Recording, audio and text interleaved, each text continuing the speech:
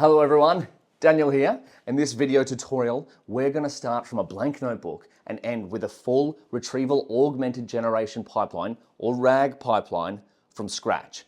And best of all, it's going to run on our local machines, all to showcase the power of AI on RTX. Have a look at that GPU. NVIDIA have been so kind to send me an RTX 4090 GPU, so shout out to Mark, thank you so much for that. Now, what this means is that if you have a PC with an NVIDIA GPU, you've got a gym. No, I'm joking. It means you've got a machine that's incredibly capable of AI workflows. So I've got all the code here on GitHub. We're going to write this line by line together in this video. Check the link in the description for that. But it's also to celebrate the upcoming NVIDIA GTC conference, which is happening from March 18 to 21. But if you're watching this in the future and it's already happened, there's a heap of sessions that are going to be virtual. So it's happening in San Jose, California. I live in Australia, so I'm going to be attending virtually. I've got 3 sessions lined up that I'm looking forward to. This is Retrieval Augmented Generation, an overview of design systems. So this is similar to the pipeline that we're going to be building in this video. There's some NVIDIA software in here, TensorRT LLM. We don't explicitly cover that, but that's what I want to learn more, potentially for a future video. So let me know if you want to see that. And then I also have saving trees in forests all over the world using AI, a really cool application to identify 600 different species of trees on a mobile phone with a macro lens. That's so cool to me. And then we have here, building a deep learning foundation model via self-supervised learning, which is a really powerful technique that what large language models use to learn. They use self-supervised learning to learn from large corpuses of text, but this is bringing it to computer vision. So once again, all the code's on GitHub. The links will be in the description. Follow along if you'd like to build your own very own RAG pipeline from scratch, running on your own PC. I might have to move this to the floor because it is quite loud running here. If you have any questions, leave a discussion on the GitHub page or a comment below, and let's build. Hello. Welcome to the simple local RAG tutorial. Now, we're going to rebuild this workflow and we're going to have it run all locally on our own GPU.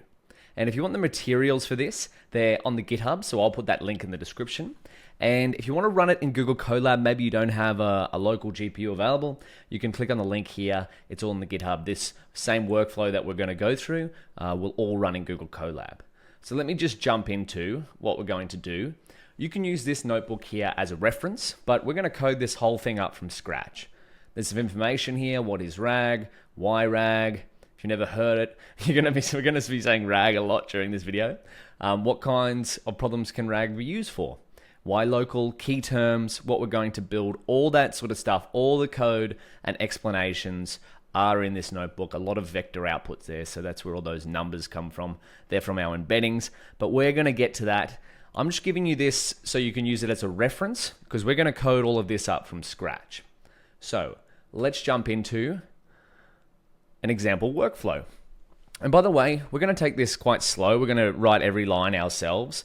So if you have any questions or issues, leave a comment on the video or a discussion on GitHub or an issue if there's something wrong.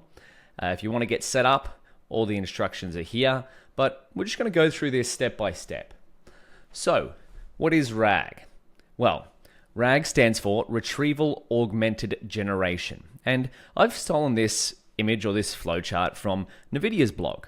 So they have a great blog post, which is Demystifying RAG 101, and that's kind of what I've based this workflow off, except we're not using a framework. We're going to be writing all of it ourselves.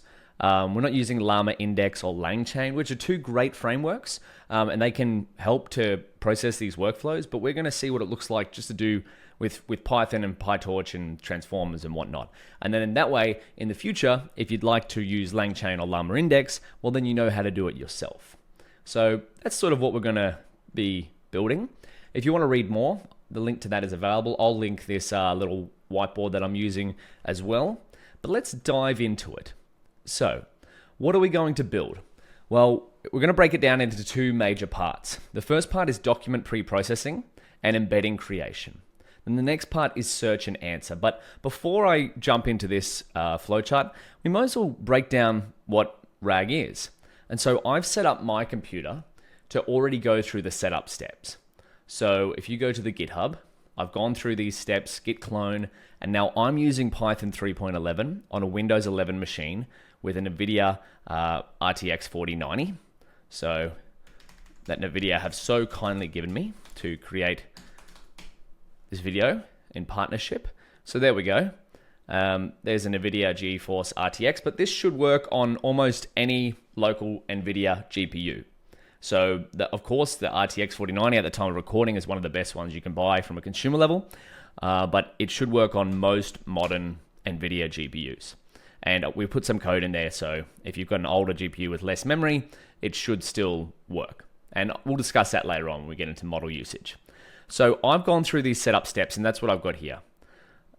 Excuse me, I'm still getting used to Windows. I've created an environment, I've activated it, I've installed the requirements, and if you run into any issues setting up the requirements, I put some notes here. But two things that we can do if we want to run locally. We can use VS Code, and so I can just type in code dot, and that'll bring us up here. This is the same repo, just running on my local computer. And then if you want to start a new notebook here, we can just go simple local rag, and I'm going to call it .video, IPython notebook, and then we can just start from here. Import torch, shift and enter. We'll select our Python environment. We can run it there. So import torch. So there we go. However, I personally have found, and maybe I'm doing something wrong because I'm not used to using Windows, that VS Code kind of lags a little bit for me when I have a large notebook. Maybe I'm doing something wrong. If you know about this, please let me know. So what I'm going to do, instead of pressing code dot, I'm going to start with a Jupyter notebook. So Jupyter notebook. But the same process will run whether you're using a VS Code notebook, which should technically be the same as using Jupyter. So now I'm using a Jupyter server, which has the same files that my VS Code setup has. But I'm just going to use Jupyter. If you want to use VS Code, you can do that as well. So let's jump into this. Dismiss. Oh, what's going on here? Oh, I haven't saved it here, of course. That's an interesting error. See, I'm going to leave some of the errors in here, you know. So let's see if it opens up now that I've saved it. Okay, there we go. We get torch. And I'm going to zoom in a little bit there. That should be good. Okay, so I know that was a bit of an intro, but again, all I've done here is I've gone through the setup steps. I've just done this in the terminal, git clone, cd into simple local rag, created an environment, launched it, and then installed the requirements in that environment. Done here. If you'd like to see a dedicated setup video to this, please let me know and I can make one of those. But now I'm at this stage. I've just gone Jupyter Notebook and we are in like the kid in the tree. All right, so let's create a title for this. So we want to create and run a local RAG pipeline from scratch. Now, of course, it won't be 100% from scratch. We won't be training any embedding or LLM models here, but we will be using them. So let's define what is RAG. What is RAG? So RAG stands for Retrieval Augmented Generation. You may have been seeing this quite regularly in the world of LLMs and generative AI. Essentially, the goal of RAG is to take information and pass it to an LLM so it can generate outputs based on that information. Now that's a pretty broad statement, but that's on purpose because RAG can really be that broad. Oh, let me turn this into Markdown. Escape an M, by the way. So that's what we want to do. We have information in one place and we want to pass it to an LLM so it can generate information. Now, why would, based on that information that we pass it, that could be the prompt. So let's break each of these steps down. So we want retrieval. So retrieval is another word for search. So find relevant information given a query, e.g., in this project, we're going to be building NutriChat, which is chat with a PDF. Now, we'll break this down a bit more, but we have a nutrition textbook that's 1,200 pages long, and we want to chat with that textbook. So we might ask a question of, what are the macronutrients and what do they do? So, e.g., what are the macronutrients and what do they do? Right? So find relevant information. So we'll turn that into retrieves passages of text related to the macronutrients from a textbook, a nutrition textbook, by the way. And then we have augmentation or augmented. So augmented is, we want to take the relevant information, that we got from retrieval and augment our input prompt. So often the input to an LLM is called a prompt. Our input prompt to an LLM with that relevant information. Now we'll discuss why we want to do that in a second. And then we have generation. So take the first two steps and pass them to an LLM for generative outputs. Beautiful. So retrieval augmented generation. So if you've ever used an LLM, ChatGPT is a great example. So what are the macronutrients and what do they do? So this is this is not actually using retrieval augmented generation. This is, as far as I know, ChatGPT is just generating this based off what it's learned in its training data. So why, this is still helpful, but why might we want to use retrieval and then augment our prompt? So this is my prompt here. Why might we want to augment that with relevant information? So let's discuss why RAG. Why RAG? So the main goal of RAG is to improve the generation outputs of LLMs. So if we go back to ChatGPT, we got a pretty good output here. Now, I've studied nutrition, and I would say this is a pretty good high-level answer. Macronutrients are the nutrients that our bodies need in large amounts to function correctly. They can be divided into three main categories: carbohydrates, proteins, and fats. And then we got a little breakdown. So that's a good answer there, right? However, this is quite a general question. Like, you might find a lot of information on this on the internet. And that's what most large language models are trained on. They're trained on internet corpuses of text, so terabytes of text data. However, what if you have private information? Or what if you have factual information that an LLM won't have access to?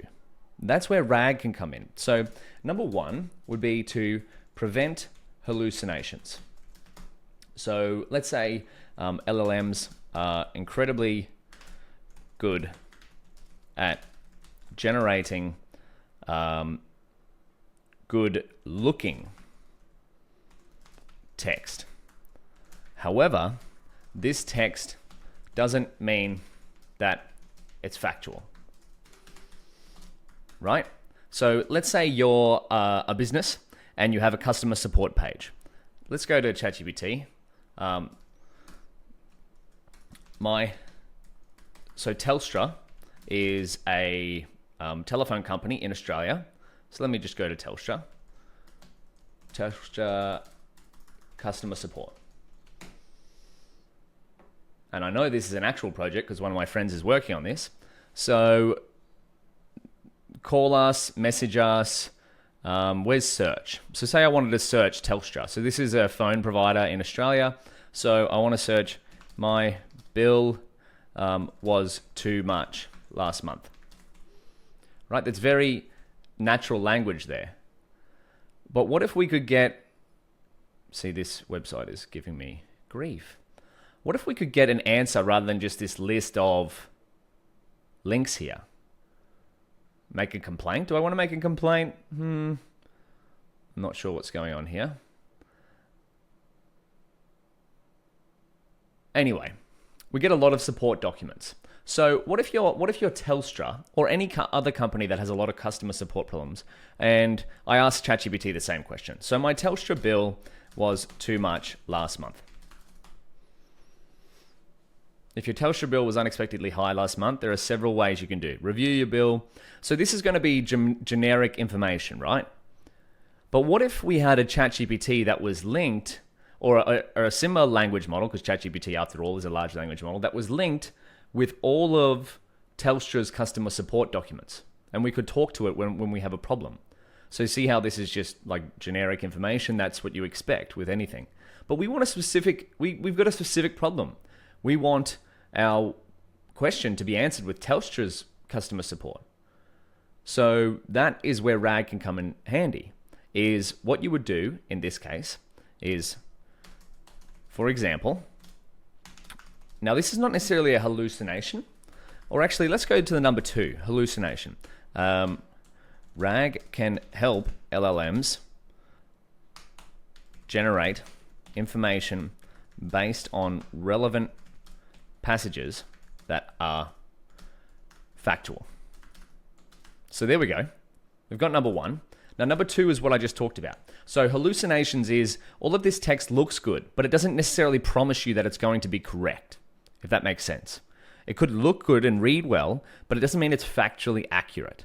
So that's what we want to do with number 1 with RAG, is we want to provide our LLMs with factual information. So information that we have stored somewhere. And then we want to go, hey, can you process this information to answer my query? And then number 2 is work with custom data, right? So many base LLMs are trained with internet scale data. This means they have a fairly good understanding of language in general, right? So if I ask a query of ChatGPT, I've got a problem with my Telstra bill, it's going to give me some pretty good answers, but it's not Telstra specific. Whereas I typed this into Telstra's website, in an ideal world, they'd take all their customer support documents and put it into a system, a RAG pipeline, and then I would get an answer back in similar style to ChatGPT, but based on Telstra's actual documents. That's the whole premise of RAG, is to use your actual documents and process them and deliver them in a generative way. So retrieval, find the relevant Telstra documents that are related to my problem. Augmentation would be to, my bill was too much last month, that's my query there. So augmentation would be to take passages from these documents, put them into my query here, and then have generation, an LLM like ChatGPT, would be to take those documents and return them, or options for me, in a legible, readable way. That's the whole premise of RAG. So, and of course, there's many more aspects to this, but this is an actual problem that one of my friends in Australia works with quite a large tech company, is helping Telstra to work on right now. So that's just a concept of where RAG gets used in the workplace. So this means they have a fairly good understanding of language in general. However, it also does mean a lot of their responses can be generic in nature. So RAG helps to create specific responses based on specific documents. E.g., your own company's customer support documents. And I want you to start thinking about documents as being a very broad term. So documents could mean just like thousands of PDFs, hundreds of customer support documents, heaps of text files, your emails. Let's get into some use cases, right? So we've already discussed one. So what we want to do is, what can RAG be used for? So that's one very helpful use case. We've all been to a customer support website and just had absolutely no fun trying to get some help, like I just had here. Won't even let me type anymore.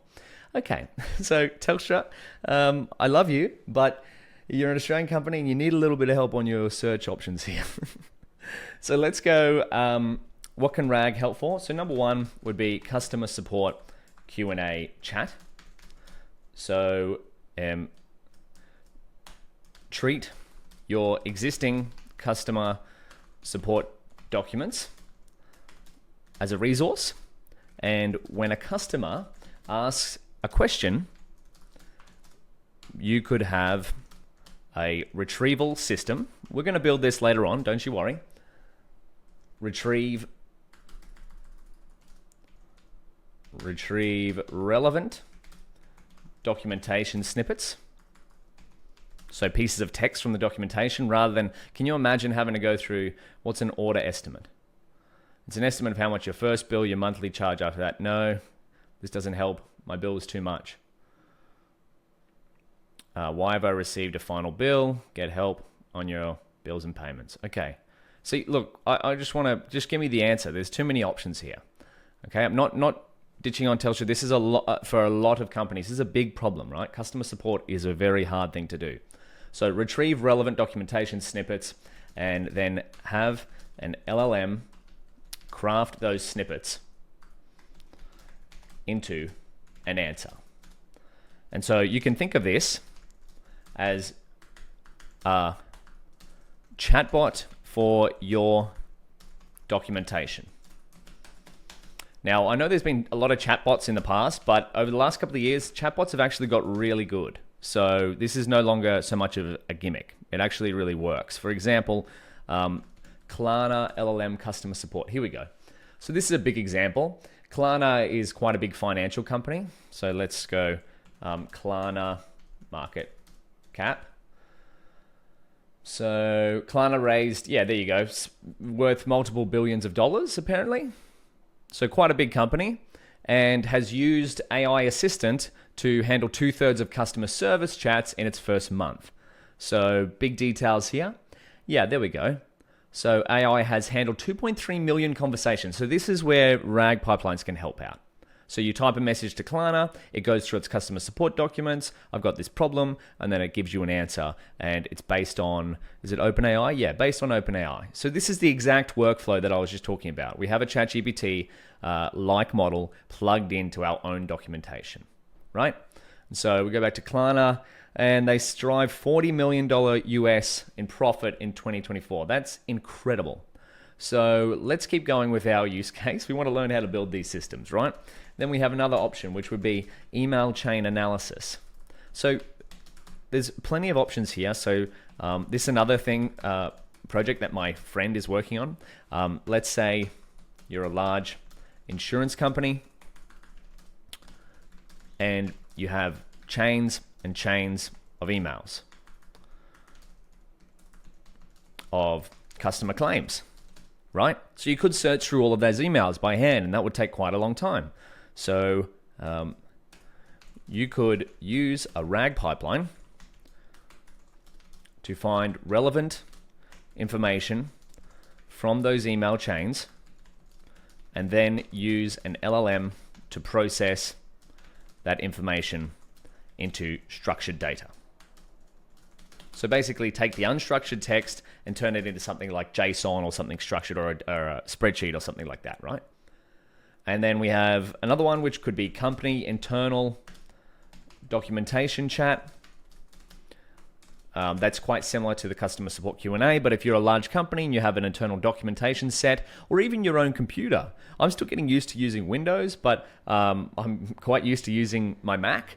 I'd really love it if the assistant on my Mac, I'm not going to say it out loud because it might trigger somewhere in the house, but it starts with an S and ends in Erie, could search all of my documentation via just chat instead of me having to use keywords. And then we have another one, which is what we're going to build, textbook Q&A. So let's say you're a nutrition student and you've got a 1,200 page textbook to read. You could build a RAG pipeline to go through the textbook and find relevant passages to the questions you have. So the premise here is all the same. So Retrieval Augmented Generation. I like to think of it with all of these use cases, the common theme here is take your relevant documents to a query and process them with an LLM, right? So from this angle, you can consider an LLM as a calculator for words. Quite a different concept here, because in the last few years, LLMs have gotten very good at processing language in general. So RAG is from one angle, oh, Grammarly, goodness me, how do I turn that off? Grammarly is invading everywhere. 1 second, I'm just going to turn off Grammarly. Excuse me for this. I don't know how to do that. Anyway, I'm going to ignore it. Right? So, an LLM as a calculator for words. Now, one more point to go on is why would we want to run this locally? What if ChatGPT is already good? Well, locally is like you got your own car, right? You like to drive that. So that's what I imagine is why would you want to run these systems locally? Is, well, it's fun to drive your own car. First of all, fun. So fun to build your own pipelines and software and run it locally.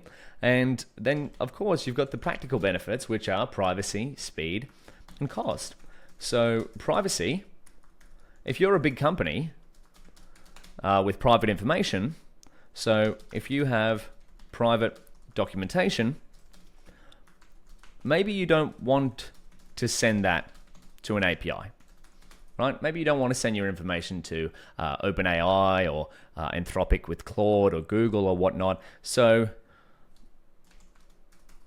you want to set up an LLM and run it on your own hardware. And then number 2 is speed. So whenever you use an API, you have to send some kind of data across the internet. This takes time. So you'll notice with ChatGPT is that answer didn't quite help. Can you search Telstra's customer support documentation for me? Let's see if it can do that. Does it have a web browser? Maybe it does. But see, this time, we have to wait for this to happen. So maybe it's 5 seconds. There we go. Now it's pretty quick. Yeah, see, we're not getting... Or maybe it did search. Oh, there we go. Okay, that's pretty good. But we still have to wait for time for that, right? So locally is... Running locally means we don't have to wait for transfers of data. So our data doesn't have to go off onto the internet. It can run on a local machine that I'm running under my desk on this particular GPU. So NVIDIA SMI, it's going to run right there on that hardware. So it's going to go quite quick. And then 3, of course, is cost. Now, there's more arguments here, but these are the 3 big ones that I've picked out. Of course, fun. You like to drive your own car around the place. You don't always like to just hire a car and drive it. So cost is, if you own your hardware, the cost is paid, right? So buying new hardware may have a cost. It may have a large cost to begin with, but over time, you don't have to keep paying API fees. And then probably another important one actually here is no vendor lock-in. If you run your own software / hardware. So for example, if I rely on ChatGPT to run my business, if OpenAI / another large internet company shut down, if they shut down tomorrow, you can still run your business, right? I don't think OpenAI will shut down tomorrow, but this is just I mean, you've got your own hardware and software, you're running that. It doesn't matter if they shut down tomorrow. So these are 4 really big points. So that's about enough for the intro of what is RAG, why RAG, what RAG can be used for, and why local. Now let's start to just dive into the project that we're going to do. So I'll just pause the video here. I'm just going to write pause for myself when I edit this. And I'll come back in about a couple of minutes, but if you want to take a little break and come back, we're going to start going over the project we're going to build, and we'll write some code. Okay, I'm back. So we just talked about what is RAG, why RAG, what can RAG be used for, and why local. Now let's jump into, I'm just going to, maybe I'll leave a link here, or let's discuss what we're going to build actually. What we're going to build. Now I've got 2 resources. We've got simple local RAG, that's the GitHub. I'm going to put this in here, 1, and then this, I'll share that as well. Copied link, beautiful. This is a nice little whiteboard that I've got. So I'm going to put that there as well in case you want. These will all be in the description as well. Let me just close. Oh, we don't need, we'll keep those just in case. So the reference here is for all the code, by the way. Now I've skipped one thing. Haven't gone over the key terms, but if you want to read those, you can do them here. I'm just going to explain them as we go. We've got token, embedding, embedding model, similarity search, vector search, large language model, LLM context window. Sorry, I'm talking too fast. Prompt. Now, there's some key terms to read, but we'll go through them as we go, right? Notebook, beautiful. So let's just jump into here. What we're going to build. I want my little workflow document. There we go. So let me zoom in. We have 2 major parts here.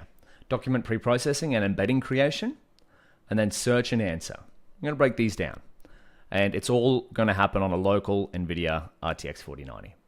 So let's say you have a data set of documents. Now, again, documents is very broad. I'm just saying a large database of PDFs. It could be a large database of customer support articles, it could be internal documentation, it could be email chains, it could be almost anything to do with text, and now we're starting to get into the realm of images as well, but we're going to focus on text. I have a 1200-page nutrition textbook, and if I go to this link in the GitHub, it's an open source textbook, but this would work with almost any textbook. Human nutrition. I love food, I love nutrition, I'd love to learn more about it, so frankly, I'm building this system for myself. We could do all of the nutrition articles on Wikipedia as well, but we're just going to start with a PDF to begin. So I've downloaded it here, digital PDF, and I've included it there, human nutrition text. I've renamed it. It's open source, so you can check it out. It might be a bit too big to load in the browser though. Anyway, that's our PDF. Can I download this? Yeah, there we go. Let's have a look at it. Human nutrition text. We'll open it up. We got heaps of pages here. So we could search through this. So there's the people who've authored it. Let's just scroll right to the bottom. How many pages do we have? A lot of pages. I might just take this. This is taking a bit too long. So 1,200 pages. Of course, a lot of them aren't all text. A lot of them are just reference and whatnot. But what if we were to search for what are the macro? Okay, it's not there. We can't do a general query like that. We can do keyword matching, macronutrients. There we go. So what if instead of searching just like this, I could chat with this document? That's what we're going to build. So what we have to do is we take that PDF and then we pre-process that. We're going to write code for all of this. We pre-process the text into smaller chunks. So rather than I'm just going to X out of this. Rather than it being, the text in here is actually pretty big on these pages. I'll just zoom into that as well. Rather than it being a full page, we might break this into something like 10 sentences. And I know that because I've already tried and I've already made the material. So I know how many sentences we're going to break it into. But this is still an active area of research and how to chunkify or make your text smaller. Then we have smaller documents. So these are going to be our context, our retrieval passages that we're going to pass to our LLM later on. And so what we do is we embed these smaller chunks of text. Now, what I mean by that is an embedding is a numerical representation that makes data useful. That's all we have to know for now. We're going to see what it looks like hands-on. And then we store these somewhere. We could store them in PyTorch Tensor. If you're not familiar with PyTorch, I have a great video on PyTorch. You might want to check that out. And we could also store it in a database so that we could use it later. And then we come to the next step. So that's one step, embedding creation and storage. Now, we have search and answer. Now, that starts with a cool person. Maybe this is you. I quite laugh. Let me just show you something. If you search for person, there's two people here with sunglasses on. They're like in business attire. They look like a spy movie or something like that. But yeah, so cool person. Maybe that's you. You ask a query of your information here. What are the macronutrients and what do they do? Now, what we do is we embed that query with the same model that we embedded our documents with. Now, again, in embedding, we just have to think of it as a numerical representation because computers don't deal with text as well as we do. It might appear that they do with ChatGPT, but behind the scenes, ChatGPT is when I ask a question, so how much does an elephant weigh? It's going to turn that query into a numerical representation, and then it's going to quiz its weights of, which are also numbers, of go, hey, have you seen the numbers from this?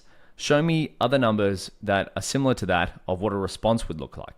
So computers deal with numbers, even though this appears as text. Behind the scenes, and we're gonna do this ourselves. We're gonna turn words into numbers and back again. So we embed our query, and this is important, with the same embedding model that we used to embed our documentation. And then we can store that embedding query if we wanted, so we could cache it later, but usually it's quite quick just to embed it once at a time and search. And then what we do is we find, this is the retrieval part of Retrieval Augmented Generation, or RAG.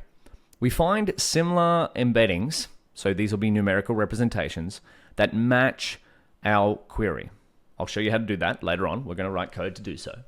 And then this is the augmentation part, is we take our question here. I know that's a bit small, but we take our question here, we append the relevant passages from our text, and we pass this to an LLM. So imagine if we're talking to ChatGPT, and we've got my Telstra bill is too much. But then we have context item 1, and then context item 2. Oh, right? And then, sorry, I'll go context item. I got a bit trigger happy there. And then we go, please create an answer to the problem based on the context. So there's context item 1, 2, 3, and these could be 3 articles that are relevant somewhere. I'm not even sure where I went. Check your account details. There we go. So an article like this, again, this is just an example. It's not the right article, but an article like this that is related to my problem, and we could put another one there and another one there, and then we ask our calculator for words to create an answer to the problem based on these 3 contexts, rather than just creating a bit of a generic answer here, right? So that's what we're going to do there. And then this answer comes back to us along with the resources. Now, this is an important point. We can get the answer, but as well as where the answer came from. So then we can go and verify if that answer is actually correct. So in the case of nutrition textbook, we could ask, what are the macronutrients and what do they do? And our LLM could return us a response. But not only that, but go, hey, this is where I got the information from. I got it from page 5, macronutrients, and then maybe it found another page somewhere later on. I'm making this up, and it said this is pretty helpful as well. And it's like, this one's also pretty helpful if you want to learn more wherever it is here. Okay, that's just an example. These aren't specifically related. I'm just saying that that's the type of system that we could build. Not only are we getting the answer, we're also getting resources to that. And so you can imagine how helpful that is for a customer support system. Is you get an answer, but it's like, hey, read this documentation for more. Or if you're in a large company and you're like, what do I do when I need to lodge an invoice? And the response says, hey, you can lodge an invoice by here, and this is what you do. This is our process. All that sort of jazz.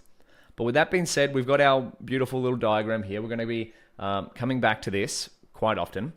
But let's just write some steps. So we're going to build, I'm calling the project NutriChat to chat with a textbook, nutrition textbook. But again, I want you to keep your mind open to the fact that textbook here could be anything, a collection of PDFs, a collection of text documents, a collection of customer support documents.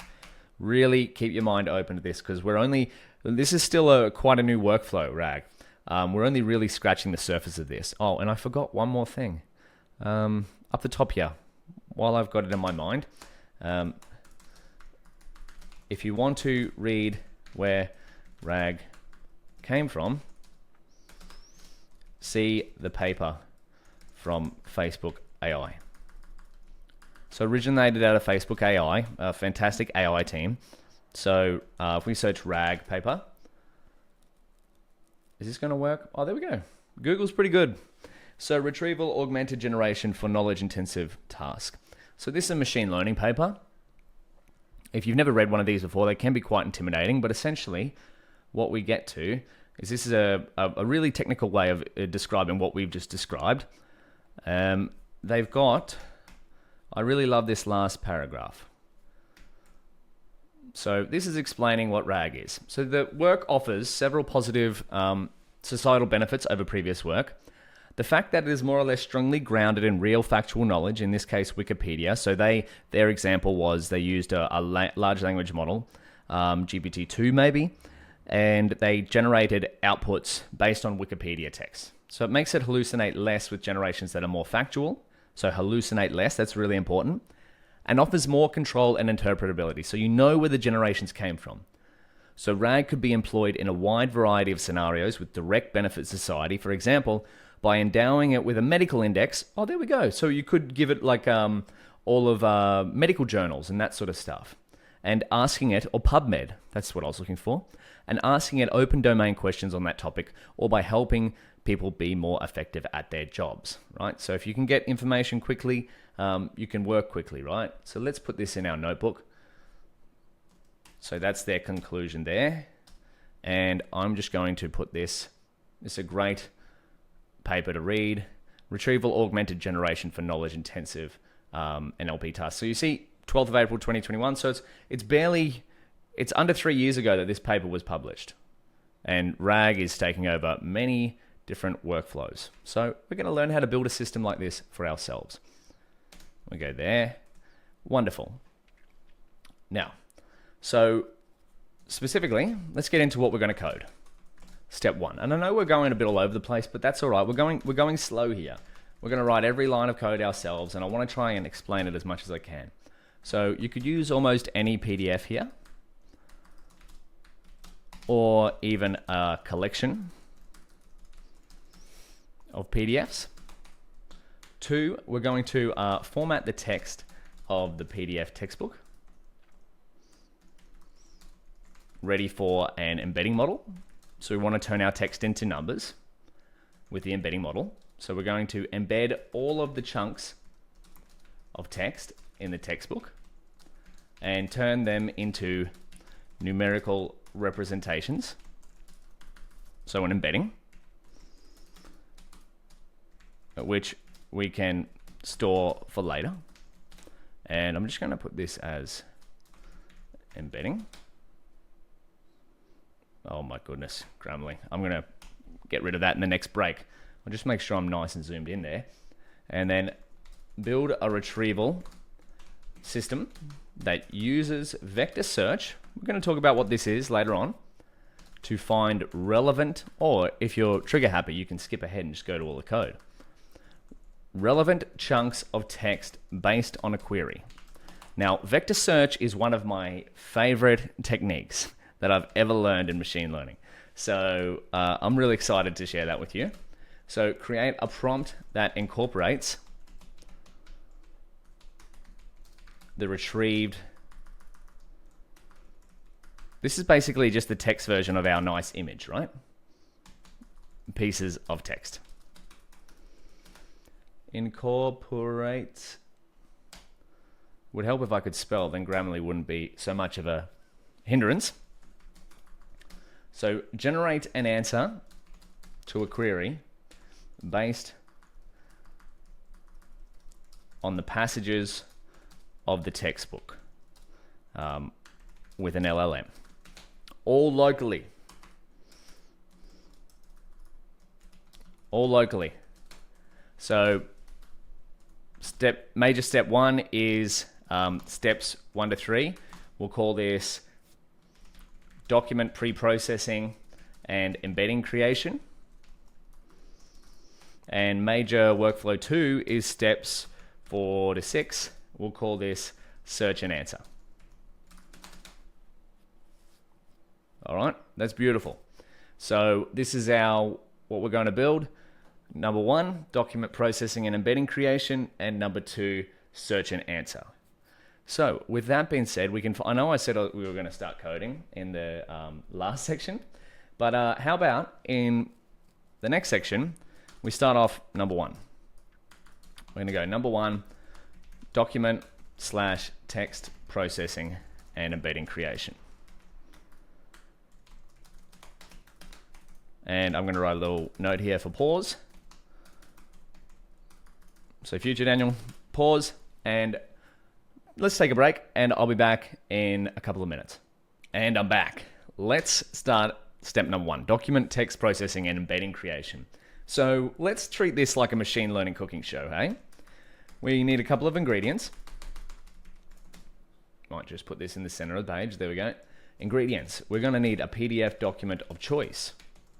And I want you to note here, this could be almost any kind of document. I've just chosen to focus on PDFs for now. So keep your mind open. I'm going to sound like a broken record here. RAG can work with, if you got text, you can probably set up some sort of RAG pipeline there. So embedding model of choice. Now we're going to get into that in a second. So we need a PDF document and embedding model of choice. We won't necessarily have those ahead of time, but we're going to get that later on. And then the steps. So number 1, we want to import our PDF document.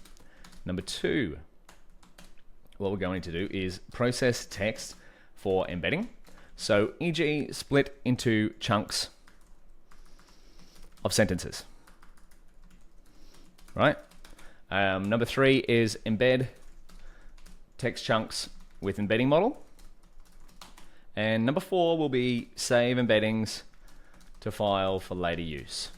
So embeddings, in terms of a cooking show, embeddings will store on file for many years or until you lose your hard drive. In essence, they don't really have a best before date. As long as you have access to the model that you embedded them with. Because, yeah, if you have embeddings, but not the embedding model, finding a query on them, anyway, that might be a bit hard. We'll see that later on. So let's start with importing a PDF document. Now, of course, like any good cooking show, I've prepared ahead of time. So import PDF document, but we want to do things for completeness here. You may not have the PDF that I have. So this is our PDF. And of course, I downloaded it from here. The website, it's on GitHub if you really want it. There we go. But how about if you want to download it programmatically, which I like to do if you don't necessarily have access to it.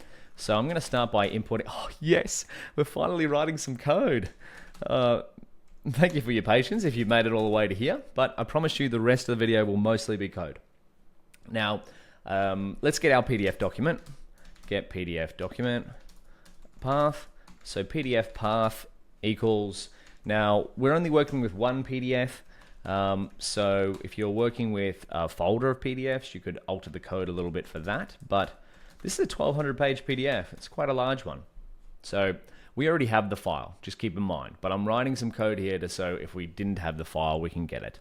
So let's download, by the way, OS is Python for OS module, and request is going to help us download things off the internet. So you can look up the documentation by this. Python requests, and we got requests. Does Python documentation URL live request? Anyway, let's see how it's used, right? And if you want to look up the methods, you can do that. So download PDF. So if the path doesn't exist, so if not OS path, OS is going to help us deal with our operating system. So we're going to look for this path, and if it doesn't exist, we want to download it, okay? So PDF path, and then I'm going to print a little info statement here. You'll find I like to do a lot of little prints, see what's happening. So file doesn't exist, downloading, right? And then we're going to go enter the URL of the PDF. So we could use the URL from the GitHub, but why don't we just go to the actual website? I'll show you how we could do this. So if you have a link somewhere, so digital PDF, I could click on that. That's going to download. I'll just show you that. It's downloaded it. I think I already have one. And then I can just copy this link address. So digital PDF. And by the way, if this kind of like overruns their server, I might change it to downloading from GitHub. So we can use GitHub's bandwidth rather than this open textbook. But let's just put this in here. And I might also just come into here just in case we need to. Can we get the raw address from here? Yeah, for some reason. Anyway, I'll put that in there in a later section if we need to. If we get an email from Pressbooks saying that we've overrun their server because a lot of people are downloading this PDF, it shouldn't be too bad. So the local file name to save the downloaded file. This is where downloaded file. I forgot to turn Grammarly off. I just realized. Oh my goodness. That's okay. So the file name can be PDF path. We don't actually have to do that again, but I like just to be explicit. So send a get request. Get. Send a get request. This is where we're going to use the request library to the URL. So response will be request.get. And then we're going to pass in the URL here. So we're going, hey, we're just sending a message with the request library. Does something come back from this? And then what we're going to do is, so check if the request was successful. So if response.status code. So there's a whole bunch of different status codes for requests. So you can look these up by going request status codes. There we go. Mozilla MDN should be good. Yeah. Beautiful. So 200 is okay. It worked. That's what we're looking for.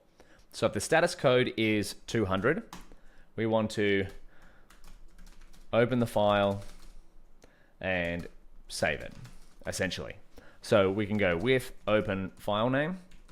So the file name is our PDF path file name, and we want to write binary. That stands for write binary as file. So this is with is a context manager, and we go file.write the response. So this is the response up here. So we get the information from the URL. We write response.content. So the content that comes down from our URL. Now, just note, this has to be the download URL, right? Because that's what's going to give us the PDF. It can't just be this. It has to be the specific copy link address, the download URL. Keep that in mind if you're trying to download other things from the internet. So then we can go, we'll print out a little message. Info, I don't know. I don't think I need an F string actually. I just got in the habit of writing a lot of F strings lately. Info, the file has been downloaded and saved as, oh, actually we do need an F string. File name. I want the file name in there. Helpful information. Beautiful. Print is your friend when it comes to debugging. And then we're going to go print.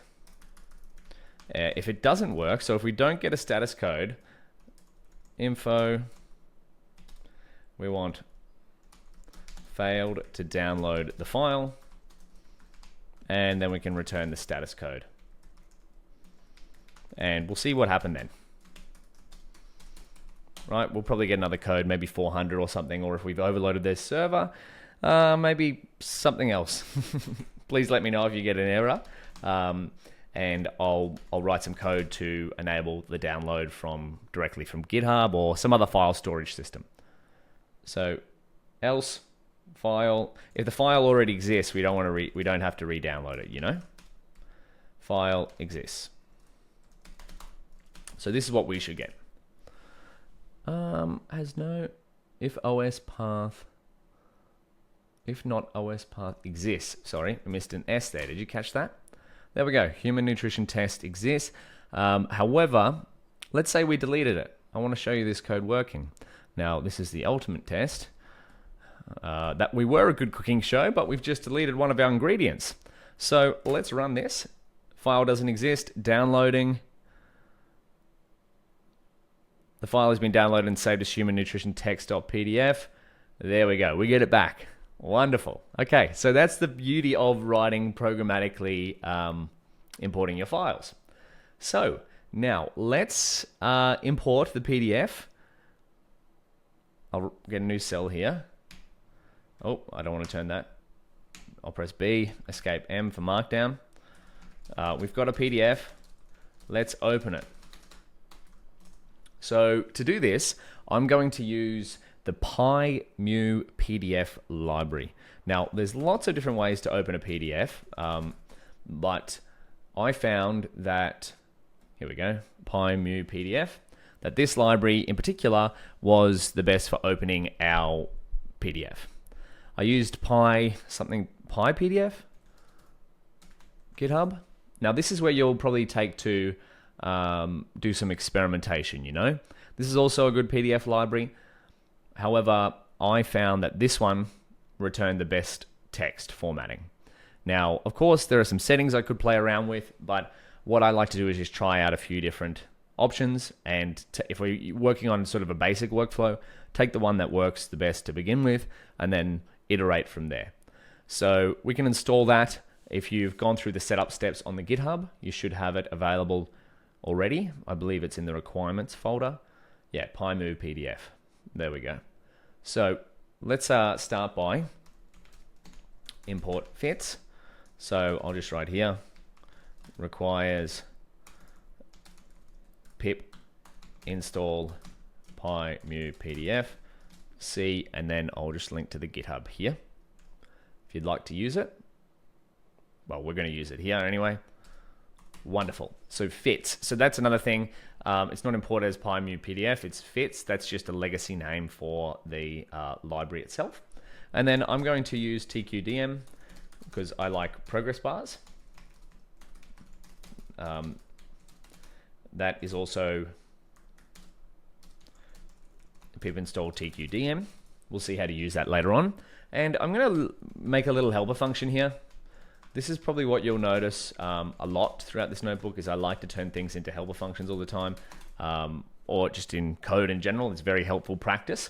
So this is where we can do, now I kind of know what we need to format ahead of time. So I'm cheating a little bit here, but what you'll often have to do is when you import text in some way, if it's with a PDF, the text format in PDFs is always quite different, right? Look at the layout of this. So importing the text in here won't necessarily be perfect word for word. So you will often have to write pre-processing steps. And so I'm only doing some basic text formatting here. So performs minor formatting on text. And what I'm going to do is go cleaned text. All I'm going to do is do text replace, excuse me. I'm going to replace new lines with a space. Now, again, I know this ahead of time, and I'm going to strip the white spaces off the end. But you can put in anything that you want here. So potentially more text formatting functions can go here. And return cleaned text. Because the better text that you use, the better formatted text that you pass to an LLM, the better potential your responses will be. I'm just going to close some tabs here. I've got a fair bit going on. Wonderful. Now let's open our PDF, hey? So I'm going to write a helper function for that, and I'm going to go open and read PDF. This way we could use it somewhere else if we wanted to. So PDF path is going to be a string, and then I'm going to return a list of dictionaries.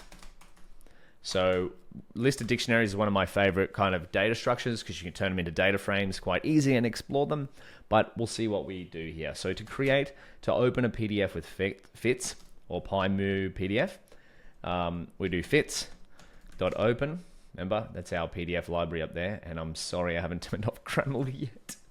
Come on, Daniel.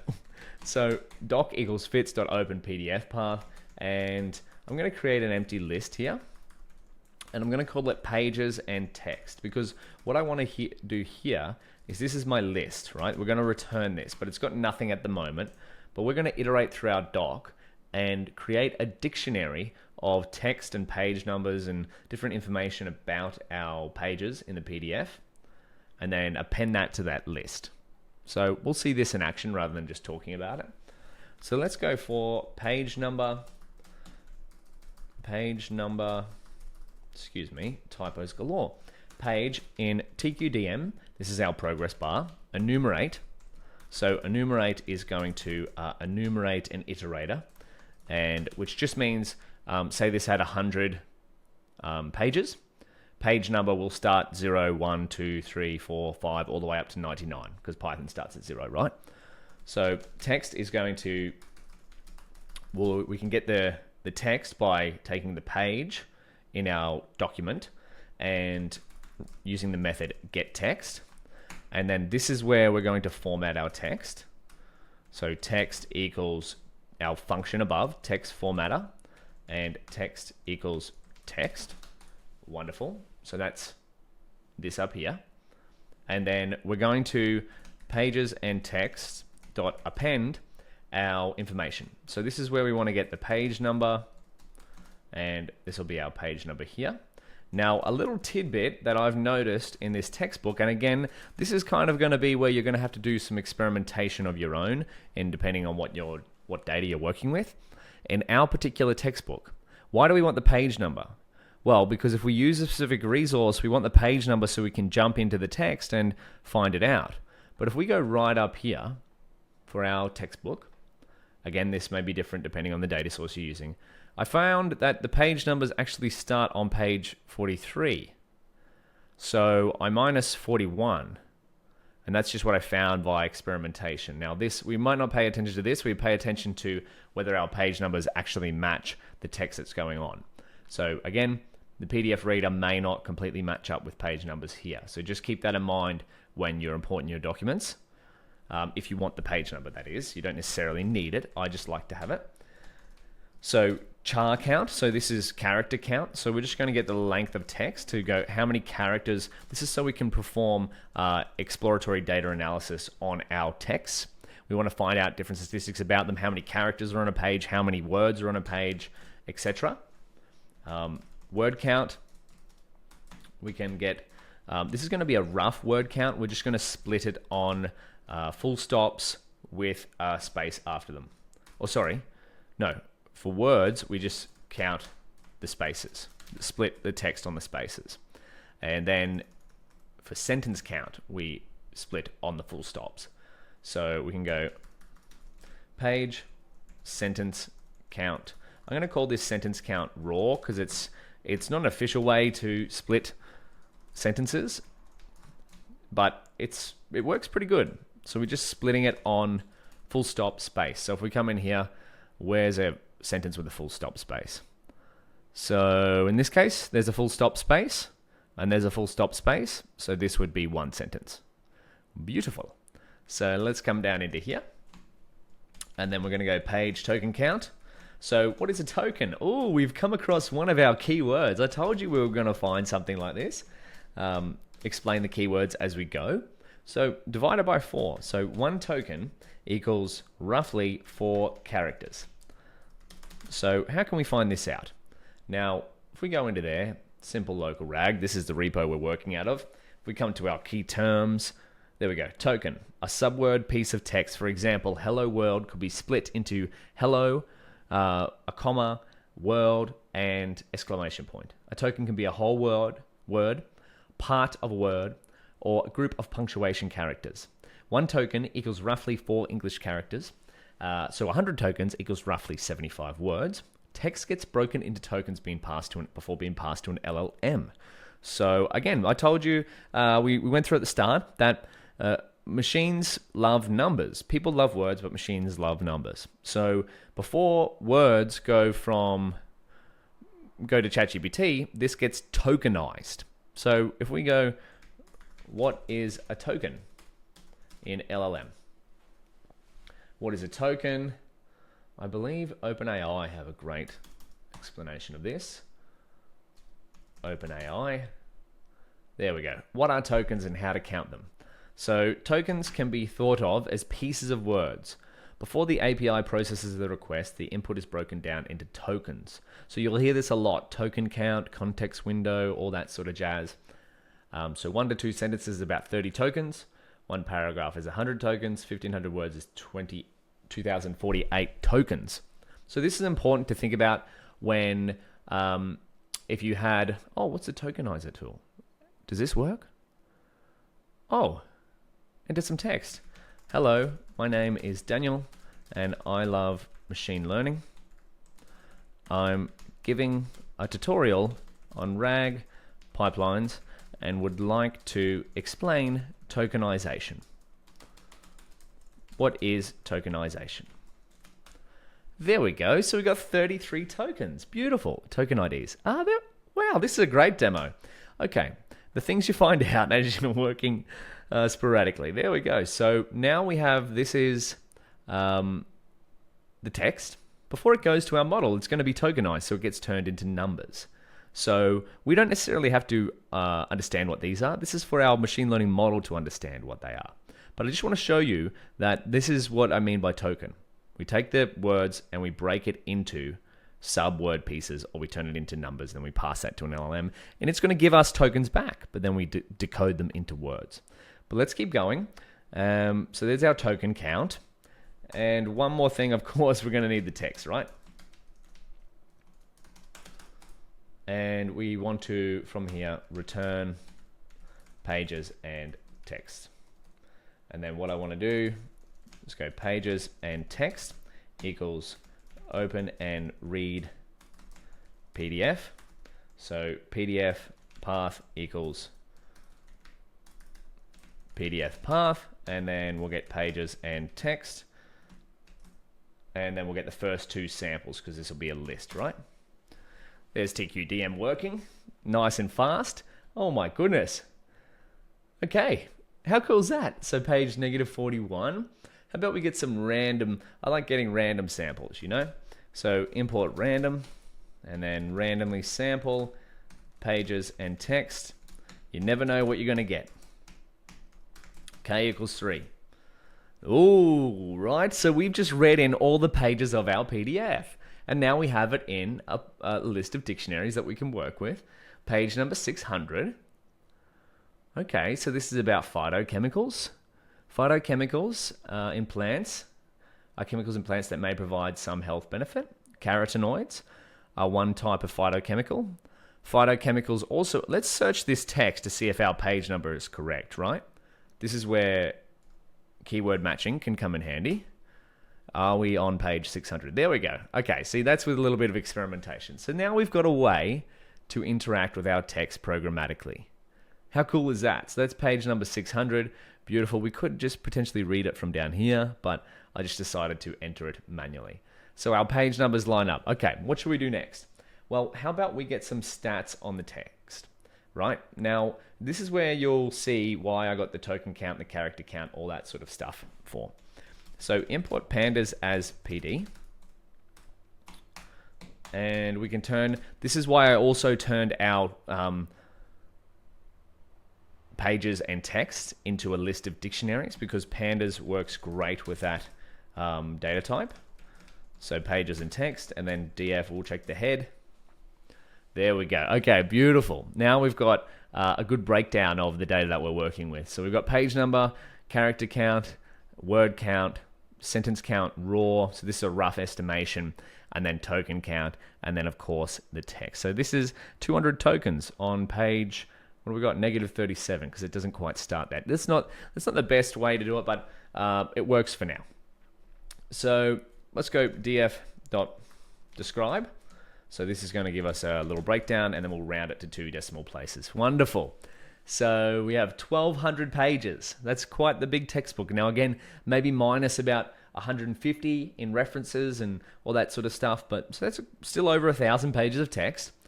We have an average sentence count per page of 10. We have an average token count of 287. So if we go by this math, where is it? Our tokens. So how many words should that be? 4 chars in English. So we actually have the word count there, don't we? Silly me. So about 200 words per page. Beautiful. Okay, now why would we care about the token count? Let me just write this down. Why would we care about token count? So this is a little teaser for what's to come. So token count is important to think about because, one, embedding models don't deal with infinite tokens. And two, LLMs don't deal with infinite tokens. Right? So we can't just pass all the text in the world to our embedding model and all the text in the world to our LLM. And in fact, that would be quite computationally wasteful. So for example, an embedding model may have been trained to embed sequences of 384 tokens into numerical space. And I'm not making this up. That is the embedding model that we're actually going to use. So all np net base v2. How I know that off by heart?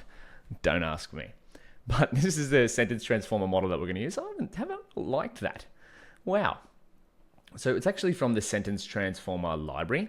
So this is Hugging Face, a great resource for many different open source embedding models as well as LLMs. We're going to be using this for both our models actually. But this is our embedding library, sentence transformers. And I've got this, we're going to get more to embeddings later, but I've got this linked in our little whiteboard as well. But let me just quickly show you what I mean by token limit. So we have pre-trained models on the side here. Then we have all MP base v2. Now, again, this may not be the state-of-the-art latest and greatest embedding model, but it is easy for us to use. So just keep that in mind. Which embedding model to use is a very experimental choice. I've just found that this one works great, pretty much out of the box for many different problems.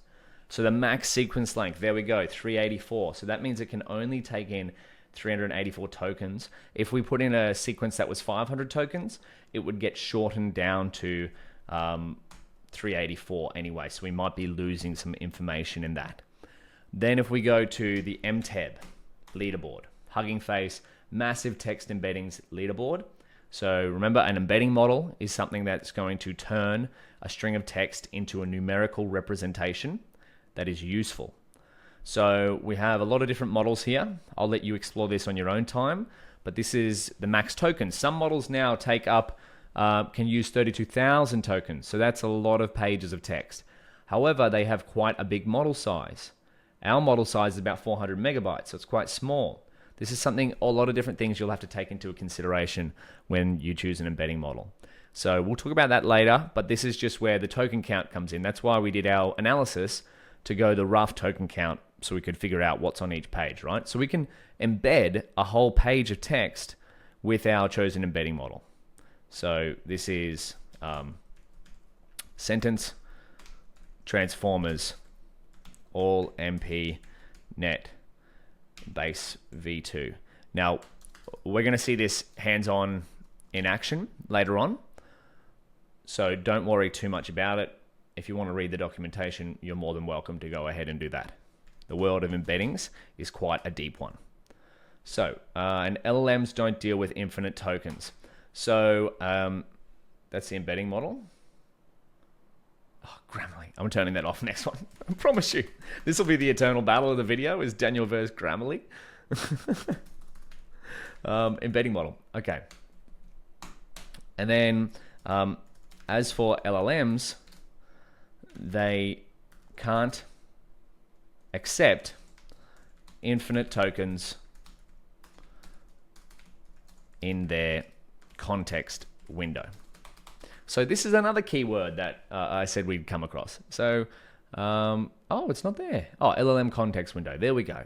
So the number of tokens an LLM can accept as input. For example, as of March 2024, GPT-4 has a default context window of 32K tokens, about 96 pages of text, but can go up to 128K if needed. So let's look up GPT-4 token limit. 4,096. Where's the documentation? Here we go. Is that the documentation? September 2023. Anyway, let's try Claude 3. That's another model that's come out recently. Claude 3 pricing. Claude API. Yeah, well, here's another thing to take in mind is that, yeah, 200K token context window. So that means it can take in 200K tokens in this little chat box here, right? So that's a lot of tokens in one hit. But why, if we're getting charged per token like we are here, why would we want to use $3 per million token? So that means we can go, there we go, 200,000 context windows, token context windows. Well, that's a mouthful. If we're getting charged per token, per million tokens, wouldn't it be smarter? We could use all of them in one hit, but wouldn't it be a lot smarter to use less? Right? Because, and a lot more cost effective. Now this is, again, this is just saying with an API. We're not even talking about locally. If we want our models to run fast, we want to use less tokens, or we want them to, we want to get more bang for our buck with our tokens. We don't just want to pack in as much tokens as we can. We want to pack in good tokens. Remember the saying in machine learning, good data in, good data out.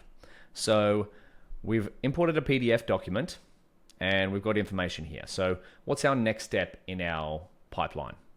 Let's go to we've done this step, collection of PDF documents. We've imported that. So pre-process text into smaller chunks, e.g. groups of 10 sentences. How about we take a small break and we do that in the next section? If you want to try and jump ahead, I'm going to write a little heading here. So maybe we call it further text processing, splitting pages into sentences. If you want to jump ahead and do that, and maybe we break down each of these into groups of 10 sentences or so, give that a try, and we'll tackle that in the next section of the video. And we're back. Now, let's do some further text processing or pre-processing. So we want to split our pages into sentences. We've got a dictionary up here of lists, a list of dictionaries with all different pages of text, but maybe we want to chunk them up. Right? And how about we chunk them into groups of about 10 sentences? Now, we've already done this in a sense because each page has on average 10 sentences. But what if we had a PDF with much denser text? So PDF page with dense text. What does this look like? Images. Yeah, what if we had something more like this? Right? That's not even as dense as what I was thinking. Maybe something like this. Or something like this. We want to split it into smaller chunks. One, because it's, more understandable for me. I don't know about you, but I look at like dense pages of text and sometimes I get scared. I like to split it into sentences. So what we can do here is split our pages into groups of 10 sentences. Now, we've done this by splitting on. So 2 ways to do this. So number one is we've done this by splitting on the full stop and space. That's a really sort of, I guess, hacky way of doing it, but it kind of works. Split on that. And then 2, we can do this with NLP library. NLP stands for natural language processing, which is what we're doing, processing natural language with code. And we can use such as Spacey is one of my favorites, which is what we're actually going to use, and NLTK. So I'll just show you here. Spacey install. If you want to get started with Spacey, we should have it in our environment already, thanks to the install.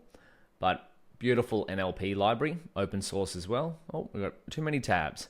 So Spacey and NLTK, another very helpful one if you'd like to delve into the world of natural language processing. That isn't just all about LLMs. You do still need to pre-process text and prepare it for LLMs. So let's try that. Let's use Spacey, hey? So we can start by importing spacey.lang.n. what we want to do is split our text into sentences. So we know how many sentences are on each page. So we want to import English, and then we can create an instance of English with Spacey. And then we're going to create a pipeline. So Spacey, like we're building a RAG pipeline, Spacey also deals, I'm just going to close some tabs, excuse me. Got a lot going on here. Spacey also deals with pipelines. We don't actually need those, or those. Beautiful.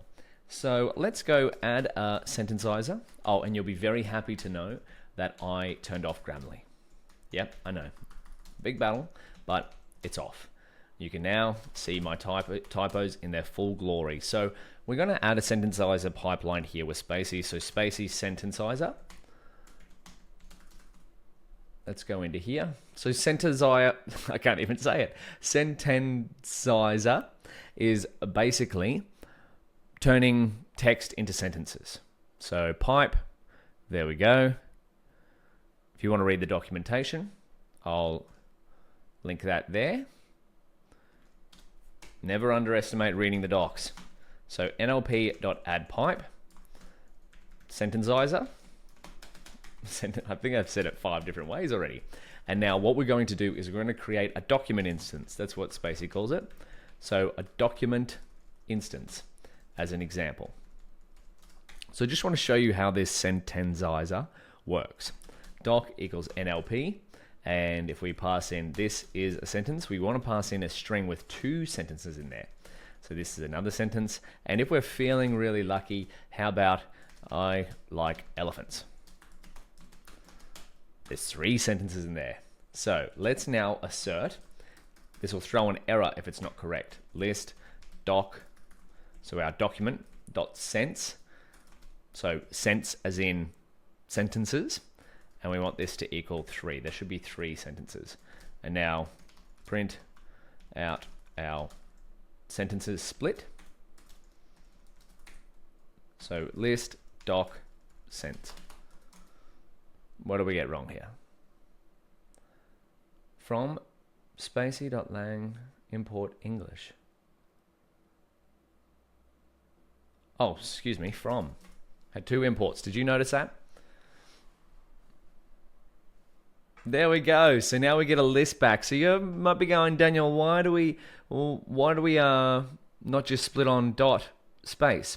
Well, that's a very good question. That would also work for this. However, Spacey is a library that is sort of, it's trained in a way. I'm not sure the exact methodology for the sententizer. All I know that in practice it works quite well for splitting sentences based on rules and other statistics and whatnot, rather than just full stop space. So you don't necessarily have to use it. I just find it's very robust with dealing with, I think their tagline is robust NLP pipelines. But nonetheless, let's use it. So for item in TQDM, pages and text, we want to get a progress bar when we can. So let's create a sentence. So remember, pages and text is our dictionary. I'm just going to put a cell here, pages and text, show you what that looks like. For the first example, it's a list of dictionaries. So this is the first one. It's just the title of the book, so the text actually isn't that long. If we get maybe one at about 600, there we go, we get some more text. Beautiful. So sentences, we want this to be equals a list of NLP.item, pass the item text. So this field, pass that to NLP, which is the pipe up here, pipeline for sententizer. So we want to pass in that text, and then we want to get the sense from that, sentences. Oh, and I forgot that that's a string field, and that's too many T's. Maybe I shouldn't have got rid of Grammarly. Okay, and now we want to make sure all sentences are strings. So the default type is Spacey data type. We don't actually want that. We don't need that for now. We can just turn it all into strings. Otherwise, we might find that we get some errors later on. So always work in standard data types if you can, unless you need to. So for sentence in item sentences. Probably a more efficient way to do that, 2 loops. If you know a more efficient way, please let me know. So count the sentences, and we're going to go item. Now, this is just a simple way, page, sentence, count, spacey. We're just going to get the length of item sentences. All right, does that make sense? Let's loop through and see what's going on. Sentences is not defined. Sentence, there we go. Items is not defined. Excuse me. Typos galore. Beautiful, nice and quick. There we go. Okay, so let's now inspect an example with our good friend random. Random sample pages and texts, and k equals 1. So we've got a random sample here. This is from page 1098. There is our raw text. And you notice here that we've split it into sentences. This is beautiful. Thank you, Spacey. Sentences.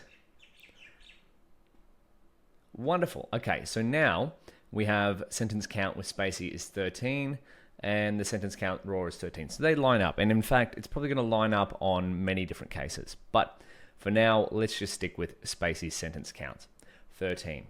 And then we can inspect it again, as a data frame. We've got some new fields here. PDF data frame, pages, and text. And then we're going to go df describe, and we're going to go round 2. df describe. There we go. Beautiful. So it looks like our raw sentence count came out quite similar to Spacey. Spacey's slightly less, but we're going to stick with Spacey just because it's probably a little bit more robust than splitting on dot space. So we'll stick with that as our sentence count. Now, what can we do? Well, we've got our text split into sentences. This one has 13, which is probably slightly too many. Well, it would all fit in our embedding model. But you know what we're going to do? We're going to group it into groups of 10 sentences now, and that number is arbitrary. You can find out through experimentation what the best way is to group your text together. In fact, this concept of chunking, so you'll find that said a lot in or text splitting, so getting our text into smaller groups, is still an active area of research of how to best do that. My advice is to experiment. So the concept of splitting larger pieces of text into smaller ones is often referred to as text splitting or chunking. There is no 100% correct way to do this. We'll keep it simple and split into groups of 10 sentences. However, you could also try 5, 7, 8, whatever you like. And there could even be overlaps, right? So we might get sentences 0 to 9 in one group, and then sentences 8 to 18 in the next group, if you know what I mean. So there's one overlapping. And there are libraries that can help do this. So if we go LangChain, text splitting, text splitters, there we go. That's for LangChain. There we go. But we're just going to do this with pure Python, right? So if we can do it with pure Python, well, we can do it with the frameworks later on. So there are frameworks such as LangChain, which can help with this. However, we'll stick with Python for now. And there's a whole bunch of different options there.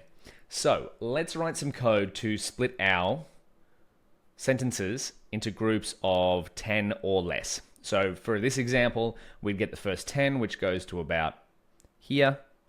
Maybe that's not correct. So that'll be a group of 10 sentences. And then there'll be another group of 1, 2, 3. So 2 groups in that. So 10 and 3. But that'll be recursive over every example that we have. So first we're going to define. Oh, and just to remind us why we do this. So before we go, why we do this. 1, so our texts are easier to filter.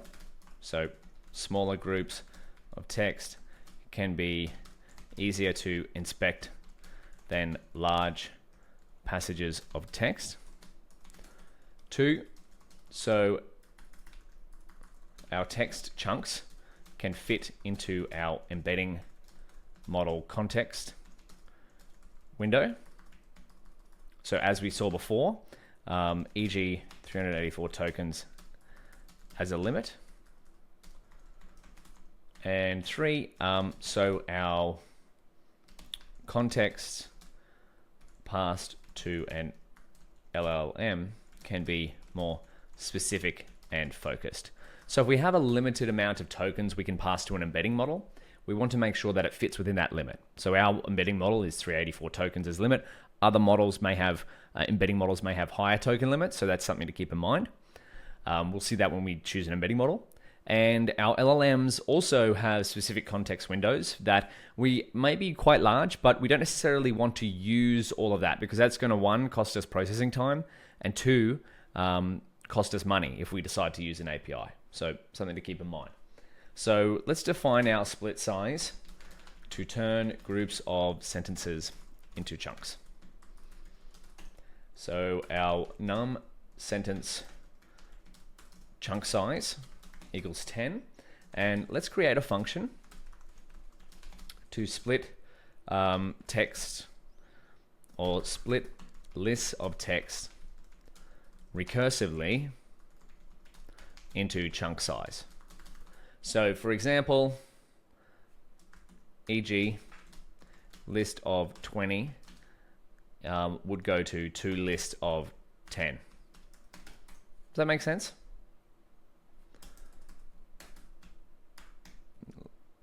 And or say we had 25 sentences. I don't think we have one with that many, but it would go 10, 10, 5. So just continually do 10 until you run out. So we'll create a function called def split list, and then we'll go input list. Take a list of sentences as input, and then we'll go the slice size will be an int, and this is going to return a list of strings, and this is actually an input list of strings. So sorry, list of strings. Wonderful. So now we can do this in one line of Python, I believe. This is the power of list comprehension. So we're going to get our list comprehension, and we're going to start at I to I plus split size. We'll get I in a second, right? So we're going to index on our list. And then we can go for I in range. We'll start it at 0, and then we'll get the length. So we'll go a range of, say our input list was of 25. So 0 to 25, and then we'll go slice size as our step. Right, so that should work. And we can find out if it does by recursively going over it. So let's just create a list of 20 different things and see what happens. So list range 25.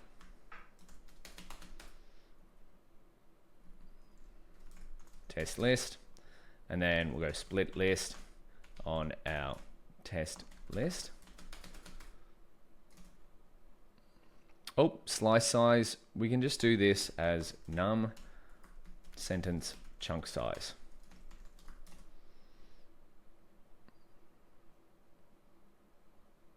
Split size is not defined. Oh, slice size. Excuse me. There we go. Beautiful. So we get one list of 0, 1, 2, 3, 4, 5, 6, 7, 8, 9. 0, 1, 2, 3, 4, 5, 6, 7, 8, 9. Oh, we might need to go +1.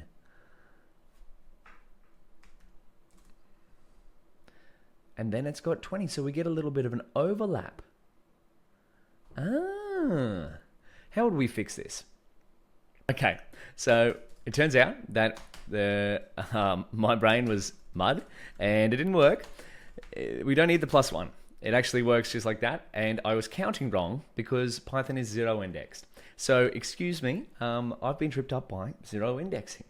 But let's, now that we've known that our function works, let's run it over our sentences. Isn't that funny?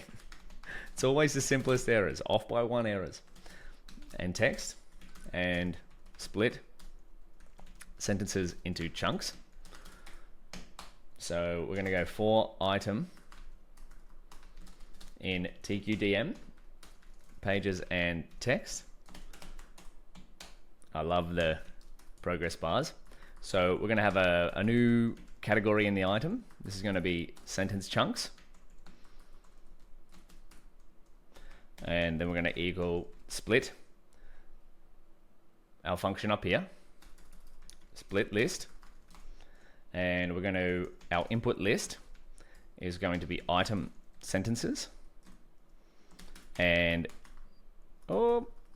comma, not full stop, and then our slice size is going to be num sentence chunk size. Again, you can customize that to whatever you'd like. We're going to use 10, and then we're going to count the number of chunks that we have for each one. So chunks will be groups of 10 or less sentences. Always getting stats, right? That was pretty quick. That's the power of pure Python, right? So now let's randomly sample from our pages and text with k equals 1. There we go. Oh, we're getting some rich data here, you know? Sentence chunks, it's all the same, just slightly manipulated. We've got sentence chunks, and we've got number of chunks is 1. So that's just 1 chunk. Let's keep going till we get one with more than 1 chunk. Number of chunks, remember on average we have about 10 sentences per sample. 2, there we go. But the second chunk doesn't have that much, right? So it has, yeah, not too much there. So that must be a reference group, right? So this is where it comes important. You'll see later on, we can filter out samples like this that don't contain that much information. So we want to keep, but the first chunk has a lot of helpful text, right? Critical that parents and caregivers direct children towards healthy choices. That's important, right? So we have 1 sentence chunk that has a lot of information, but this one, we could basically filter this out. So that means that we've improved our data pipeline. We've improved a potential input to our model. We're using better quality data here. It's not always about more data. Often it's a balance between the two, quality and quantity. So let's get some stats while we're here. So df equals pd data frame, always getting stats. Pages and text, and we're going to go df.describe on round 2. Beautiful. So now we have chunks. Beautiful. So we have about 1.5 chunks. Now keep in mind that it'll round up closer to 2 because this is counted as one whole chunk.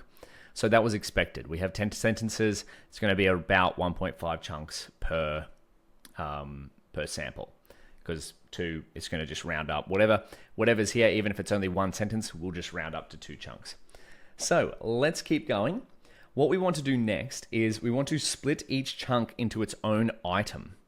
So what we've got here is, this is getting pretty big, the amount of information here. But if a sample has 2 chunks, we want each of those to be its own item in the dictionary.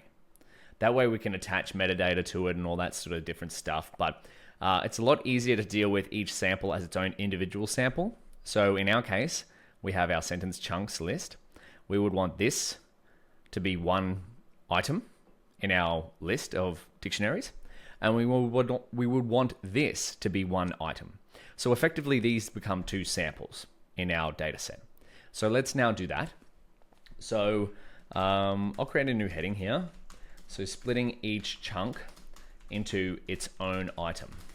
And then what we're going to do later on is embed each item or each chunk, right? So we'll see this later on, but let's write here. We'd like to embed each chunk into, or each chunk of sentences into its own numerical representation. That'll give us a good level of, I'll just write this down.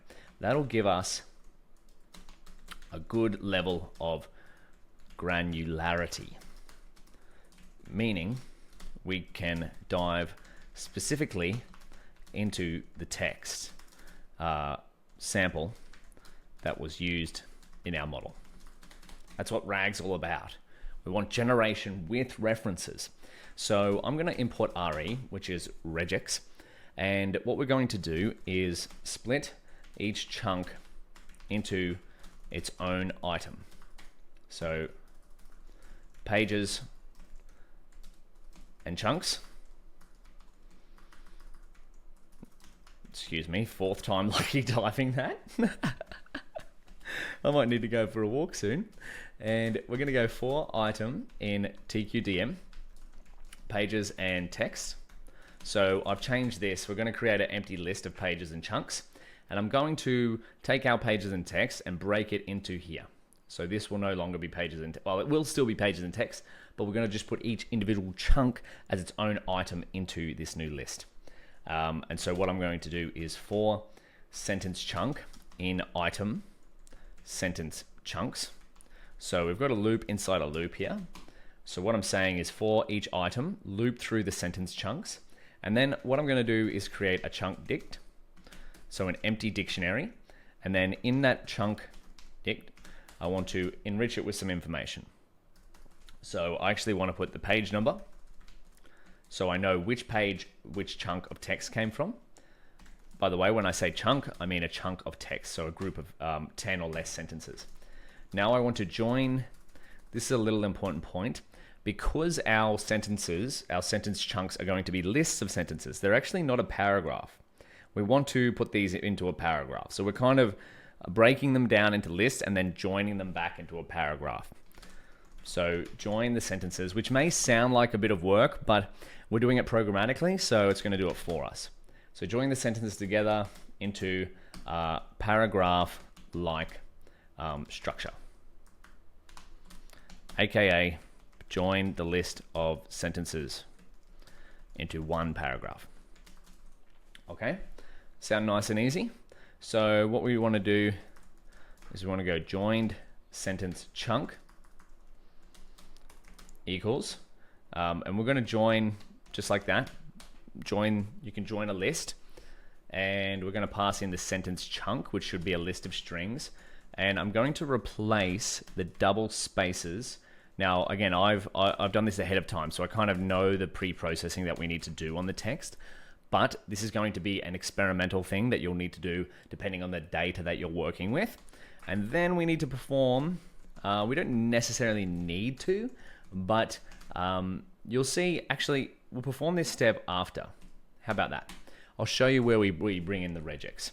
So chunk dict, I want to put in the sentence chunk, and we're going to go joined sentence chunk. And then let's get some stats, hey? Get some stats on our chunks. That just sounds funny to me to say. So chunk char count. Now it might seem like we're writing a lot of code now. Lang joined sentence chunk, and that's on purpose. I wanted to be as verbose as possible in creating this tutorial because we can functionize a lot of this later on. So basically going from import the PDF to pre-processing the text, that could be a few functions joined together, you know? But we want to do it from scratch, and we're doing it from scratch. So we'll get the word count as well. So join sentence chunk dot split. I'm going to just get the crude word count here. So just splitting on spaces, and chunk dict. We'll get the token count, which is just the character count, or roughly token count, just the character count divided by 4. Lang joined sentence chunk divided by 4, and then we'll put a note here, and then we'll go 1 token equals 4 chars. And then one last step is that we have to append our dictionary, pages and chunks dot append, and we're going to append our chunk dic item. Beautiful. Now let's see how many pages and chunks that we have. Run that. Joined sentence chunk is not defined. Oh, did you catch that? You got a little typo there. Oh, wow. That's beautiful. The power of Python, right? Nice and quick. So we have 1,800 chunks. Wow. 1,800 chunks of different sentences. So let me show you, hopefully it comes up in a random sample, why we might need to pre-process our texts a little bit more. And again, we don't necessarily have to do all this pre-processing, but the good data in, good data out. So when we join our sentences together, where's a full stop? Not too many examples here. Let's get another one. Oh, maybe it, oh, there we go. Yeah, so see how they're, yeah, there we go. Okay, so we don't have a space there. We don't necessarily need to fix this. It should work itself out later on. But if we want to put in the best quality text, yeah, there. So because we've joined them, all the sentences, even though there's a capital letter at the start, has just been pushed right up against the full stop. So we can fix this by using a little bit of regex. So what we're going to do is RE, so this is RE, which stands for regex. We're going to substitute, and we're going to use this regex pattern, which is slash dot. So I'm not the best at explaining regex, so I've just pre-coded this. So what we're going to do is I'm going to write this out, and then we can ask ChatGPT to explain it for us. Dot 1. And then joined sentence chunk. So what this does is it goes from that to, for a capital letter, so this is any capital letter, add a space. So if there's a pattern that follows this, so dot, any capital letter, change it to have a space, and then that capital letter afterwards. Does that make sense? So we want that to turn into that. And will work for any capital letter. So if we wanted this explained, we can use our friend Chad. Can you explain this regex with an example in Python code? So we'll let that generate, see what happens. But in the meantime, let's pre-process our chunks. We'll get it out. We get one with a bit more text. There we go. We got spaces here. There we go. Space, space, space. Looking good. All right. Nothing gets me more excited than having well pre-processed data. So we have space F. Beautiful. Now, what's ChatGPT got to say? This is a sentence. Here is another one. There we go. So Arisan sub pattern REPL string. So explained. Looks for a literal pattern, literal period. The backslash is used to escape the period since the special character in regex, meaning any single character when escaped. A to Z captures a group of characters that are uppercase letters from A to Z. The REPL R1 explained. R.1 explained indicates that a period followed by a space should be placed in the text. 1 refers to the first captured group from the pattern, in this case the uppercase letter, followed by a period. There's a little example. Beautiful. I love that. Thank you, ChatGPT. So now let's get a little bit more stats about our pages and chunks. So df equals pd data frame, pages and chunks. And then we're going to go df describe, and we're going to go round 2. Okay, so chunk token count on average is about 180. The max is 457. So there is one that will have some information cut off in our embedding model. Just recall that our embedding model has a max token size of 384. So that means that approximately for this one with the max sample, 457 minus 384, we're going to lose 73 tokens of information. So ideally, all of our chunks would fit into our embedding model. So all of our chunks would be below 384 or below. And the vast majority of them definitely are, but there will be a couple that get cut off. So this is just something that you'll have to keep in mind. Maybe you do a bit more recursive shortening to make sure that all of your text chunks fit into your embedding model. But I'll leave that for you to explore. For now, we do have a lot of chunks that maybe below some minimum threshold. You remember how we saw some that were only about a sentence? Yeah, there we go. So there's a minimum threshold. Well, could we set a minimum threshold? Because is this really that valid information? If we were asking questions of our nutrition textbook, such as an actual question like foods high in fiber, will that return anything useful? Not really. So it's going to take up some processing power that we don't actually need to use. So how about we create a filter for sentences that, or chunks that are under 30 tokens? Let's get rid of them. So let's just, and again, this is a limit that I've experimented with. In your case, you may want to experiment with your own limit of a minimum threshold and see what works with your data. So show random chunks with under 30 tokens in length. So I'm just going to write a note here, and I'll go filter chunks of text for short chunks. These chunks may not contain much useful information.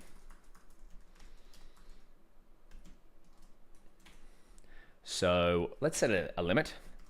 Min token length equals 30. And now we're going to go for row in, we can use our data frame here, df, and we'll go chunk token count. If that is greater than, or sorry, less than or equal to min token length, we want to sample. Let's get 5 or so, and then we'll iterate through the rows. Iter rows. So this is just basically saying, hey, go to this data frame, df.head, and find the rows in this data frame, our chunk data frame, with less, or find 5 random rows with, so this would be 1, not necessarily because it's a random sample, but this would be 1. Find the rows with less than or equal to 30 tokens, and let's print some out, hey? Print, we'll make a nice F string here, chunk token count, and then we'll go row 1, we'll go chunk token count, and then we'll get the text, and we'll get row 1 sentence chunk.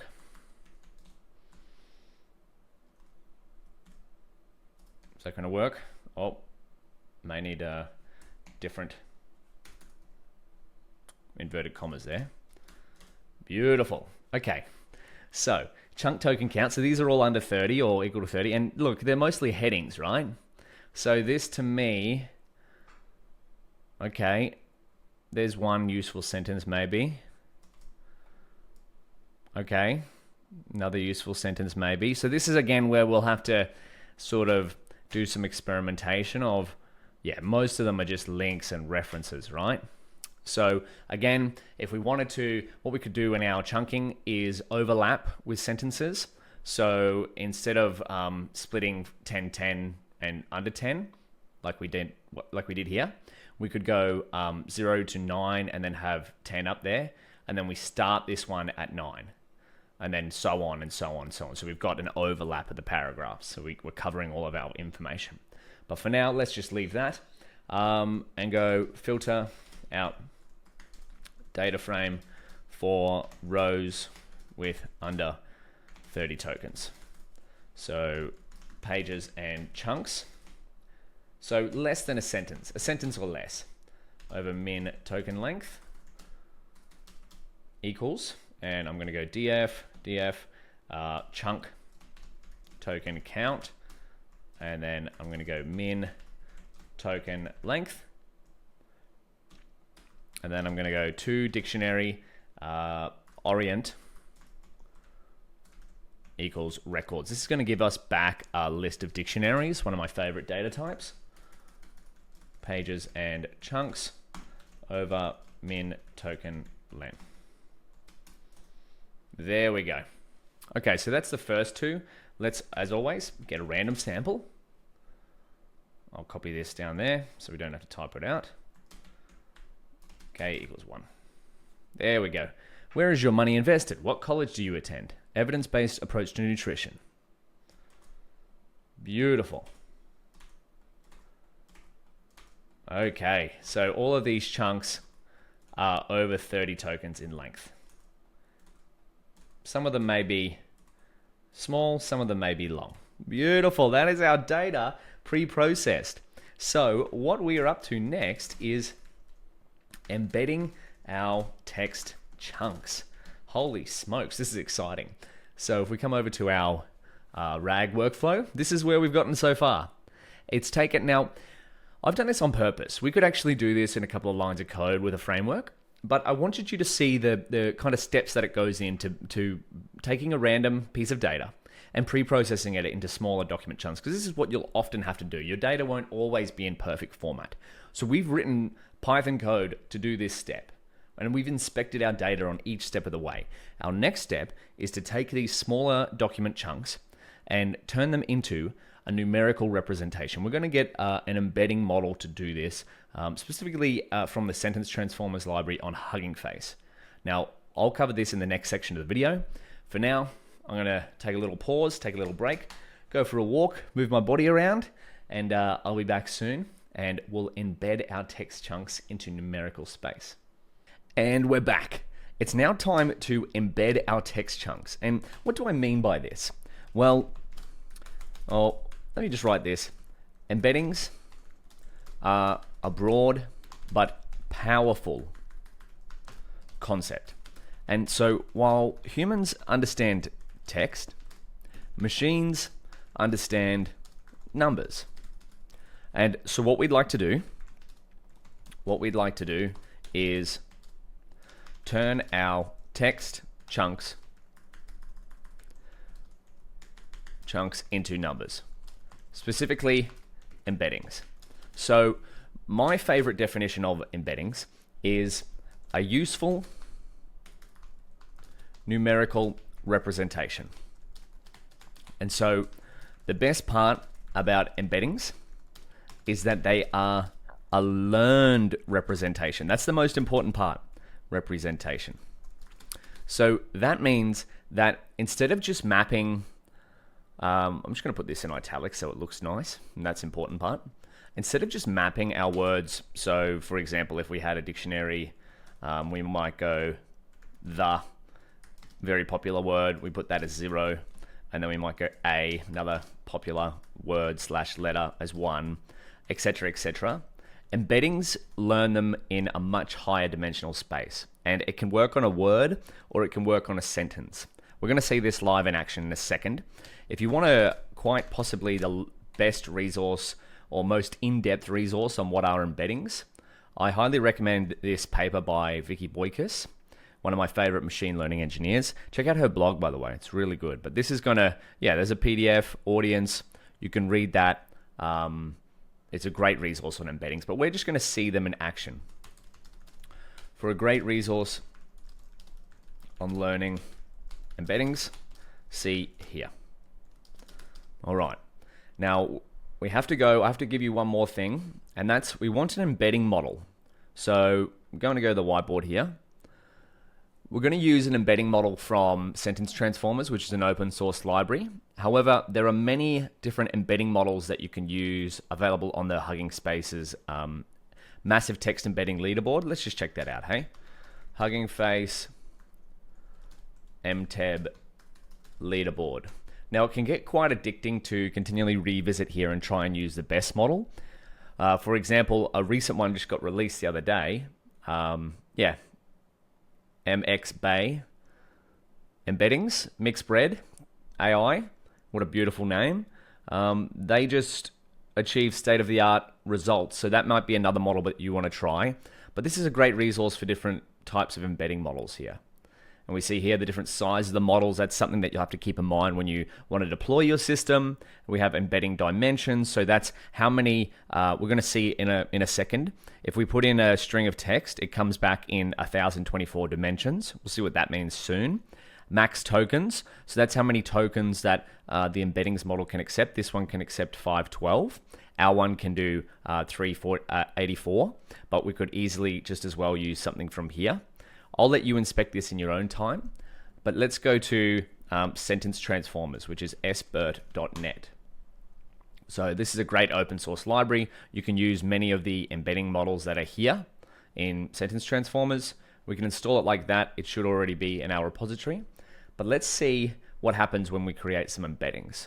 So we'll come back and let's go now from sentence transformers, import sentence transformer. That's going to be the class that's going to transform our sentences. And we're going to go embedding model equals sentence transformer, and then model name or path. And then we're going to go all MP net base v2. So we're going to use this one because I've found it's a great baseline all-around model that works on many different tasks. But we could just as well, as I've said, go to here, find a pre-trained model, use any of these. All mini LM L6 v2 is a great sort of balance. So this one we're using, all MP-net base v2, is the best quality, while if you want faster, we can do all mini LM L6 v2. It's 5 times faster and good quality. And then again, there's more new embeddings coming out all the time. Like for example, this is March 2024, and this model came out 2 days ago as of recording this. So there you go, new models all the time. That can be an extension if you want to try out that one and use it. So that's our embedding model. Look how simple that is to create. And we'll start by putting this, we can actually tell it which device we want it to go on. So if you're familiar with PyTorch, you can use CPU or CUDA. I'll let you guess as to which device will be faster for creating embeddings. So let's create a list of sentences that we want to embed. This is just going to be a little demo before we embed our actual data. So I'm going to write the sentence transformer library provides an easy way to create embeddings. Lovely. And then we'll go, sentences can be embedded one by one or in a list. So multiple at a time. And then I like horses. All right. Now, if you were to just have a look and at these sentences, which ones would you expect to be closest in terms of, if you were to score them, as to compare this sentence to this sentence, what's the score from 0 to 1? I would say maybe 0.85. And then you compare this sentence to this sentence, they're not that similar at all, right? They have different meanings. So that's what we're trying to do with embeddings. We're trying to capture the meaning in a numerical representation. So sentences are encoded / embedded by calling model.encode. So that's what we want to do. Let's create our embeddings equals embedding model .encode, and we're going to encode our sentences. Lovely. And then we'll create an embedding dictionary, and we'll zip together our sentences and embeddings. Beautiful. And then let's see the embeddings. This is so exciting. Embeddings are one of my favorite and most powerful machine learning techniques that I've ever come across. In embeddings dict.items, we're just going to loop through it, and then we'll print the sentence. We'll see what it gets converted into. Sentence will be the sentence, of course. And then we'll print out the embedding.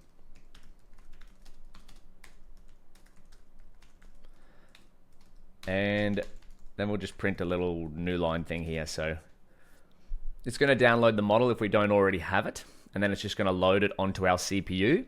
It's going to embed this list of sentences. Wonderful. So the first time we run it, it may take a little bit longer, but subsequent runs will be quicker because we have to instantiate the model.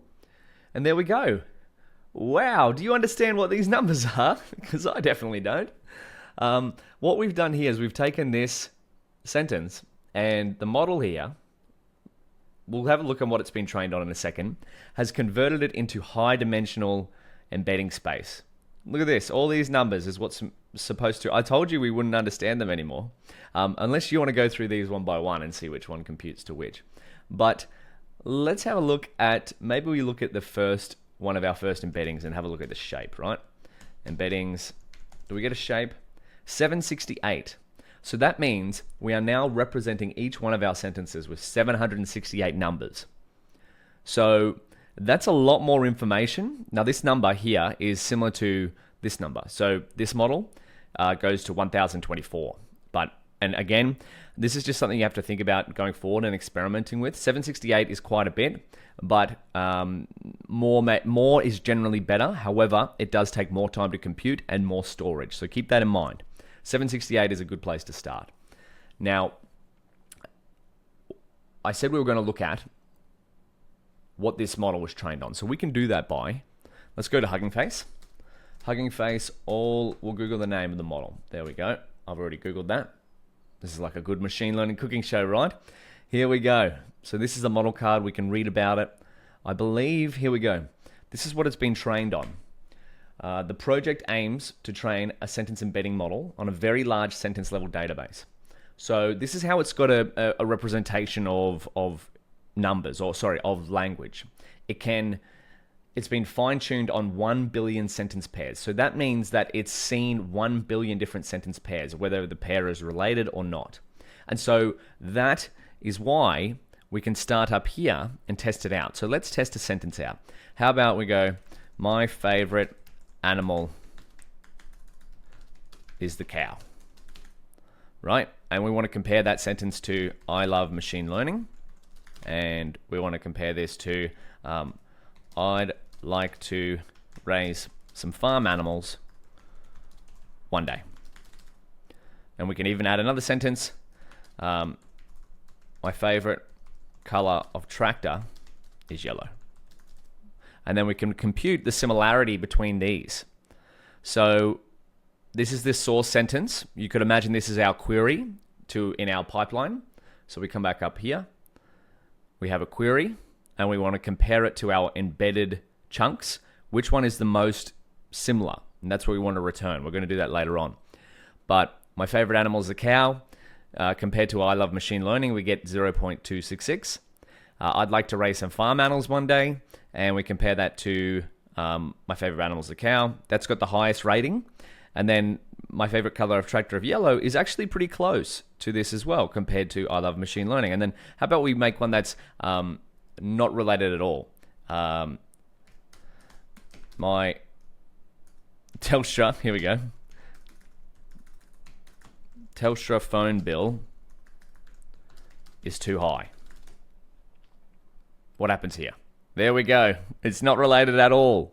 It's very small, right?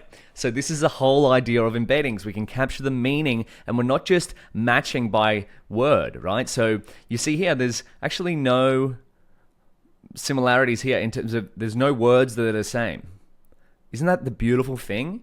So that means that we can just enter in a natural language query and find relevant passages in our textbook that don't necessarily contain the word, but match it via meaning. That is the power. That's called semantic search or vector search. That is what we're going to do. So how about we embed one sentence at a time? How do you think we might do that? Well, we can do it as before. So embedding equals model.encode, and my favorite animal is the cow. And we want to check out the embedding. Oh, excuse me. Embedding model. There we go. Look how quick that was. Very quick, even though it's working on CPU. So how about we now embed all of our sentence chunks? So we've got this sentence chunk here. This is why we've broken it down into chunks. We want to embed them all one by one. So we can go, let's do time. So this is the power of running locally and specifically on a GPU, right? That's what we want to accelerate our stuff. I did say before that, which one do you think it'll run faster on? I kind of gave it away there, didn't I? So to CPU, and let's go embed each chunk one by one. So for item in TQDM, and we're going to go pages and chunks. And we need to make sure that they're over the min length. Well, we don't actually need to. We're just going to do that anyway to make sure our data set is pretty high quality. So item embedding, we're going to create a new field in our dictionary. And we're just going to go embedding model dot encode, and then we'll get item sentence chunk. Right? So let's run this. Okay, it's going at about 10 to 12 per second. It's going to take a few minutes. Well, I might just go and get a cup of tea and come back. But no, we're not going to do that, are we? We're engineers. We like to run things fast, so let's stop that. I'm going to comment this out. Oh, didn't comment that out, did I? Stop. Let's run that. So let's try again. So what were we getting? About 10 to 12 per second. Let's do embedding model to, let's go CUDA, because I've got a GPU there, and we want to use the available compute power that we have, right? So TQDM, I'm just going to copy this. I can actually copy this whole thing. Same code, just the model is on a different device. Now, how much faster do you think this is going to be? I will tell you that it is faster, but let's guess. Ready? 3, 2, 1. It's going to take a little while for the model to go to the device, but once it's there, we can start to use it. Oh, oh my goodness. And remember, I'm recording at the moment as well, so it won't necessarily be, we won't getting all the speed. So this, you may even see faster this on your own machine. But look at that, we don't even have to move. We can just let that run. But what if I told you there's even another way to get it faster? So GPUs, so that's 32 seconds. So if I wasn't recording, that'd probably be about halved. Now, this is a really powerful thing about GPUs, is well, not only are they fast at computing, crunching numbers, calculating different embeddings and whatnot, they can be used in batch mode. So this was one by one. But what if we wanted to batchify and we only have a small data set here. We only have 1600 or 1700 examples. What if you had 1 million? So, which is not outlandish. If you wanted to encode, say, all of the English Wikipedia, you might have well over 1 million different samples. So let's batch it up. So we're going to make a list of text chunks so that they're all in one big list, right? Pages and chunks over min token len. All right. And then we're going to go text chunks and we'll get number 419. Beautiful. So we have 1800 text chunks, so just the same amount as we had before. And remember when we first created some embeddings, we passed in a list. Now we can do it as well with our text chunks, the same thing. So embed all text in batches. So text chunk embeddings. So embedding model dot encode, and we're going to go text chunks and batch size. Now batch size which means how many chunks do we look at one time. So in our case 32 is a pretty good default. I think that actually is the default in encode, but you can experiment to find which batch size leads to best results. So batch size won't actually influence the embedding that comes out. It will just influence how fast the embeddings run.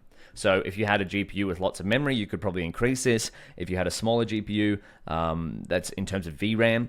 So my NVIDIA RTX has 24 gigabytes of VRAM. If yours had, say, 12, you might reduce this to 16 or something like that.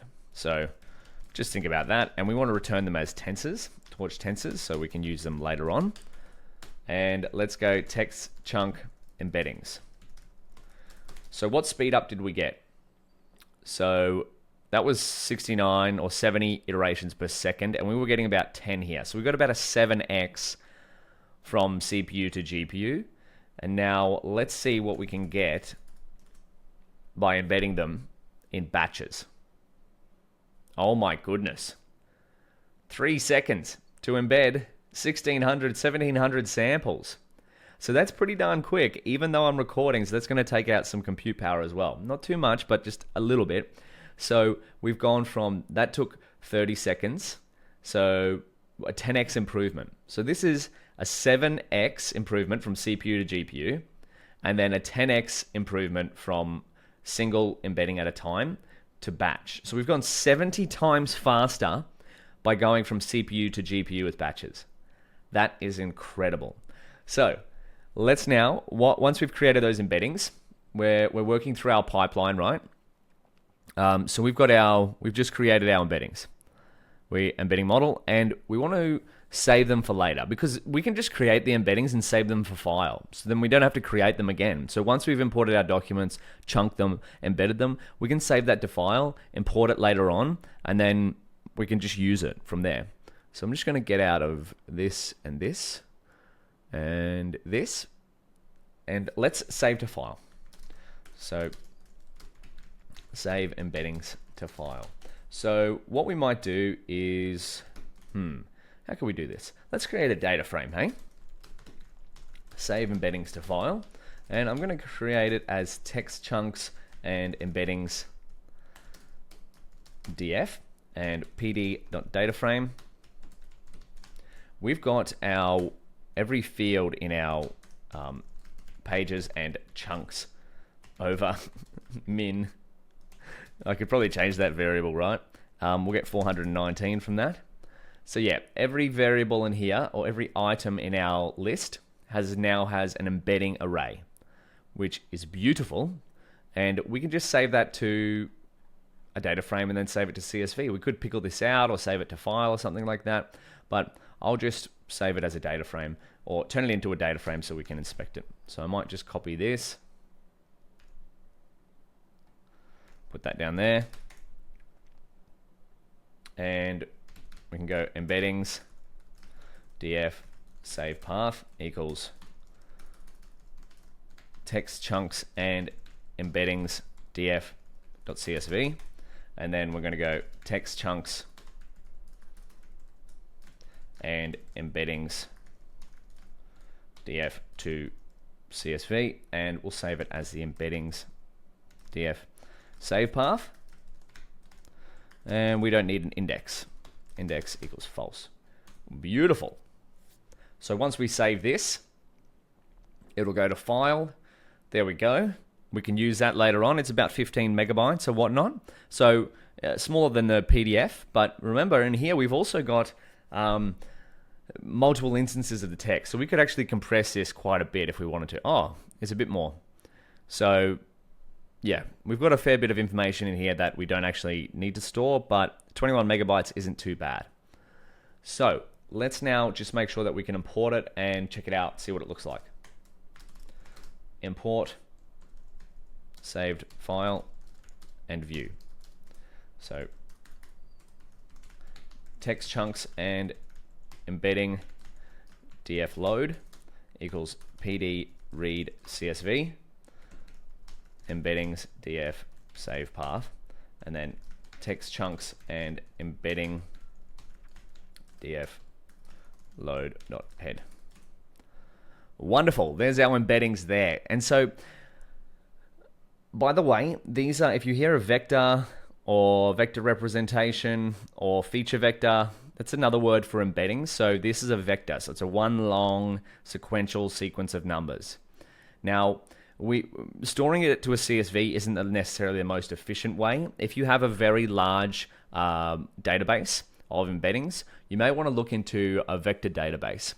So if we go to our little RAG workflow here, we can just store it in torch.tensor for now because our sample's quite small, because as we'll see in a second, that's very fast, even for 100,000 plus embeddings. But if you have, let's say, 1 million plus, you probably want to look into a vector database.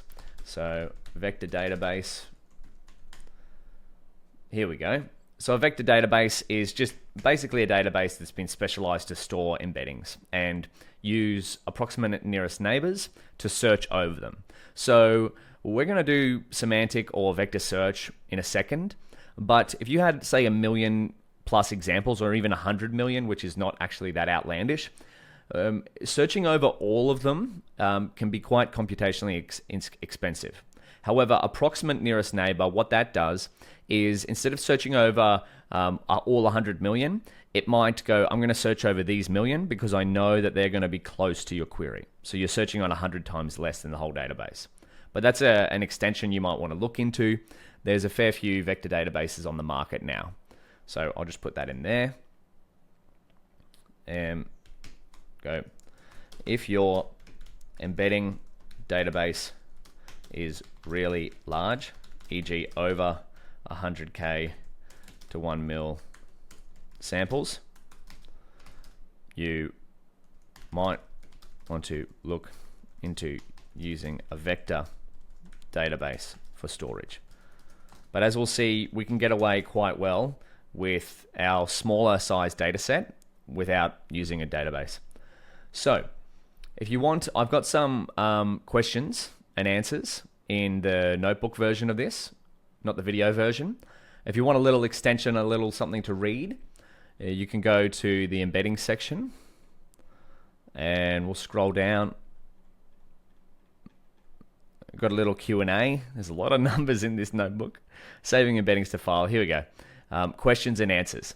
So which embedding model should I use? As we discussed, there's many different there, and they're sort of been updated all the time. We've started with all MPNet base v2, but Mixbred AI, really cool company name, just released their embedding model, and we can use it with sentence transformers. So that's an extension you want to try. So technically, you generally want to use the best one available, but I like to just start with the benchmark one that I've used a lot of times before because I know it works well. And then I can, if I get an upgrade, well, hey, that's really good. Now, what other forms of text chunking, splitting are there? I've got a guide for that there. We've just done sentences. We're keeping it simple. What should I think about when creating my embeddings? Well, how many tokens does it take in? What vector size does it go to? So things to think about: size of the input. So if you have longer sequences, you probably need to either chunk your sequences more specifically, or choose a model with a larger input capacity. How are you storing your embedding vector? So a larger embedding vector so we're using 768. So think of it, the more numbers, the more chances the computer has to represent your data. So if we had double this to 1500 and what's the math on that? 1500 plus 18 each, 1536. We have twice as much opportunity to represent our data. However, that doesn't necessarily mean that it's always going to be better. So just something to keep in mind. Size of model. So our model, all MPNet base v2, is 420 megabytes in size. So if you have a larger model, you can generally get better embeddings, but it requires more compute power and time to run.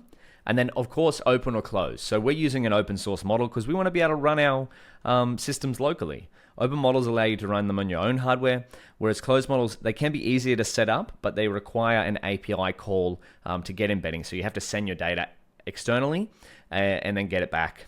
So that takes some time. Where should I store my embeddings? If you've got a relatively small data set, like what we've got, 100,000 examples, you can use NP array or torch.tensor. So we're going to use torch.tensor, and we'll see later on when we do search and answer that that's actually very quick for our smaller data set, even for 100,000 embeddings. But if you have over 100,000 or up to 1 million, there's no real limit here. Just going to take some experimentation. You might want to look into a vector database. So I've put a link in there for that.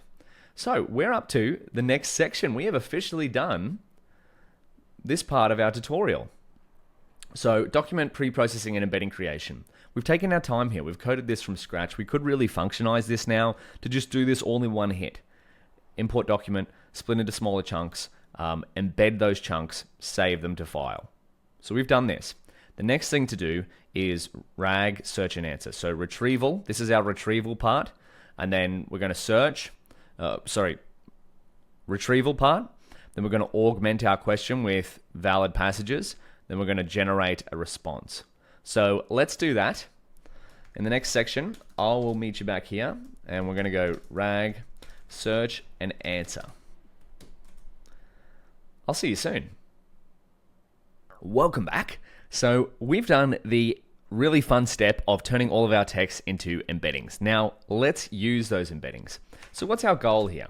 RAG goal is to retrieve relevant passages based on a query. And so what we're going to do here is we're going to embed our query with the same model that we embedded our passages, right? And then we're going to perform just like we, let me go to that model again, all mpnet base v2. Just like in here, when we go, I love dogs, and we have, I love cats. My favorite car is a Tesla. Right? Just like we have, this is our query. We want to find which one of the passages in our embedding vectors is most similar to our query. We want to retrieve those. So just in this case, which one's going to be the most similar? The model is loading. We should have had this cooking show ready. There we go. Beautiful. I love cats. So that's the most similar one. But we want to do that for our nutrition textbook. Or we could do that if we were Telstra. We could search, my bill is too much. And we want relative passages from here. That's our whole goal. Retrieve relevant passages based on a query and use those passages to augment an input to an LLM so it can generate an output based on based on those relevant passages. Oh my goodness. Okay, and so to do this, we're going to, let's break it down into, we want similarity search. And so this is something you'll get very familiar with as you get into the world of embeddings. And embeddings actually as a concept is not only just for text, by the way. So embeddings can be used for almost any type of data. For example, you can turn images into embeddings, sound into embeddings, text into embeddings, etc. Right? All we're trying to do here, the main takeaway is that we want a numerical representation of our data because computers work best with numbers.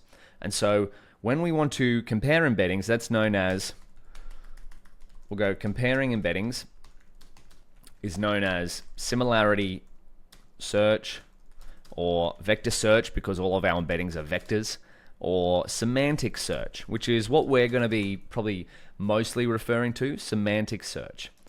In our case, we want to query our nutrition textbook passages based on semantics, or what I like to call it, vibe, right? So if I search for macronutrient nutrition, I should get relevant passages to that text, right? Or macronutrients functions. That's my example. So, whereas with keyword search, if I search Apple, I get back passages with specifically Apple. Now in this case, this one, relevant to that text, but may not contain exactly the words macronutrient functions, right? So let's just try this example. Macronutrient functions. So nutrition, we're just going to go Command F, type in macronutrient function. We get nothing there, right? What else could we get?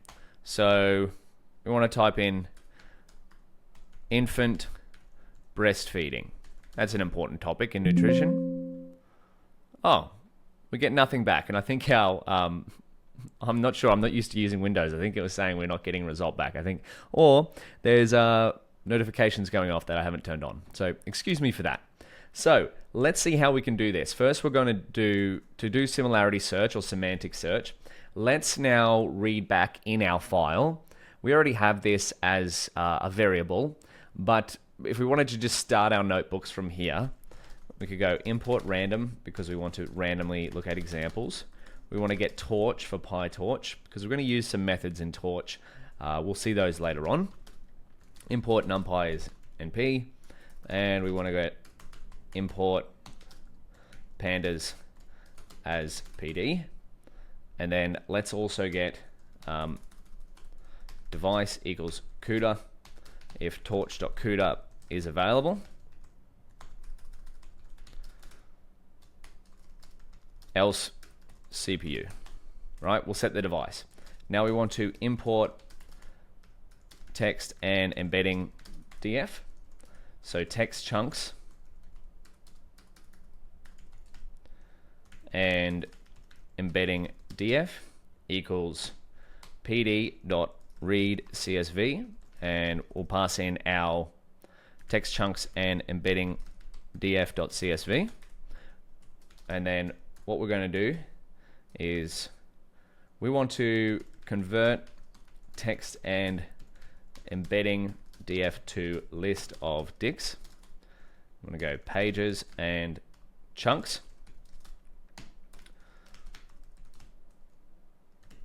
And embedding df to dict. Now again, we don't need to do this step completely because we've already got the variable here, but just in case we wanted to just randomly start the notebook from here, so we could work on, again, we're working on this part of the workflow now. So if we just wanted to start on that, once we've already created our embeddings, this is why we're writing this code. So let's have a look at, let's just see what this looks like. Text chunks and embedding df. Oh, no such file or directory. Did we get that file name correct? Text chunks and embeddings df. Is that what we called it? Embeddings df. There we go. Now let's have a look at the embedding column.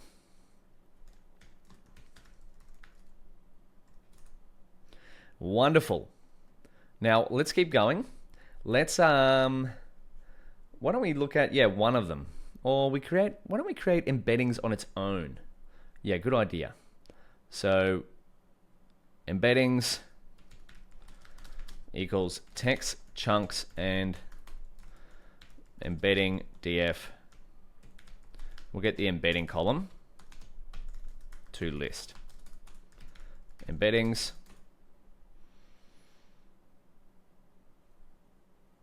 oh my goodness. That, you know why this has happened? Because we've stored it as a CSV, it's converted into string. So what we might have to do is, let's write some code as we import it.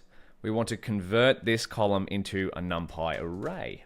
Okay, so convert embedding column back to NP array, and we'll do this together because a lot of the time you'll spend pre-processing data and getting it ready to be used in an embedding pipeline or a RAG pipeline, right? So we'll write here, it got converted to string when it's saved to CSV.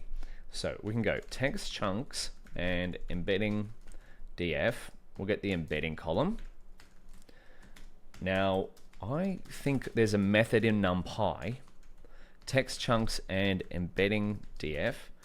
We're going to go embedding, and we can do an apply function here. Maybe we go lambda x np array, or no, np from string, and then we'll do x.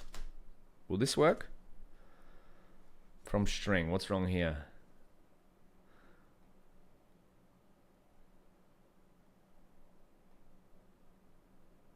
From string, use from buffer. Oh.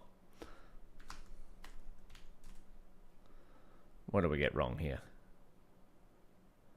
A byte type object is required. From string. Troubleshooting on the fly here. Okay, I think that looks okay. Let's have a look. There we go. So we've got an array. Beautiful. An array of arrays. So maybe we go embeddings np array. Can we just turn that into a single array? Oh.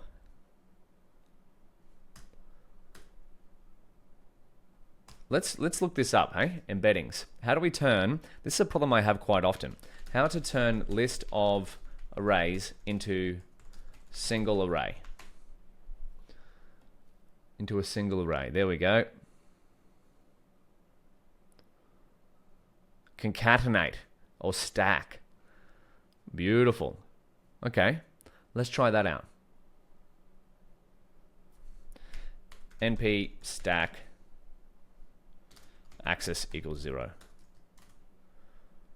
All input arrays. Do we not have the same shape?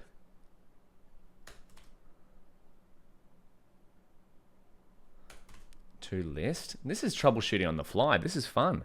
Okay, we want np stack.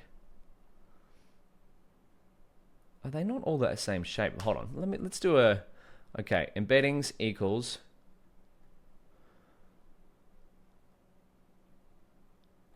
Or we'll go here. How to turn NumPy turn string into array. From string.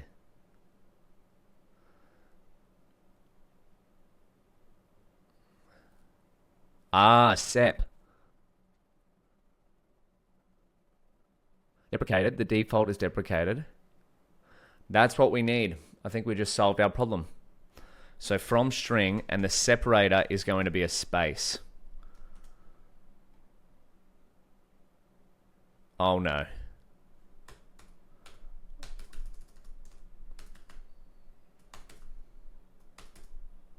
Let's just see what we get if we don't do this line. Ah, what's the space? 2 separations. We're troubleshooting this on the fly. I told you we're going to take this slow. Oh no! You know what? I've already worked this out before, so let's go into here. Have we got... Ah, there we go. We need to do something there. Let's just copy this line and see what I did before. See? Troubleshooting on the fly, right? Ah, we need to strip.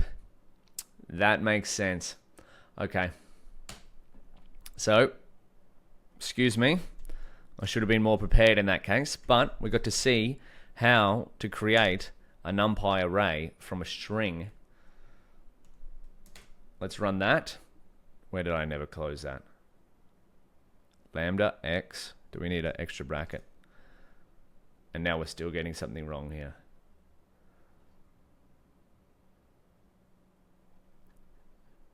Our brackets are missed. From string, comma. There we go. Ladies and gentlemen, we have now arrays here. And then we got that. And then we got to list. And then we got np stack.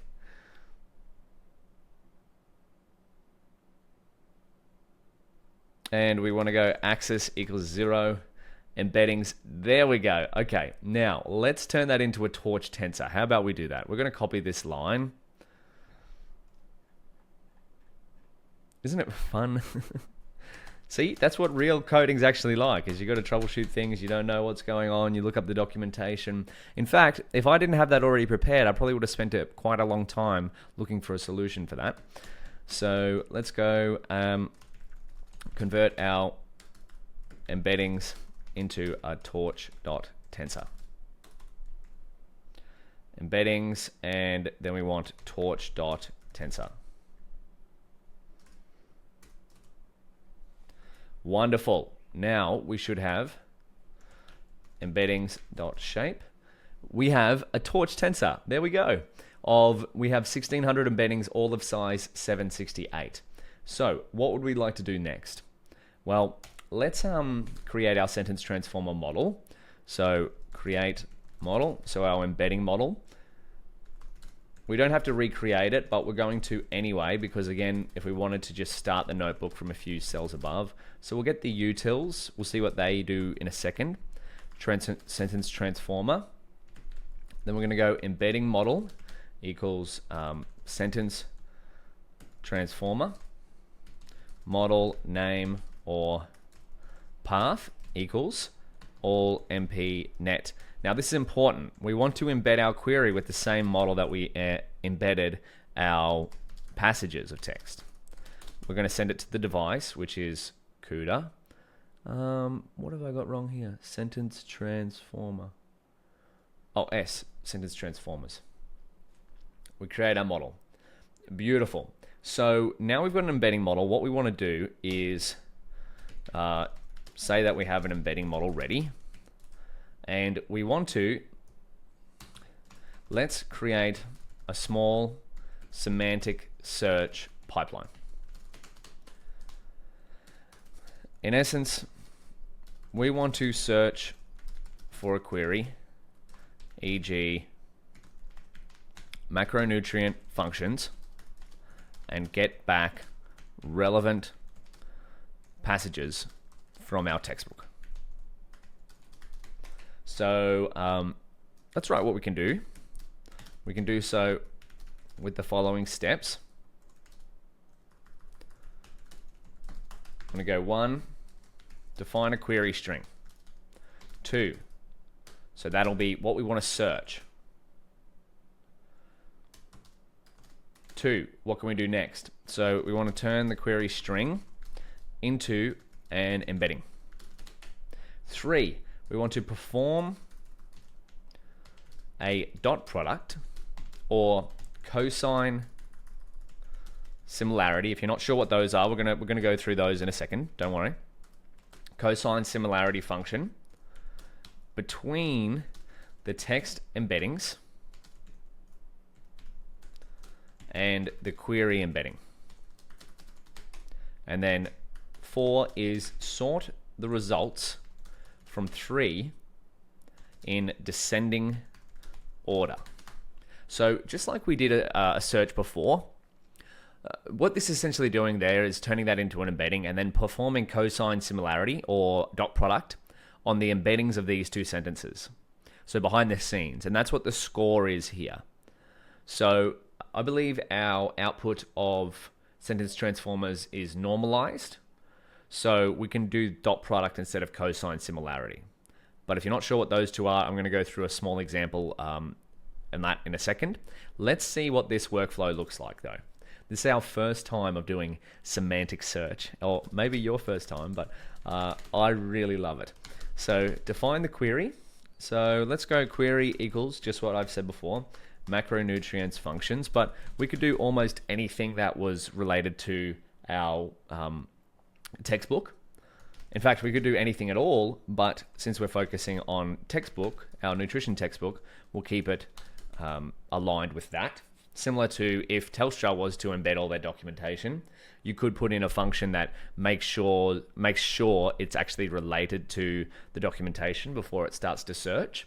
So rather than, I guess, I don't know, searching for the price of apples on Telstra's documentation, you're actually searching for their documentation.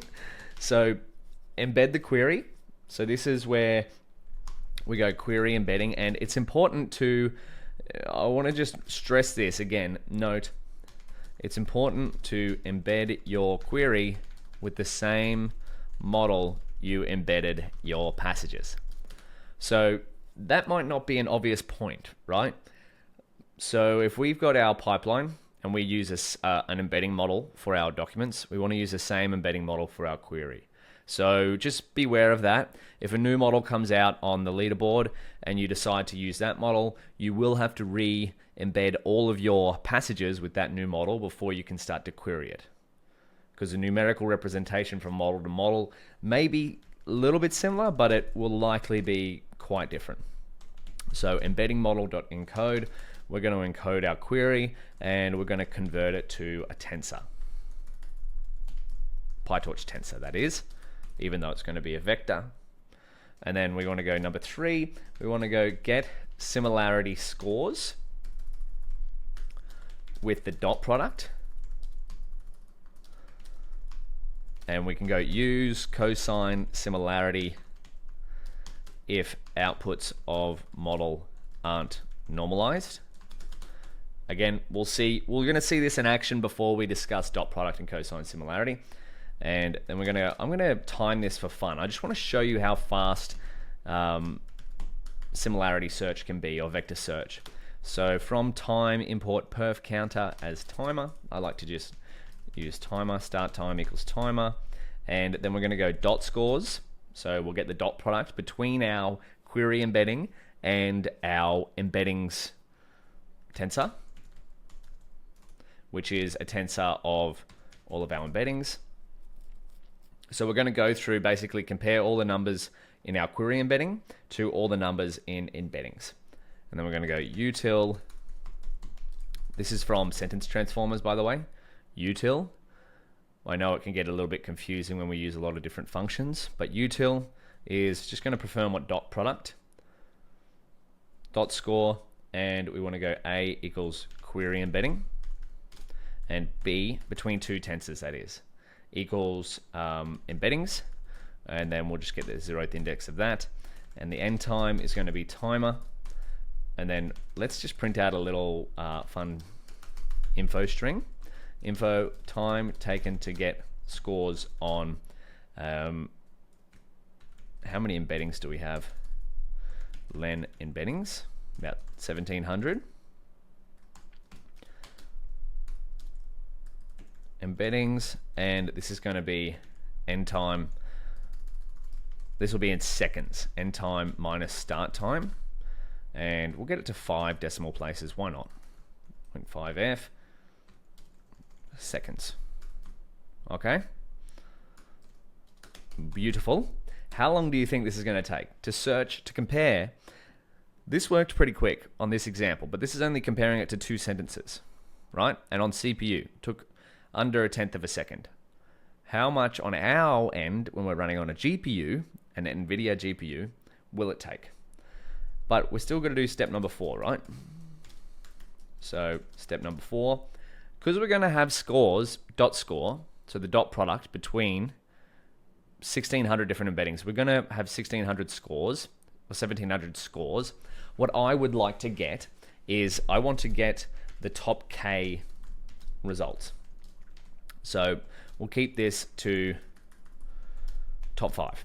So we want to get 1700 scores, but I only want to return the top 5 results. Okay? So top results of the dot product equals torch top K. So if we wanted to look that up, torch top K returns the K largest elements of a given input tensor along given dimension. So in our case, we want to go, hey, give us the 5 top scores. Let's see it in action, hey? Go top K, dot scores, K equals 5, and then we'll go top results, dot product. And 3, 2, 1. Our first vector search, similarity, semantic search. Go. Didn't work. Expected all tensors to be on the same device. What did we get wrong? Our query is not on the same device as our embeddings. So we'll send it to the device. We'll send it to CUDA. Now ready. Round 2. 3, 2, 1. Oh. Ah, our embeddings are not on the right device. Of course. Oh no, our embedding model is it on the right device? Device. It's on CUDA. Okay, I think our embeddings aren't on the right device. Embeddings. Now let's send that to device. There we go. Okay. Now we should be fish on. Ready? It's running. No, we got something wrong. But got float equals double. Oh no. Okay, so we're running into more errors. So if we look at our query embedding, this is errors we're going to have all the time. So this is in torch. Can we get the D type of this, please? Torch float 32. And now let's check. Excuse me, I'm scrolling all over the place. Embeddings D type. This is a great lesson. So why is this torch float 32? Well, it's because that we saved our embeddings originally in a NumPy array, or we've converted them here, NP array, right? Either way, we've interfaced with NumPy. Could we just do torch.stack here? Expected 0, but got NumPy array. NP stack. Okay. It's because NumPy defaults to float 64, sorry, as we see down here. But we can convert our embeddings. So this is where we've run into this issue. Float does not equal double. So we can convert our embeddings to float 32. So this is a little note. I want to put a note here. Note to use dot product for comparison. Ensure vector sizes are of same shape, e.g. 768, and tensors / vectors are in the same data type, e.g. both are in torch.float32. One of the major errors you'll run into in machine learning in general is shape mismatches and data type mismatches. So torch.tensor, let's put in here dtype equals torch.float32. And we'll see if this works, hey? Boom, there we go. So now our embeddings are torch.float32. And look how fast that was on GPU. Query is macronutrient functions. Time taken to get scores on 1680 embeddings. 0.00313 seconds. Now, that is quick. And even though I'm recording, so it's going to be slightly slower. I've seen it faster than this in my own experience. So what if we changed it to something else, right? Breastfeeding infant timeline. How long should you breastfeed an infant for? Wow. Okay, so this is incredibly fast.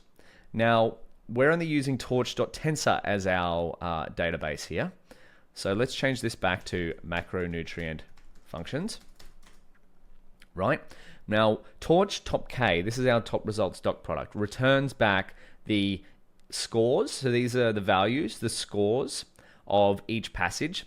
And these are the indexes in our embeddings array. So if we went embeddings 42, what do we get? We get, well, that's just all numbers, right? Well, that's because our query has been turned into numbers, and then it's been turned into, compared to the embeddings, which are also numbers. So we want to take these indexes, and where can we index on? Well, luckily, we've got our data frame here. So why don't we get our text chunks and pages and chunks? That's what we want. Let's look up number 42 on that, right? Because that's the indice with the highest score. 42. Okay, what does the text say? Macronutrients. Nutrients that are needed in large amounts are called macronutrients. There are 3 classes of macronutrients. What did we get? 42 has the highest score. Isn't that cool? 42. I love that number. And that was our search, macronutrient functions. We get a passage that is directly related to our query that doesn't necessarily contain the exact words macronutrient functions. That is so cool. Semantic search. All right, what about, well, let's try our other one. Breastfeeding timeline for infants. right? We search, okay, top K. Let's see what the first one is. 1151. Milk is the best source to fill nutritional requirements. An exclusively best-fed infant does not even need extra water, including in hot climates. A newborn infant, birth to 28 days, requires feedings 8 to 12. That is perfect, right? That's some information. And we have, not only that, we have the page number.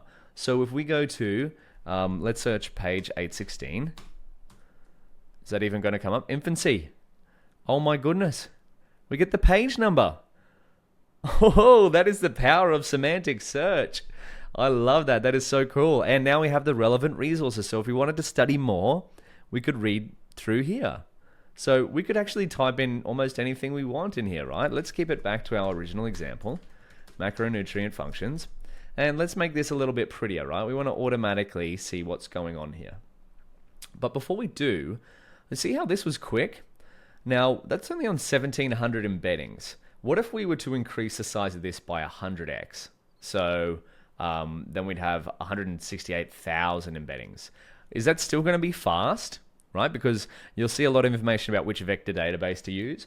But if you have GPU, you can actually operate on a lot of data in just torch tensor. So larger embeddings equals torch.randn, right? Let's replicate, well, let's simulate what it would be. So embeddings.shape, even if we had 100 times the amount of data that we have, to device, right? I'm going to go print embeddings shape. We're going to go larger embeddings shape, and then we'll go perform dot product across 168,000 embeddings. Woohoo! And let's time it, hey? We can grab this and grab that, and we'll grab this and we'll go there. And I just need to change this one to larger embeddings. So this is the same query, but this is just going to be random numbers, so it won't actually return anything meaningful. This is just, we want to see how fast this operation is. And ready? 3, 2, 1.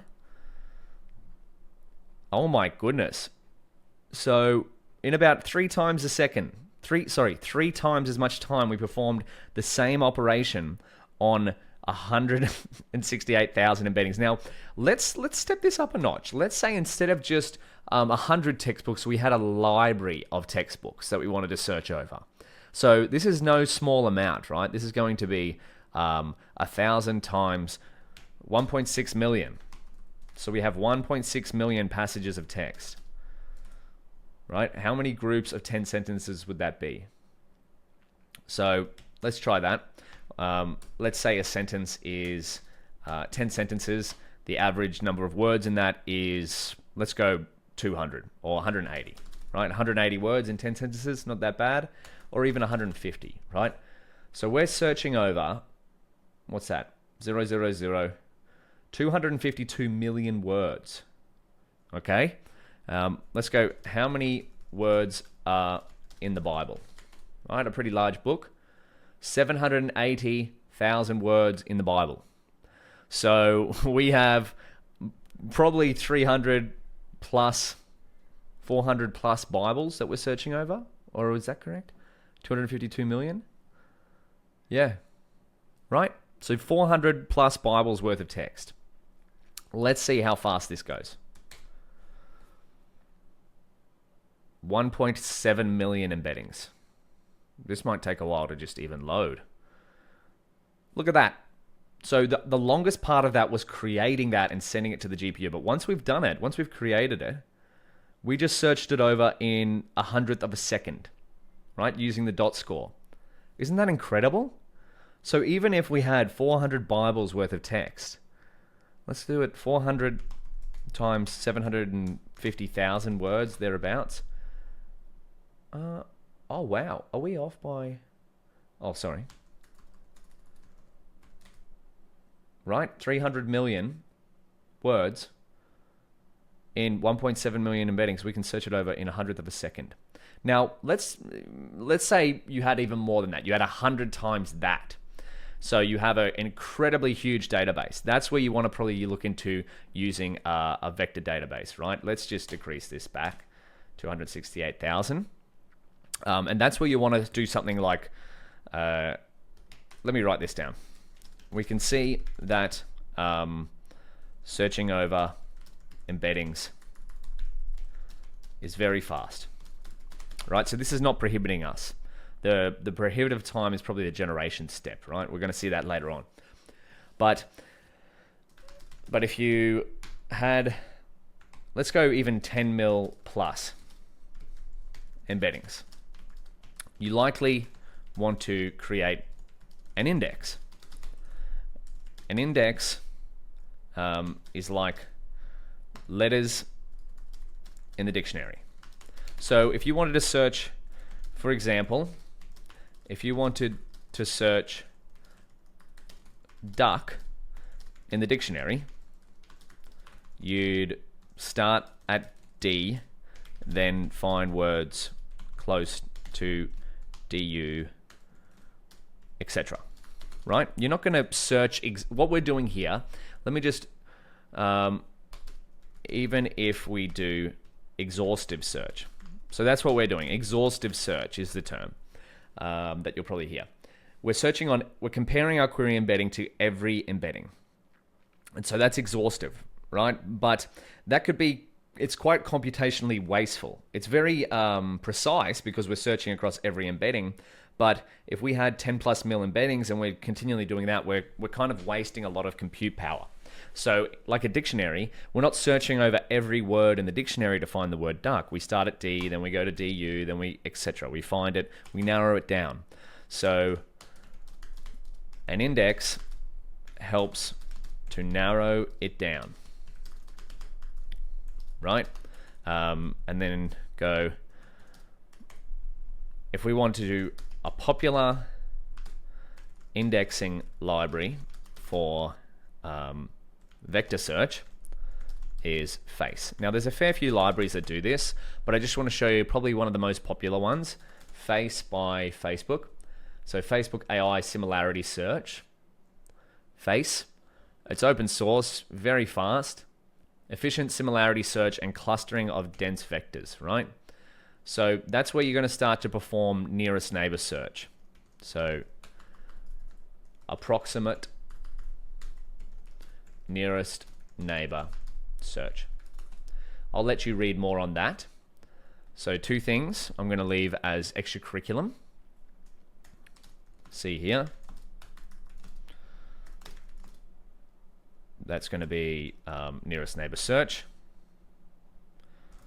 One technique that the library provides is approximate nearest neighbor search. So this is an extension, right? ANN. If you've heard of KNN, K nearest neighbor, similar to that.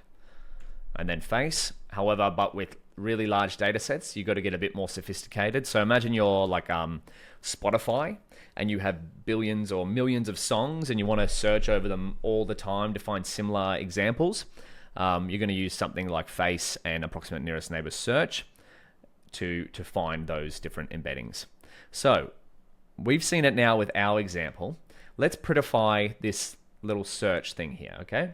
We want to see what it looks like. We always want to see what it looks like. So I'm going to write here,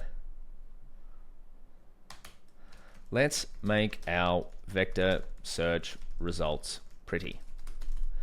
I'm going to write a little helper function called text wrap, or print wrapped, sorry. And I'm going to use the Python text wrap library because when we print out passages of text like this, I don't want it to be just one line. You'll see what I mean when I print wrapped and don't print wrapped. So I want to take in some text and let's make a wrap length of 80. Sounds like we're making a rap song, you know? Wrapped text equals text wrap dot fill text wrap length, and then we want to go print wrapped text.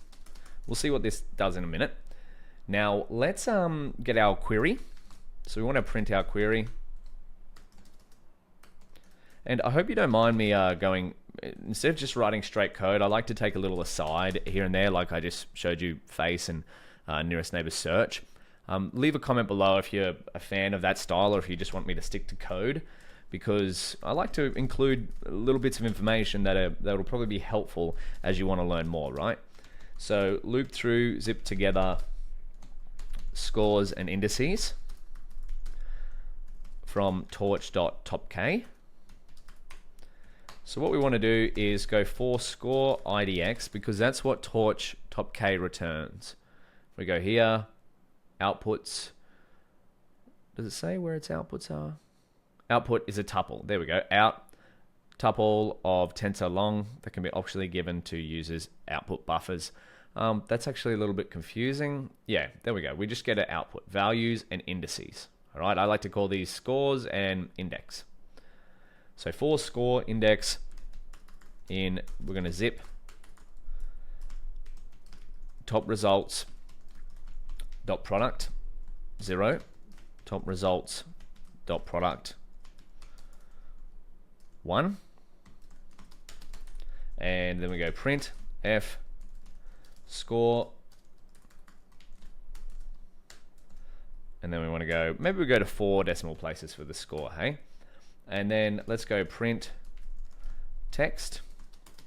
I want to see the output, and then I'll just print the text to show you what I mean. Pages and chunks without our print wrapped. Little helpful function above, and we want the sentence chunk related to the top score.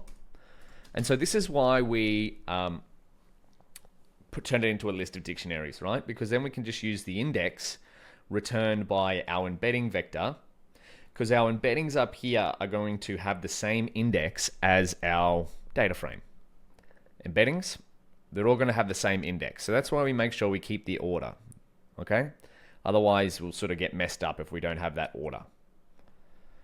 So we get the index of our pages and chunks, list of dictionaries, and then we get, this is the power of RAG, right? We want the relevant resources. We want to go, if I want to learn more, please show me some links, okay? Don't just give me the answer. I want to research myself and find out what else is going on. IDX, page number. Actually, we're going to need to use other little inversions here. Inverted commas. Oh, we need to end the squiggly. There we go. And then we'll print a new line for fun. Make things look pretty, right? Okay, you ready? Let's get some relevant passages based on our query.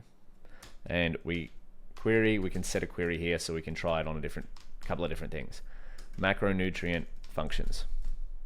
Run. What do we get? Unterminated string literal. Page number. Oh, we didn't end our string. Do you notice that? Boom, look how quick that is. I love that.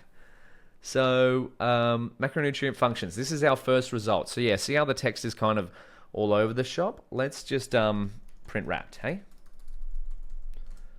Boom, now we got passages of text. That's lovely. Okay, so macronutrient functions. Text.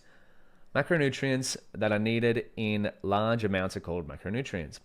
There are 3 classes of macronutrients: carbohydrates, lipids, and proteins. Beautiful. These can be metabolically processed into cellular energy. Now, if we go to the next one, there is one other nutrient that we must have in large quantities: water. Water does not contain carbon, but is composed of 2 hydrogens and 1 oxygen.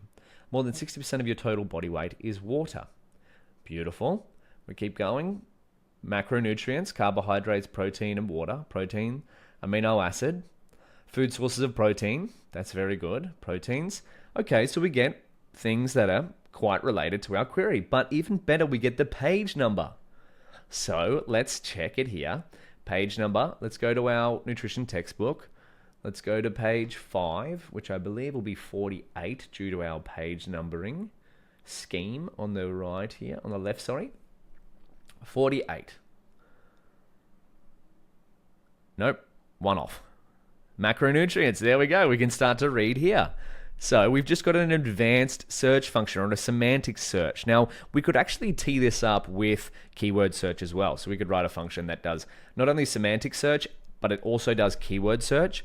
And then I just want to give you another little tidbit as a potential extension later on.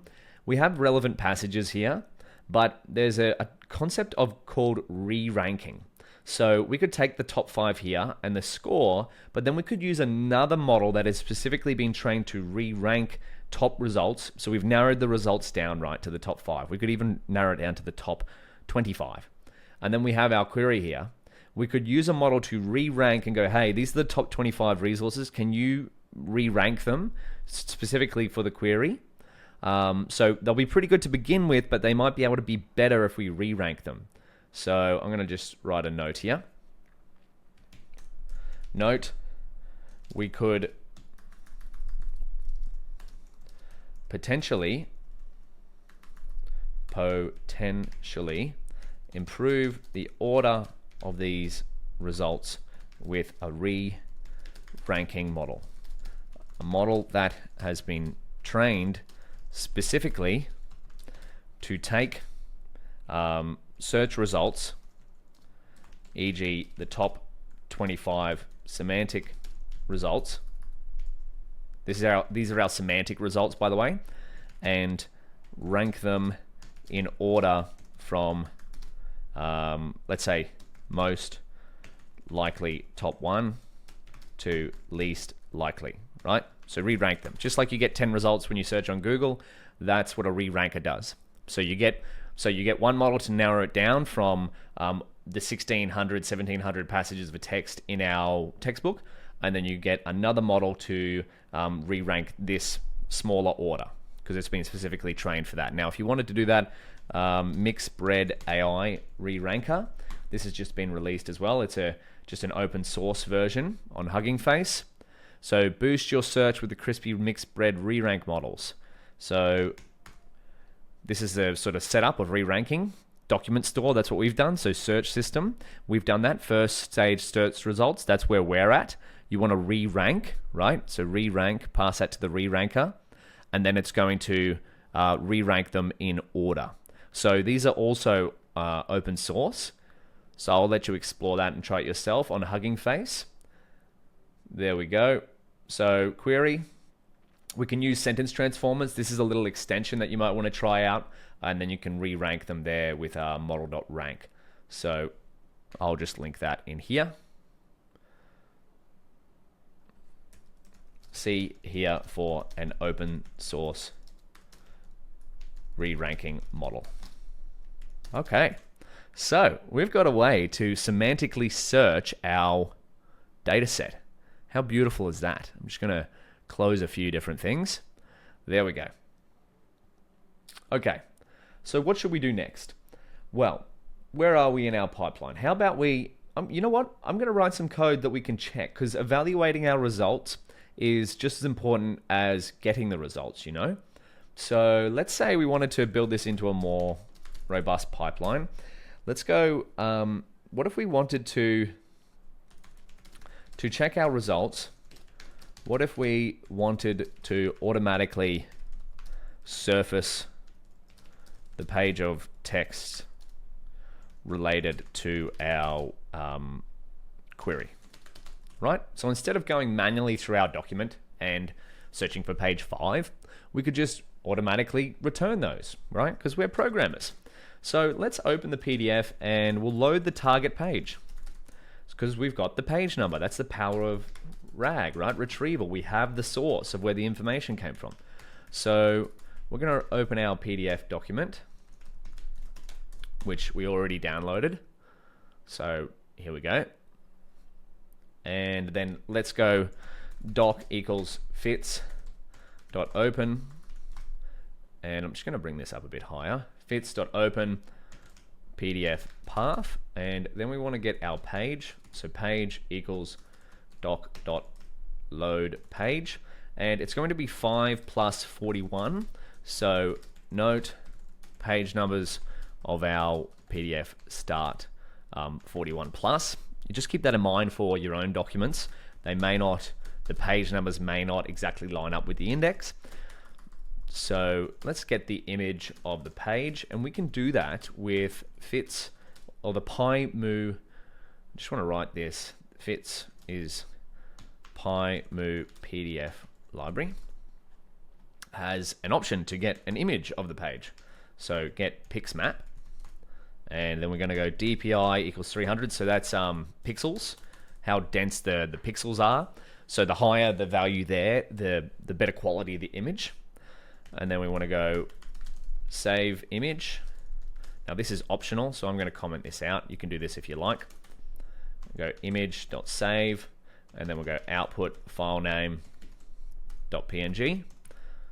Just want to show you that if you wanted to save the image, like get all the resources relevant to a certain query and save it to a certain file. Doc.close. We'll close the document. We don't need it anymore.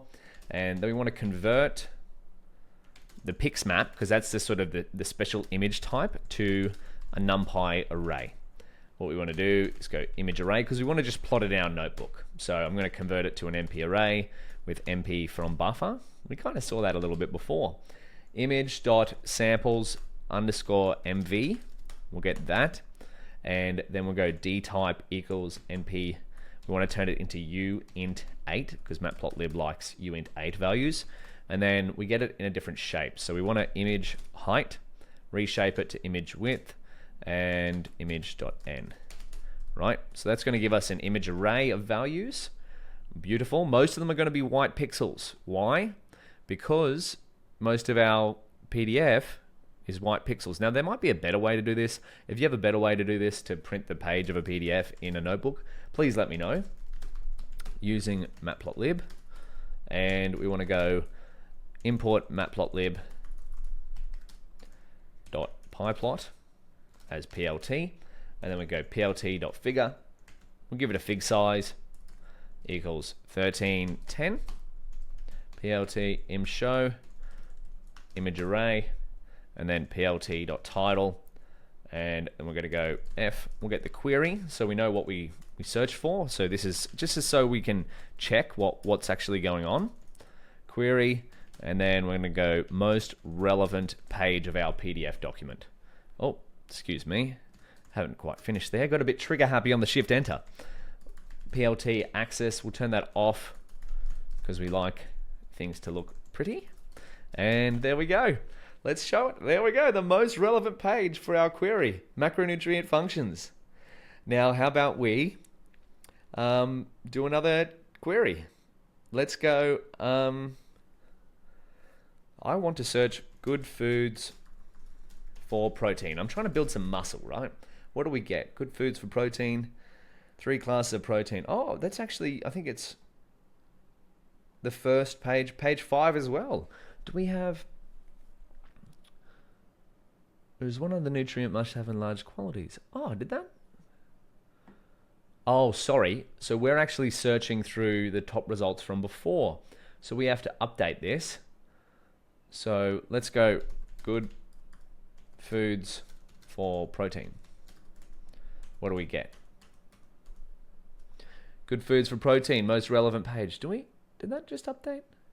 Oh, page number here. So we want to get 411.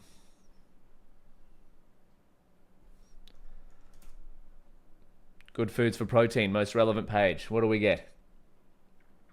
Dietary sources of protein. The protein food group consists of foods made from meat, seafood, poultry, eggs, soy, dry beans, peas, and seeds. Wow. Okay, beautiful. If you want more proteins, there's some foods that you could try and eat. Now, what do we want to do? Well, we've done some similarity measures. We could go over that. But we have now done our step here. This is our cool person, that's us. We've asked a query. We've embedded that query, and then we've used the dot product to search over our embeddings. Now, I might just take a quick aside in the next section to show you the different forms of similarity search. Because we've got this. If you want to go ahead and skip ahead to the notebook, feel free to see how we can generate stuff. But I just want to show you vector search. Right, we'll build that from scratch. So that way you know what's going on when you're matching different vectors. And then next thing we're gonna do, we're gonna take our query and our relevant passages, and we're gonna pass that to our LLM. But we haven't got an LLM yet. We got some resources here if you want to jump ahead and look at Hugging Face and Gemma and Mistral AI and Llama 2. But let's, in the next section, I will go here and we'll go similarity measures, dot product and cosine similarity. Right, so we're going to go over that in the next section, and then we'll start to build our generation section of our RAG workflow. I'll see you soon. Welcome back. Let's talk similarity measures. So two of the most common similarity measures, and specifically between vectors. Dot product and cosine similarity. Right? So in essence, closer vectors will have higher scores. Further away vectors will have lower scores. So let's just go and have a look at one of our embeddings. So our embeddings have 768 dimensions, right? Which is inconceivable to the human brain, right? We only operate in 3, maybe 4 dimensions. Or maybe if you're really smart, you can do more. So what is a vector? Well, they have magnitude and direction. Let's have a look. Most of these will probably be in 2D or 3D space. So there we go. This vector is going that way, and it has a magnitude of its length. So that's the direction, the arrow here, and then the length is 8. And so we have magnitude. Where's one with, there we go. Nice and simple, right? That's a 2D vector. However, we have 768 dimension vectors, but the principle still stands. So vectors have direction and magnitude. How long is it? And direction is which way is it going? And now we don't decide on these values. That's for our model to decide. These are learned values. That's the power of machine learning. The whole idea is for these values to be learned without explicitly programming them. So if you want a further breakdown, I've got a little comparison here of similarity measures. So the dot product measures the magnitude. Let me just zoom in here. Measure of magnitude and direction between two vectors. We're going to see this in code in an example. So vectors that are aligned in direction and magnitude have a higher positive value. Vectors that are opposite in direction and magnitude have a higher negative value. Right, now this doesn't make much sense. It's just text on a page. If you're familiar with linear algebra, well, you might already know this stuff. We have torch dot, np dot, and sentence transformers util dot score. This is the one that we've used. So many different ways to do dot product. And I got some links there if you want to check it out. Cosine similarity is slightly different. So they get normalized by their magnitude. The vectors get normalized by the magnitude. So they all have the same size, if you will. Right? And in our case, our vectors already all have the same size. They're all 768 in size. So if we go back to cosine similarity, it focuses more on direction. So vectors that are aligned in direction have a value close to 1. Vectors that are opposite in direction have a value close to -1. And I know this can sound a little bit confusing because we're like, hey, we just turned text into vectors, but it's actually also still fascinating to me that this works. So for text similarity, you generally want to use cosine similarity because what are we trying to compare? We want to compare semantic measurements, so the direction the text is going. Now, I know that sounds confusing, but just if you imagine all of Wikipedia, all of the different topics on Wikipedia, imagine them all as being slightly different directions on a plot, right? So our semantic measurements direction, we want to figure out where a passage of text, which direction, which topic does that trend towards, rather than its magnitude.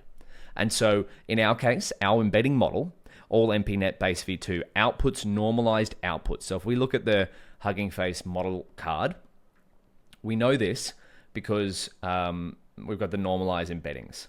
So that's to replicate this function, all this code here, replicates the encode function, right? We could dive into that. We know that the output of this is already normalized. So in our case, let's just code up cosine similarity and dot product from scratch so that we can inspect the differences between the two. Because cosine similarity with values that have already been normalized is just the dot product. So let's have a look. Cosine similarity, and normalized by the L2 norm, by the way. Similarity. Let's go function, hey? What do we get? Images. There we go. Now, if you're not familiar with math, this might look a little bit intimidating, but we see there's a dot product. We can replicate this with code in a second, and this is the L2 norm, or the Euclidean norm. So Euclidean norm, which is the square of the magnitudes of each of the values. So what do we have? Euclidean norm. There we go. When you see those two lines, that's what we want. L2. Do we have L2? Yeah, there we go. L2 norm.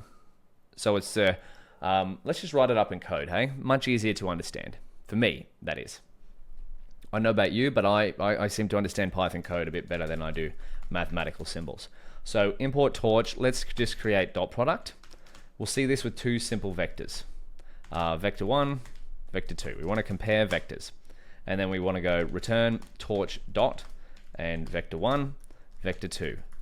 Once you know these similarity functions, your powers of dealing with embeddings are going to be hugely increased. So cosine similarity, because embedding search is not just with text, it's with anything that you can represent as a vector, which is, in the modern world, many pieces of data can be replicated. So for cosine, oh sorry, that's an M. Cosine similarity, what we want to do is, do we have the function? Yeah, dot product divided by the Euclidean norm. Okay, so let's go in here. Dot product. So we could just do our function above, but I'm just going to use torch dot. Torch dot vector 1, vector 2. Beautiful. And we want to go get. And if you're not familiar with dot product, well, I'll leave that as another extension to look up what the dot product is. So we'll go Euclidean slash L2 norm. So we want to go the norm of vector 1 equals torch dot square root torch dot sum the square of all the elements in vector 1. All right, so that is what this is saying here. Square root of the sum of the square of all of the vector values in A. So our A is vector 1. And then we want to do the same for vector 2. I believe torch actually has a function that does this already, but we're doing this from scratch. So vector 2, right? And so if we looked up torch, lin alg norm, yeah, there we go. That's going to do exactly what we just said. Oh, it's got a fair few different options here. Do we have L2? Min sum, max sum. Oh, vector norm. Here we go. Right? There's a vector norm.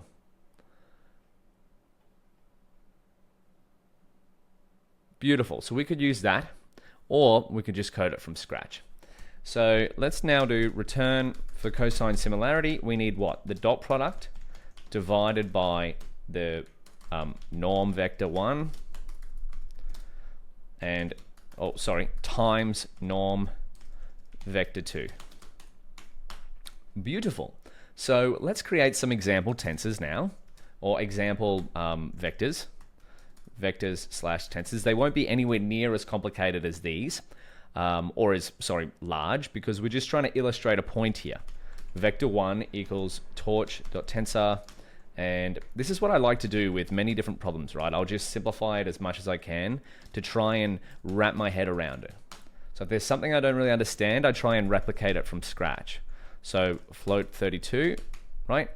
And then I'm just going to copy this. Let's create 4 vectors. Maybe we do that. 1. Okay. So vector 2, vector 4.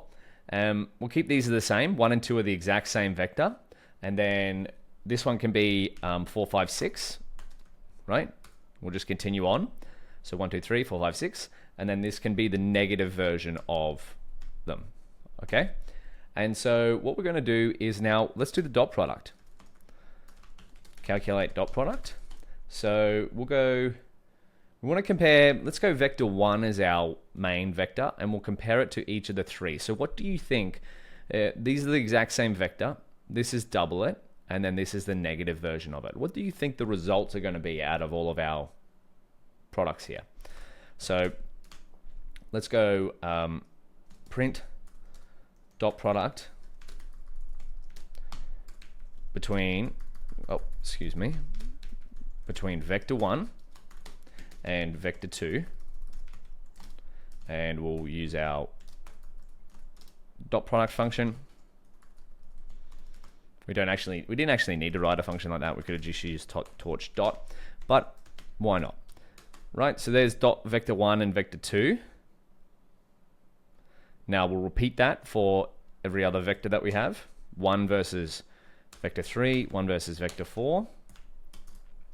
And we'll change these as well. 3, 4, boom.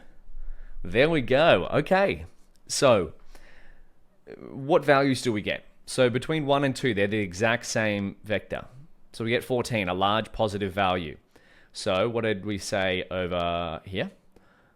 Vectors that are aligned in direction and magnitude will have a higher positive value. Okay. And then between vector 1 and 3, oh, we get another high positive value. So these have the same direction, but also this one has a higher magnitude. So overall, the value is higher. Now, recall with cosine similarity, we normalize by the magnitude. So that vector is going to be, we'll see what happens when we do cosine similarity on this. And then vector 1 and 4, because this is the negative version of it, it's the inverse of the positive version, right? So this is going in the opposite direction, but it's got the same value. So if we wanted to relate that back to text similarity, in our case, it's kind of saying that this vector here is doubly as similar as this one to our original sample. So this could be our query vector, right? But is that something that we really want when we're working with text? So this shouldn't be necessarily double what 1, 2, 3 is. We want 1, 2, 3 to be the highest value, right? Because that's the exact same text, essentially. But we're dealing with numbers. So this is where we bring in cosine similarity. We want to normalize for the magnitude. So let's go print cosine similarity between vector 1 and vector 2. So cosine similarity. And again, this is a very simple example, but that's the point. We just want to make it as simple as possible. It actually scales up quite well to our thousands of vectors. So vector 1, we want to do vector 3 here, vector 4, and then we just need to change this, vector 3, vector 4. So when we get cosine similarity, there we go, right? So we normalize by the magnitude. This is the beauty of simple examples, right? I love it when it works out. So we have 1.0 for comparing vector 1, our query, with our vector 2. They're the exact same thing. That's exactly what we want, right? And then we have vector 1 and vector 3, which is they have the same direction, but slightly different magnitude. So it's still a high value. 1 is the highest here, by the way, with cosine similarity. And that's the same that we've been using so far to find the scores. A score of 1 here is the highest, but it could also go negative. 1 would mean they're the exact same. And then we have -1 for a vector that's in the opposite direction. So it's dissimilar, right? So that's the power of similarity messages. We've just replicated dot product and cosine similarity, two of the most popular ones that you'll see. And in fact, cosine similarity is generally favored when we're doing semantic search on text. And just so you know, cosine similarity, as we've replicated here, is dot product, but the vectors get normalized by the Euclidean /L2 norm, right? So it removes magnitude from the equation. It just focuses solely on direction. And I know that's a bit of a hard concept to understand when you first start, but once you start to practice with it, you can start to really go, okay, well, this is semantic search. I just want to search. I've got this embedding, find me similar embeddings, right? And cosine similarity is what we're going to use because, we could use dot product because the outputs of our model, when we go embedding model.encode,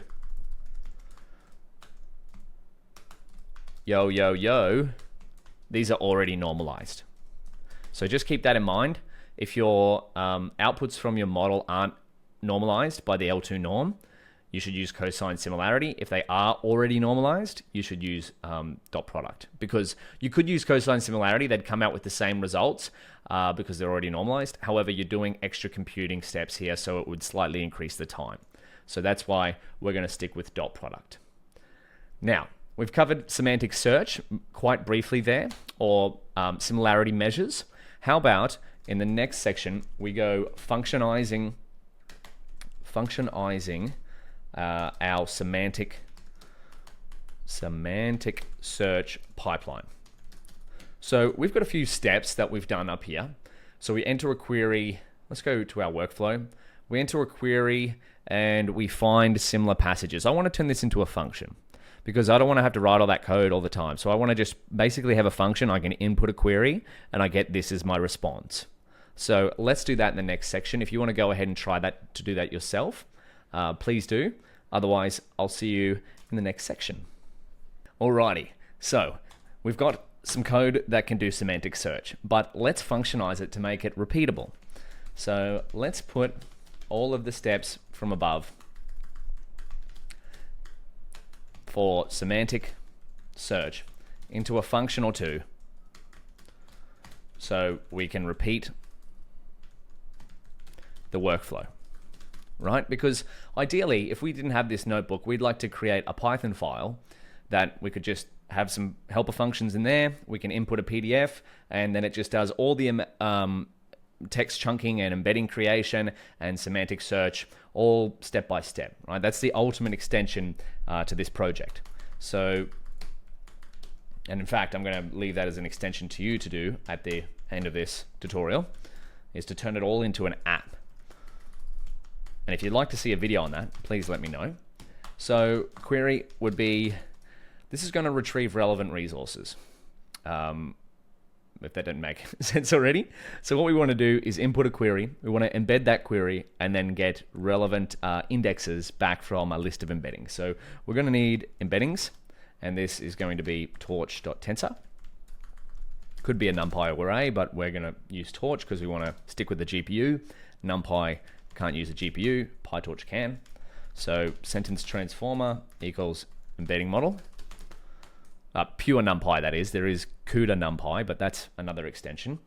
So n resources to return. This is going to be how many passages we want. And by the way, these are all type hints, right? So this is saying that the query is a string, torch tensor, embeddings, and then we have sentence transformer that we want our model. There's the embedding model because we want to embed our query with the same model that we embedded our passages. And let's say we just want 5 resources.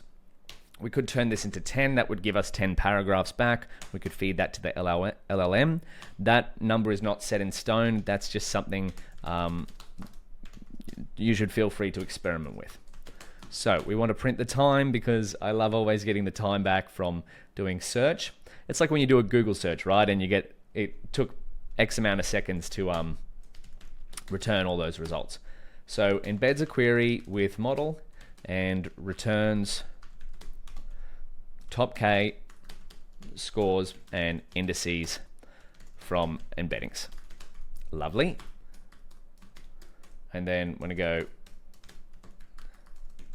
embed the query, so query embedding equals model.encode and query, and then convert to tensor equals true. So that's our query string. We create the query embedding. Beautiful. And we've done all this before, so it's not, I'm not going to spend too much time on it. We're just going to focus on functionizing it. So get dot product scores on embeddings. So our embeddings are up here. We've saved them as a torch tensor. Again, we can save them to file ahead of time so we don't have to create the embeddings. We could just have a function that imports them. So start time dot scores equals util dot score. We can get the dot scores rather than cosine similarity because our embeddings are already normalized. Embeddings, and we'll get the 0th index of that. Wonderful. We'll end the timer there. And then if print time, let's print info time taken to get scores on, and I also love showing how many embeddings we went over. Len embeddings. Embeddings, and we'll do the end time minus start time. Oh, excuse me. No, come on. You got this, Daniel. End time minus start time, and 5F. And we'll go seconds. Beautiful. So we'll set that to default to print out true. We could turn that off if we don't want it.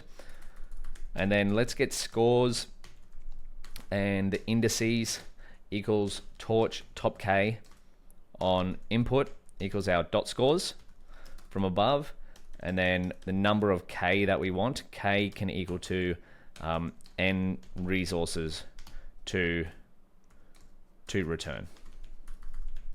Beautiful. And then of course we want to return scores indices.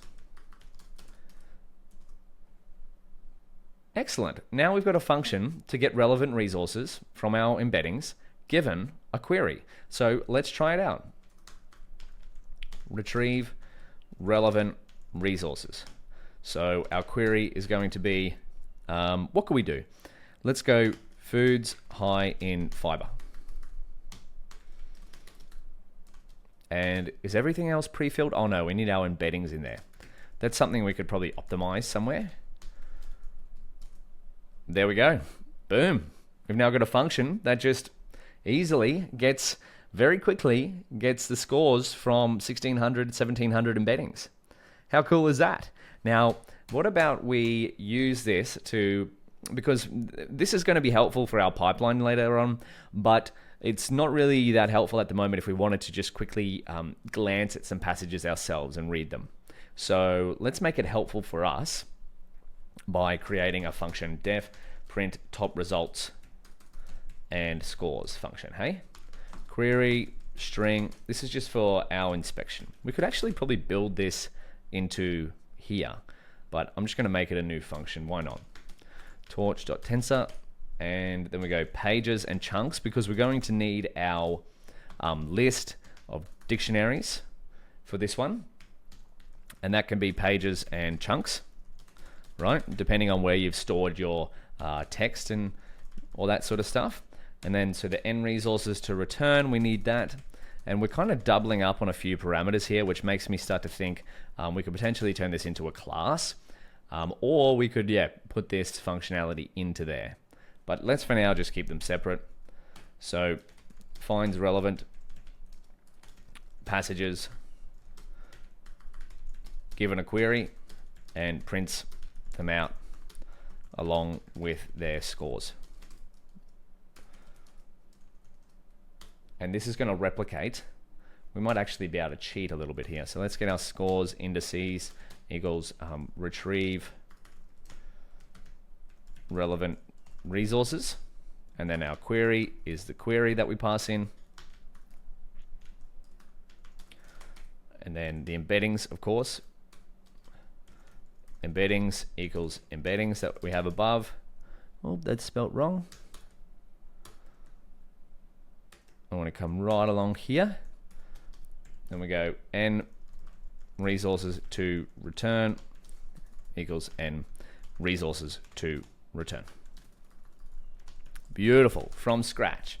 Now, what we want to do is maybe we, instead of rewriting the print statement, we just get our helpful print statement from up here. I know we like to write things from scratch, but because we're writing basically the exact same code.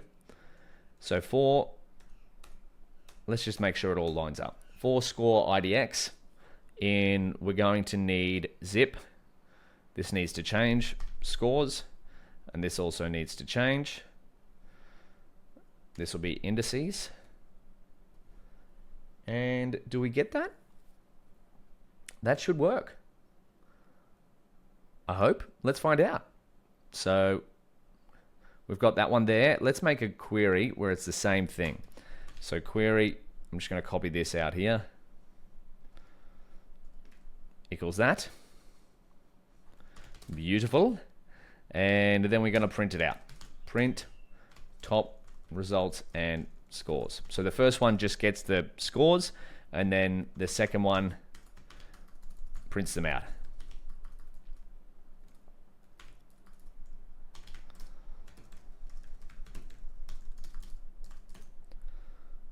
Print top results and scores. Did I not press?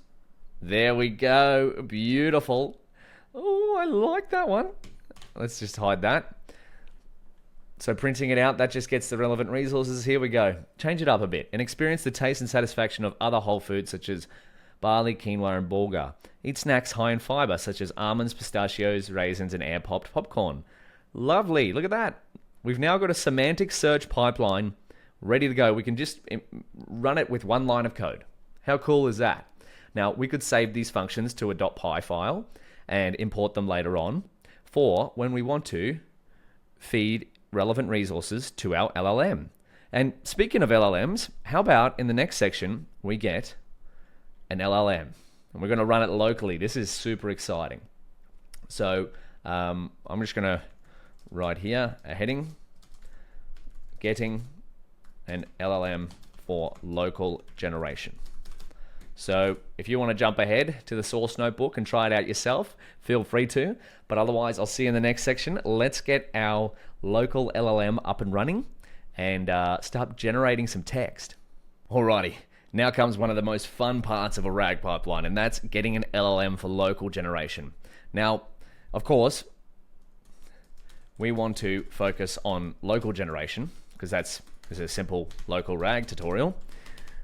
However, this process will also work with an LLM API, right?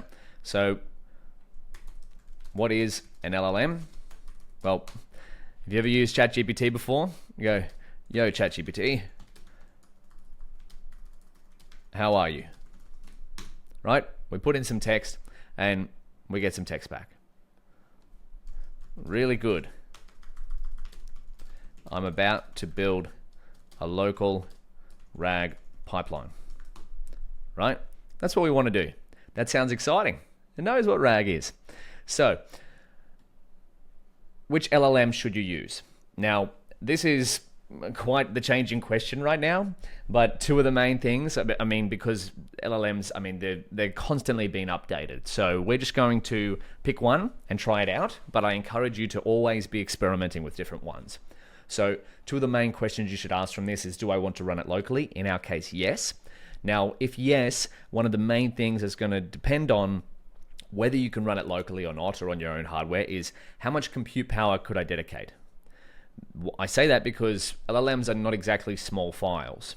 For example, a 7 bil size one, which is basically entry level these days, and this may change in the future. I'm recording this in March 2024. Requires 28 gigabytes of GPU memory in Float32, but that's actually quite rare to load a model in Float32 these days. So Float16 by default, to load one of the common 7 billion parameter models. Now a parameter is like a model weight. Just think of it as a small number that can learn a pattern in data. So the more parameters, so we go up to 175 billion, maybe even higher, the more opportunity a model has to learn. So generally, the higher parameters means a better performing model. However, you do need, as you see here, even in 4-bit. So I'm kind of jumping ahead of things here, but just one Float32 value, e.g. 0.69420, requires 4 bytes of memory. And 1 gigabyte is approximately 1 billion bytes. So that's where I get these numbers from. These are rough calculations. And so as we decrease, this is numeric precision in computing. So if you want to look that up, precision computer science, I'll fix that link. So we have single precision, half precision. What this means is how many numbers are used to calculate a number. So if we go, or represent a number. So if we go torch tensor 1, the default data type for this tensor is int64. Oh, if we go 1.0, float 32, right? So that's a default data type. But when we halve that, we get half precision. So we take up less storage, less bytes. So 32 is 4 bytes. We halve that. We go to float 16, less bytes. We halve 16 again to 8. We get less again. We go even lower, 4-bit. Now, what happens with the decreasing precision is you often get a slight degrade in performance. It's not going to be too dramatic because there are a lot of techniques these days that make even 4-bit numbers work quite well. And because there's so many parameters, when you remove some of the bits that represent them over such a large scale, the degradations aren't that bad, but they are noticeable sometimes. So again, the size of the model is something, the model that you use, LLM, will be very experimental. The amount of data it takes up on your hardware will be depending on the size, the number of parameters, and the precision you loaded in. And then, of course, the performance of the model will also be dependent on the number of parameters it has, as well as the precision that it computes in. So models are very rarely loaded in float 32 these days. I would say float 16 is the entry. And then now we're starting to get into 8-bit and 4-bit. That's a lot more common. So that's a big overview of models to use, but essentially experiment to find open source models. One of the great places is, of course, Hugging Face. 3 of the main, again, this is March 2024, so this may change in the future, but 3 of the leading open source models around the 7 billion parameter size are Gemma by Google. That's actually a recent release, so Google Gemma. Here we go. You can read all about that. Large language model. There's 2 versions of that, 7 billion and 2 billion parameters. So thank you to Google for open sourcing that. And then we also have, we go back here, Mistral.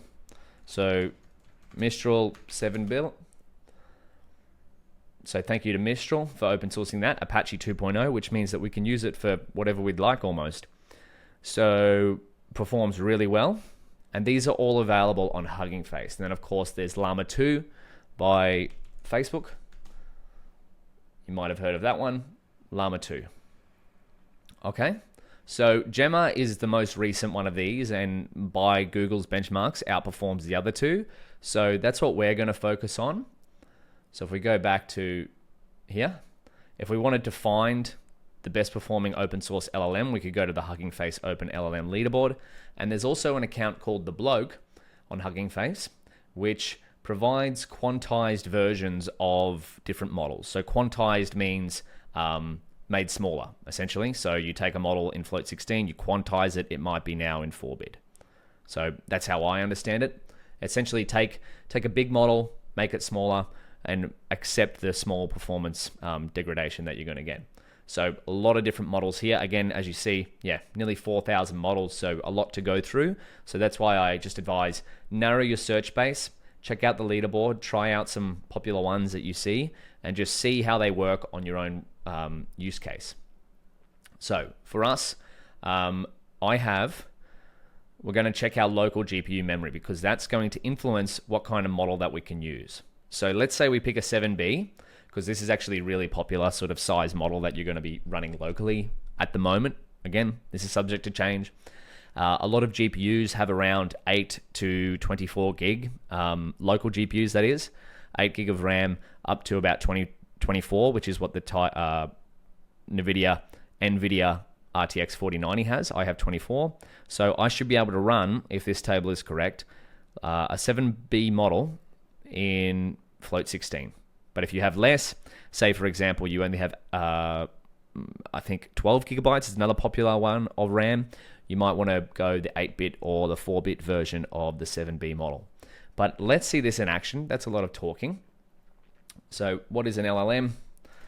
Goes from text input to generate text output. Well, sorry, we're focusing on generative LLMs for now. What is a generative LLM? Beautiful.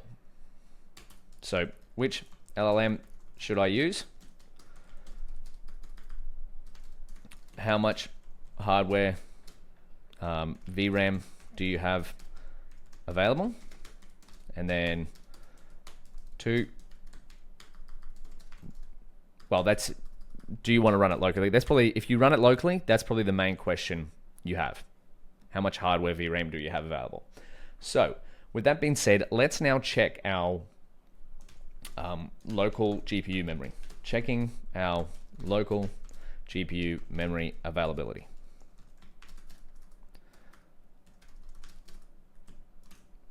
So there are a lot of tools now these days which will sort of automate and do this for you. However, we're going from scratch on this. So we're writing out all of the code ourselves to check. So import torch, GPU, we can get the memory in bytes by using, we have a torch method for that. So get memory in bytes, we're gonna go torch CUDA, get device properties on 0 dot total memory. And then we can go GPU memory bytes equals, I'm gonna get, sorry, I want this in gigabytes. So this is gonna return it in bytes, but I want in gigabytes. So we can get that by GPU memory bytes divided by 2 to the power of 30. And you can look up different conversion values here. I just kind of know this one off the top of my head for bytes to gigabytes. And then we're gonna go available. And we can also check this number with NVIDIA SMI in a second. We're gonna print out our available memory, GB. Available memory, beautiful, 24 gigabytes, right? But that won't necessarily be the amount of free space that we have. Yeah, so we're already using quite a bit of memory here. That may be because we've instantiated a fair few embedding models. So we may run into a CUDA out of memory issue in a second, but we'll face that when we come across it, right? So there's my NVIDIA GeForce RTX. I have a total of about 25 gigabytes of memory, but only I've used just over 10 or just under 11 gigabytes. Okay, so I should, by the table above, that's in the source notebook, be able to run Gemma 7B. So we're going to try and use Gemma because that's the newest version of all of these, 7B.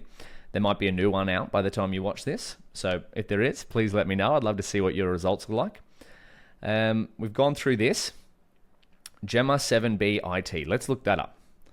Gemma 7B IT. There we go. I've already liked it. So this is on Hugging Face, Google's page. Now, I've got access to this model. If you haven't got a Hugging Face account, you will need to make one, and you will need to accept the terms and conditions to use this model before you can load it. So I've already been through that step. So I'll just go to this website. If you Google this, Hugging Face, there'll be a form here, or just you have to basically just click accept. Once you click accept, you should be able to start to use it. So let me just put a note here. Note to use Gemma 7B IT or other Gemma models. You have to accept terms and conditions on Hugging Face. And then, of course, to load it as well, I'm just going to write 2 notes here. This is all in the source notebook as well. To download models and run locally from Hugging Face, you may need to sign in to the Hugging Face CLI. So Hugging Face, sign in to, I've already done this, sign into CLI. There we go. So I've gone through this. I'll leave this to you as well. It's a few steps. Install the CLI, and then you can go Hugging Face CLI login. So that's 2 steps you'll have to do before you can start to download models. Just keep it in mind, I've already done those 2 steps. Turn that into notes. Now, I've also got a little piece of helper code as to, so I've already gone through and done some testing on the 2 versions of Gemma, the 2 billion and the 7 billion.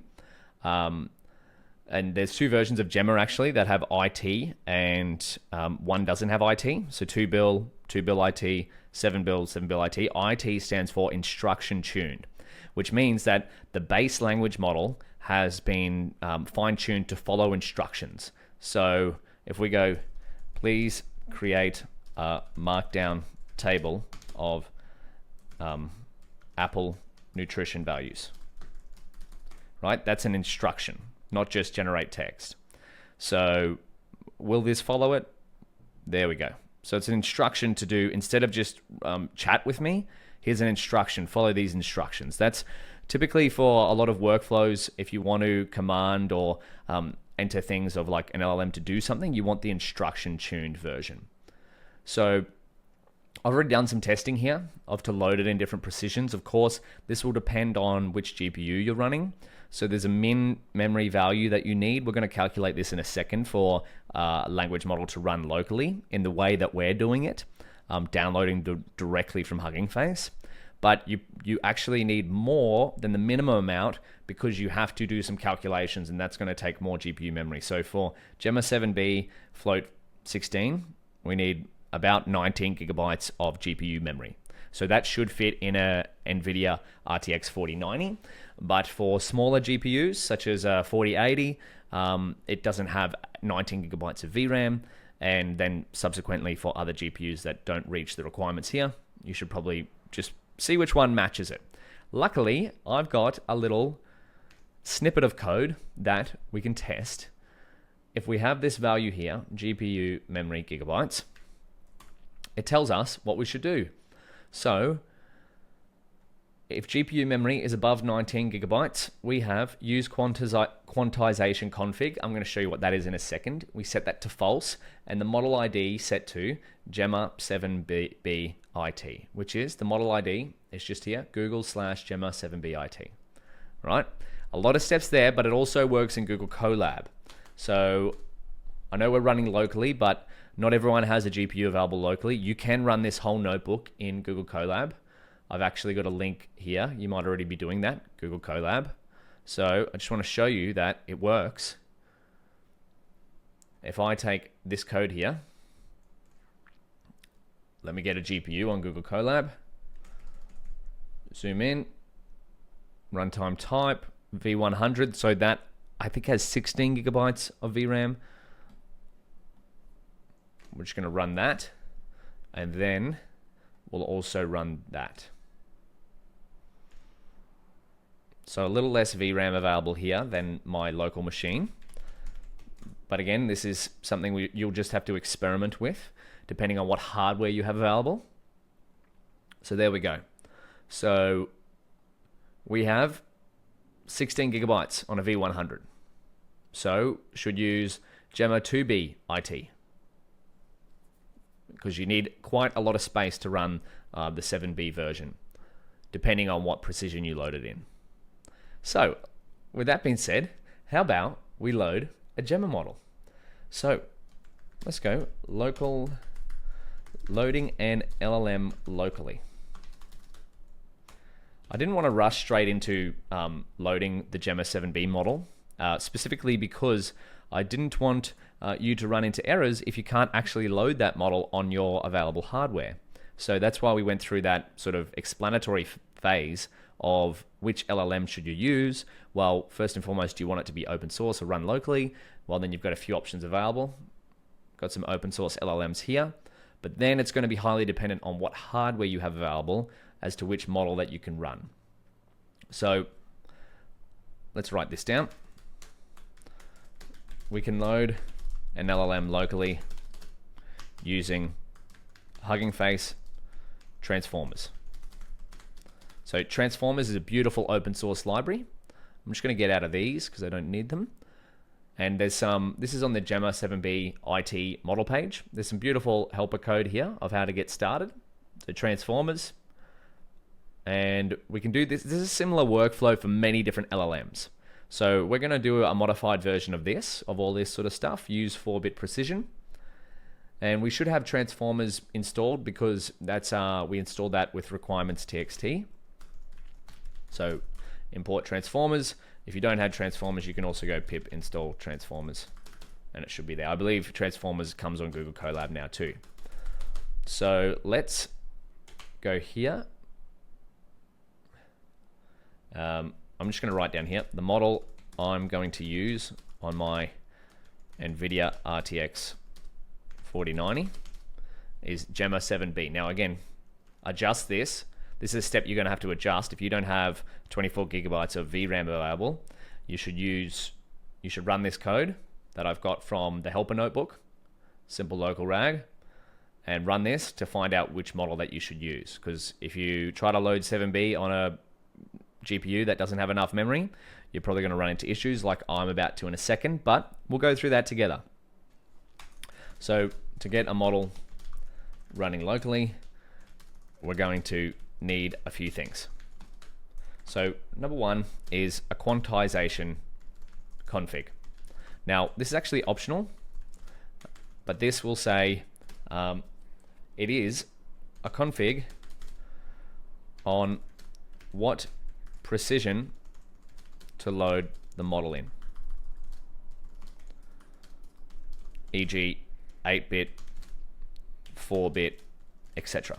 So the less bits, the less space the model is going to take up. We could, if you have unlimited GPU memory available, of course you don't need the quantization config, but if you don't, which is most of us, you can create a quantization config and that'll tell your model what precision to load in. So a model ID, this will tell transformers, so Hugging Face transformers, which model / tokenizer to load. And 3, we need a tokenizer. So this turns text into numbers ready for the LLM. Now the tokenizer is different from the embedding model, that is.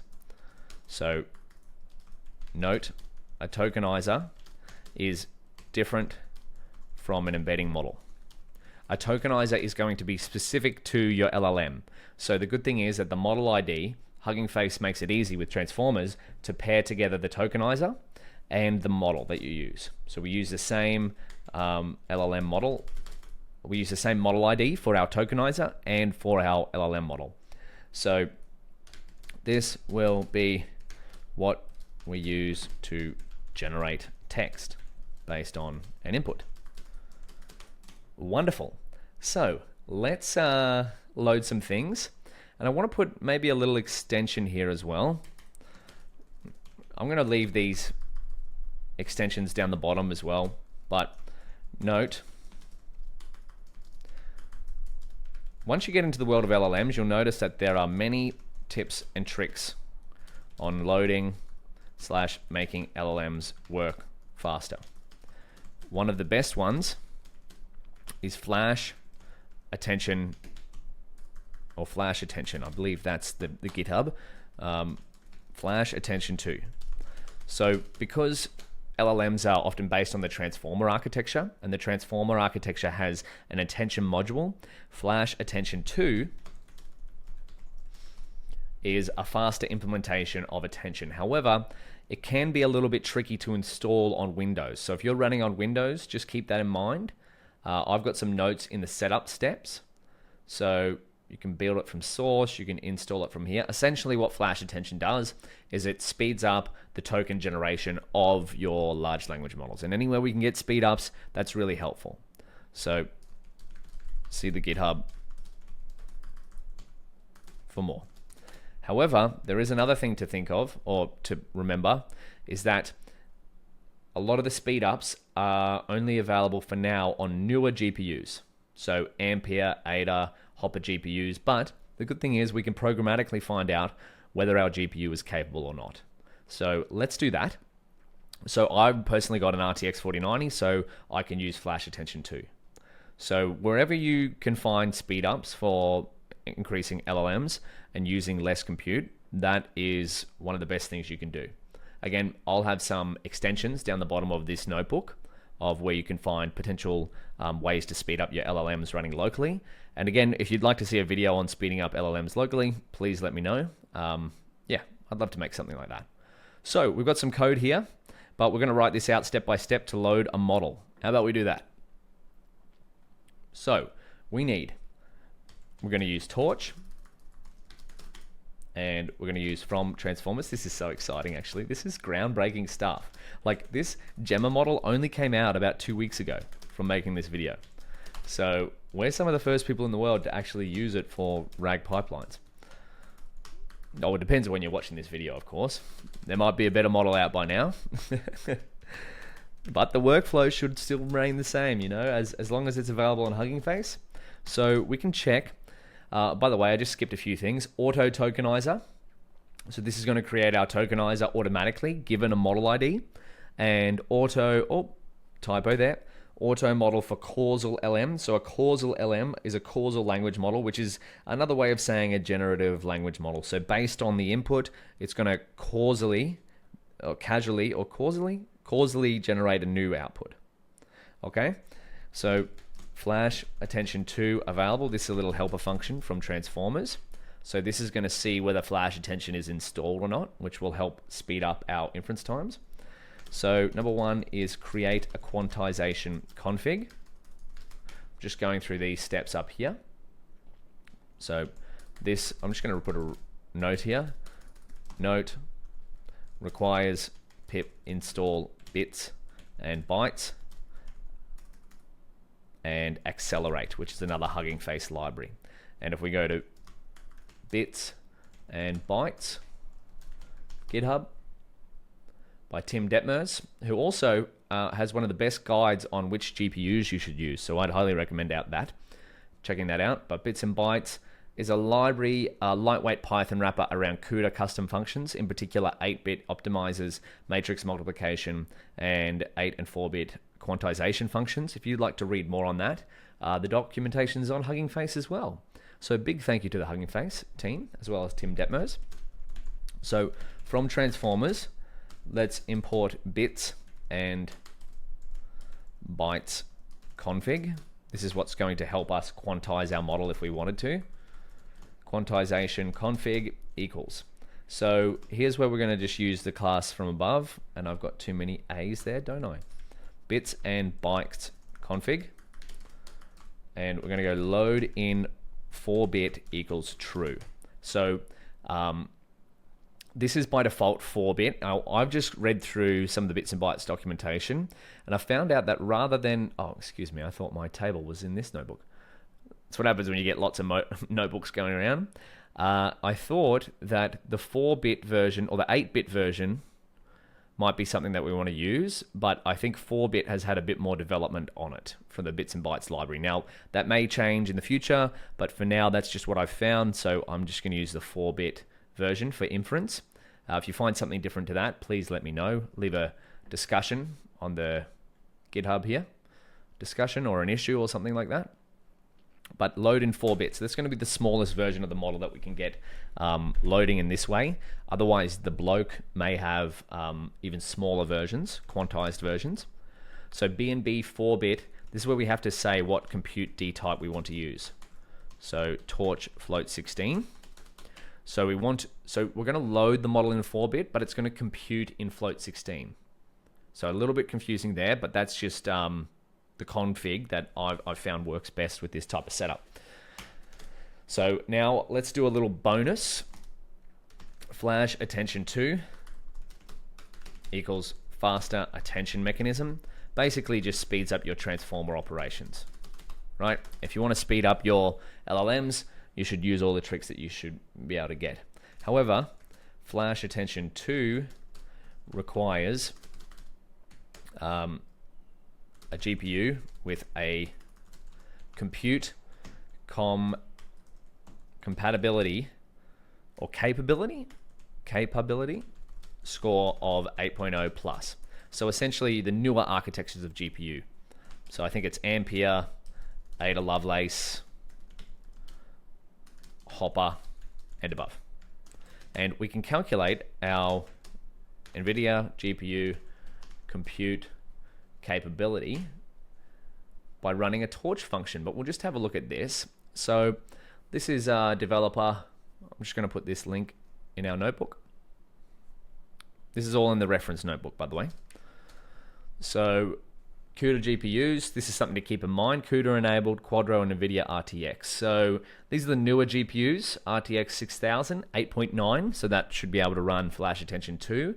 But our local one that you'll probably often be running is, yeah, there's a GeForce RTX 4090, that's the GPU I have. We have 8.9, and then we have 4080, 4070 Ti, 8.9, and then we sort of start to drop off, 2080, 7. Doesn't mean you can't run these models on the older GPUs, it just means that you won't be able to leverage some newer tips and tricks, right? Like Flash Attention. For now, they may bring them to older GPUs in the future, but for now, it will only work on a GPU's compute score of 8.0 plus. And we can check that with, let's go to Torch, CUDA, get device, there we go, device capability. So that's going to get us our score of our GPU. I'll just show you what this looks like on mine.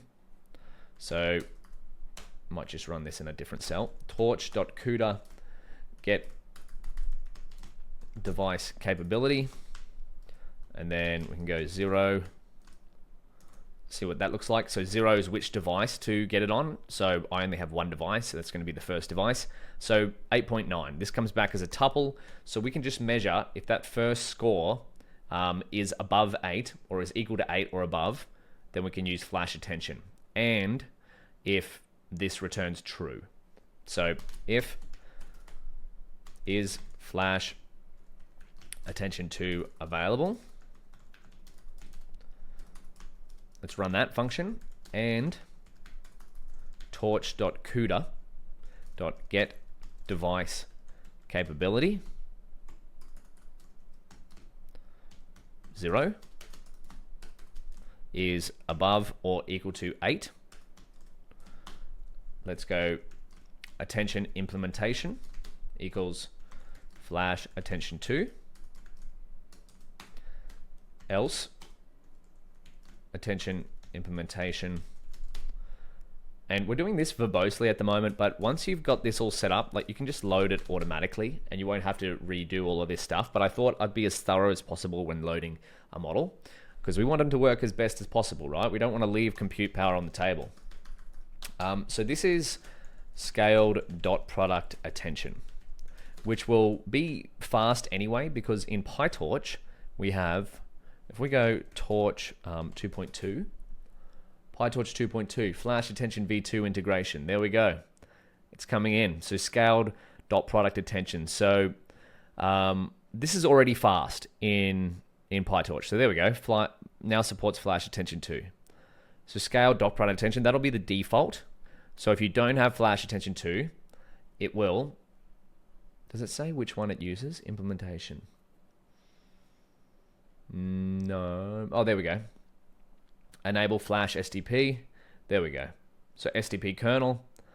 So these are the different types of scaled dot product attention. If you'd like to learn more and read about that, please see the documentation there.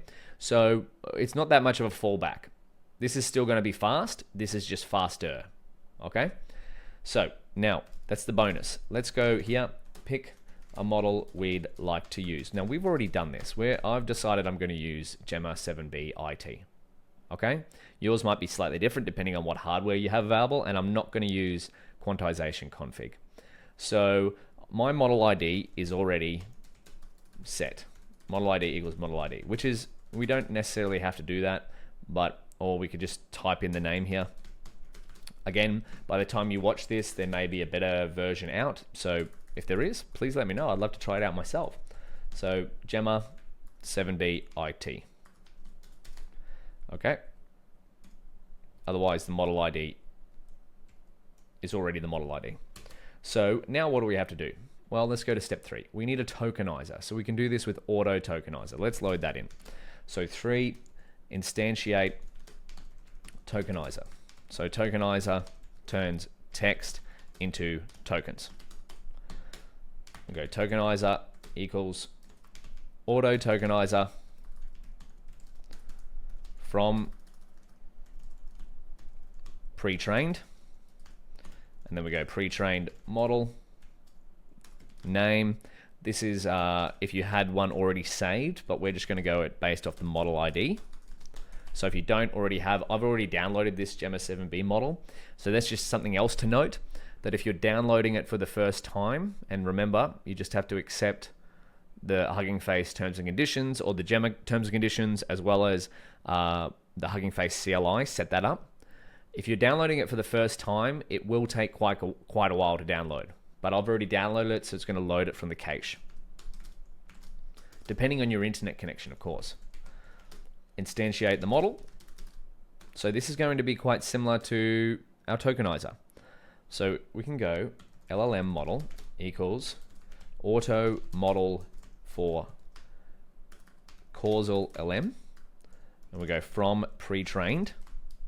And then we'll go pre-trained model name or path equals model ID. And by the way, there are a lot of different parameters that you can put into these two. So please be sure to check out the Hugging Face documentation for these two classes if you'd like to learn more about that. But we're going to define the D type here, torch D type equals torch.float16. Of course, this will actually change when if we use our quantization config, but I like to just put it in there by default anyway. And then we're going to have quantization config equals quantization config if use. So this is where our little if else cases comes in handy. So use quantization config, mine is set to false. Yours might be true depending on how much memory you have available.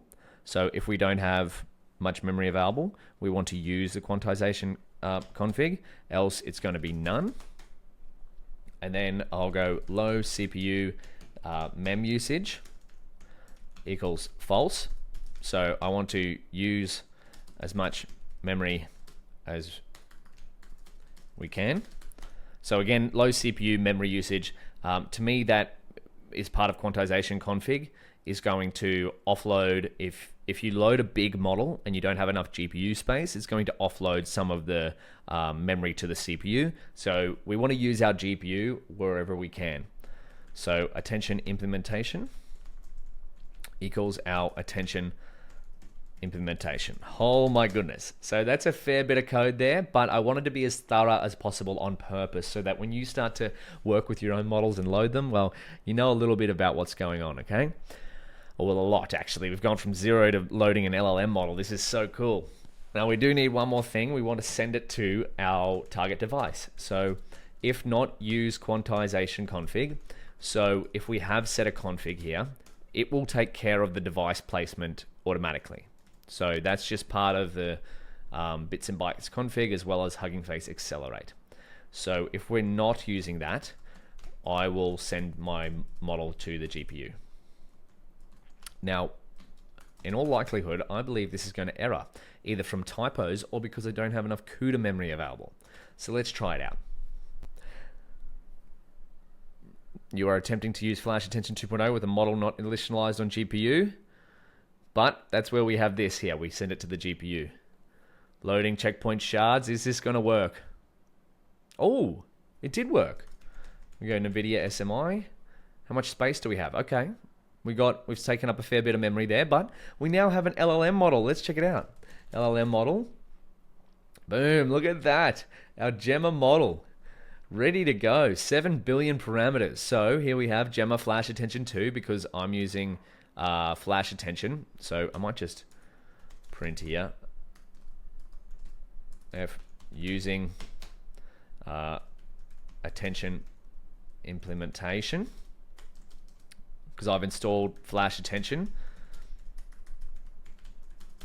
If you're having trouble installing Flash Attention, please let me know on the GitHub or check out the resources I've got on there as well. So I might just print this in the next line so we don't have to reload. flash attention to. Beautiful. So I've added a little note to the GitHub here. If you're having trouble installing flash attention, yeah, so check that out. There's a helpful GitHub issue thread there for installing on Windows. I found in Colab it works pretty quickly. So we have a model here. Now, what do we do with this model? It's just this big LLM that's sitting in our notebook, just waiting to generate some text. So how about we calculate the number of parameters, hey, for fun. So def get model num params, and we're going to go model torch and then module and return. Let's go sum, and we're going to get param.num number of elements in the parameter for param in model.parameters. Oh, this is so exciting. I can't believe we've got a local LLM ready to run. And so there's our function. And then of course we can run this. So get model num params and pass it our LLM model. Lot of L's, lot of M's. Oh my goodness. So Gemma 7B turns out, after more inspection, this is the power of doing your own experiments, right? There's actually 8.5 billion parameters. So I'm not sure about their comparisons to other 7B models, because I mean they're rounding down quite a bit, because this is 8.5 billion parameters. But remember, the more parameters in a model, generally the more opportunity it has to learn. And you know what we can actually do as well is we can get how much memory it takes up. So def get model mem size is another helper function that feel free to use wherever you'd like to use it. So torch, and then this is how I got the memory numbers for the different Gemma sizes, right? So get model parameters and buffer sizes. So what we want to do here is go mem params, so equals sum, and then we'll get param n element times, we want to go parameter param.element size for param in model.parameters. Okay, beautiful. And then we can do the same for the buffers. So memory buffers equals sum buff dot n element times buff dot element size. There may be an inbuilt torch function for this already. If there is, let me know. But if not, we'll just keep doing it from scratch. Beautiful. So now let's calculate model sizes, and we want to go model mem bytes equals mem params.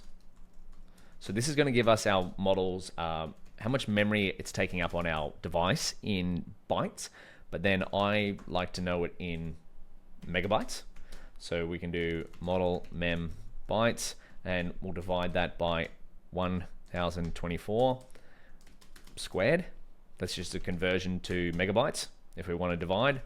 And then gigabytes is model mem bytes, and we'll divide by 124 to the power of 3.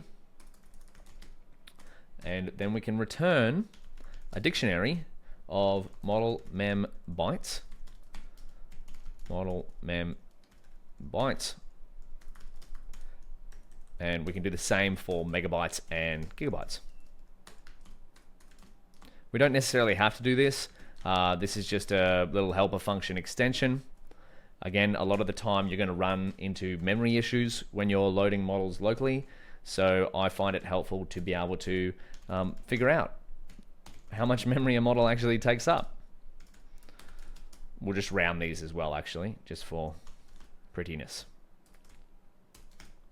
We're going to generate text soon, don't worry, all locally. So let's see if this works. So model mem size, and we'll pass in our LLM model. What do we get? Round is, oh, did you notice that? Beautiful. Okay, there we go. So megabytes, we have 16 1,308 megabytes, which is 15.9 gigabytes, or basically 16 gigabytes. So to load Gemma 7B IT in float 16, we need a bare minimum of 16 gigabyte of VRAM on our GPU, right? So I'm just going to put a little note there. So we got the size of our model. This means to load Gemma 7B IT in float 16, we need a minimum of 16 gigabytes of VRAM. Now, however, due to the calculations that take place in the forward pass, when we pass text to our model, forward pass, we actually need closer to 19 gigabytes. So this is something to keep in mind. It's just because you have the minimum amount of memory that can load a model, you still have to make calculations in the forward pass, and that's going to take up more memory. So if we go, or we close Colab, that means Gemma 7B IT in float 16 wouldn't fit on a V100, which has exactly or thereabouts 16 gigabytes of VRAM. It might fit just, but we wouldn't be able to do a forward pass. So in the next video, how about we generate some text with our LLM, all locally? So you might want to skip ahead and try to do that yourself, but otherwise I'll see you in the next section. We're going to generate some text with an open source LLM on our own computers. It's going to be so much fun. I'll see you there.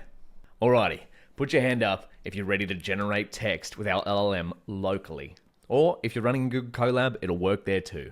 I've got my hand up. I know you can't see me, but it's in the air. You better believe it. So let's generate text with our local LLM. So just one more thing to note before we start writing code, and that is note some models have been trained/tuned to generate text with a specific template in mind. So I know when we use, or you might know when we use ChatGPT or something similar, we can just go, hey, how are you? We don't have to format any text. That's because there's some nice things happening behind the scene, right? And ChatGPT has been trained in a specific way, but they pre-process the text in a specific way. So we have to do a similar thing with our models. So because Gemma, now actually we don't have to do it, but to get better results, we should do it. If a model's been trained in a certain way, we should follow that when we're using it for inference. So because Gemma 7B IT has been trained in an instruction-tuned manner, we should follow the instruction template for the best results. Now, all this information is available in the model card of Gemma 7B IT. So do we have template? Yeah, chat template. The instruction-tuned models use a chat template. So template that must be adhered to for conversational use. Load in the model, apply the chat template to a conversation. So there we go. Chat is write a hello world program. Apply chat template, add generation prompt equals true. So let's have a look at what this looks like, okay? So that's the sort of chat that we need. We need a user, and then it's going to type some things, and then we get this. So beginning of sentence. So that's a special token, beginning of sentence, to tell the model where the sentence starts. The start of the turn for the user, in our case, we're the user. Then there's the prompt, the text that goes in. Then that's the end of my turn. And then we have the start of the turn, then we have the model, and then after that, we're going to have some text. Okay? Let's see what that looks like in practice. So, oh my gosh, I'm so excited to use it. LLM. You'll never forget the first time you run an LLM locally. So, input text is what are the macronutrients, and what roles do they play in the human body, right? So this is the question that we did before, but just with a bit more text around it. And then we want to, this is going to be just generation without retrieval. because our model is capable of that. It's trained on internet text, and it should have or be able to generate some pretty good text if Google's benchmarks are correct. So these need to be curly braces, excuse me. Input text, wonderful. There's our input text. Now we need to create the prompt template. So, and by the way, another key term, if I haven't mentioned it, is prompt. So prompt is a common term for describing the input to a generative LLM. And the idea of a prompt engineering is to structure a text-based or potentially image-based as well input to a generative LLM in a specific way so that the generated output is ideal. So we'll see what this looks like in a second, but let's create our prompt template for instruction tuned model. And then we're going to go dialogue template equals that, and then I'm going to go role of user, and then I'm going to go content is going to be our input text, and there's going to be a helper method on our tokenizer that will turn this into the correct template for our model automatically. And many models have this already built in Hugging Face as well. So apply the chat template. So we're going to go prompt equals tokenizer, apply chat template, and then we're going to go conversation equals dialogue template, and then we'll go tokenizer or tokenize, sorry, equals false. We don't need to do that just yet. I just want to show you a generation prompt equals true. Now let's see what this looks like. So prompt, I'm going to go new line, prompt. This is going to be formatted. And then we go new line, prompt. Boom, there we go. So there's our input text, and then we format it with the chat template. And we have beginning of sentence, start of turn, user, what are the macronutrients and what roles do they play in the human body, end of turn, start of turn model. That is exactly the format that we need as our input to our Gemma model. Note, it may be slightly different depending on the model that you're using, but that's why we use this apply chat template method, because if a model has a specific input, such as Mistral Instruct, that's another very popular model, Mistral Instruct, the template might be slightly different. So just to pay attention, yeah, there we go.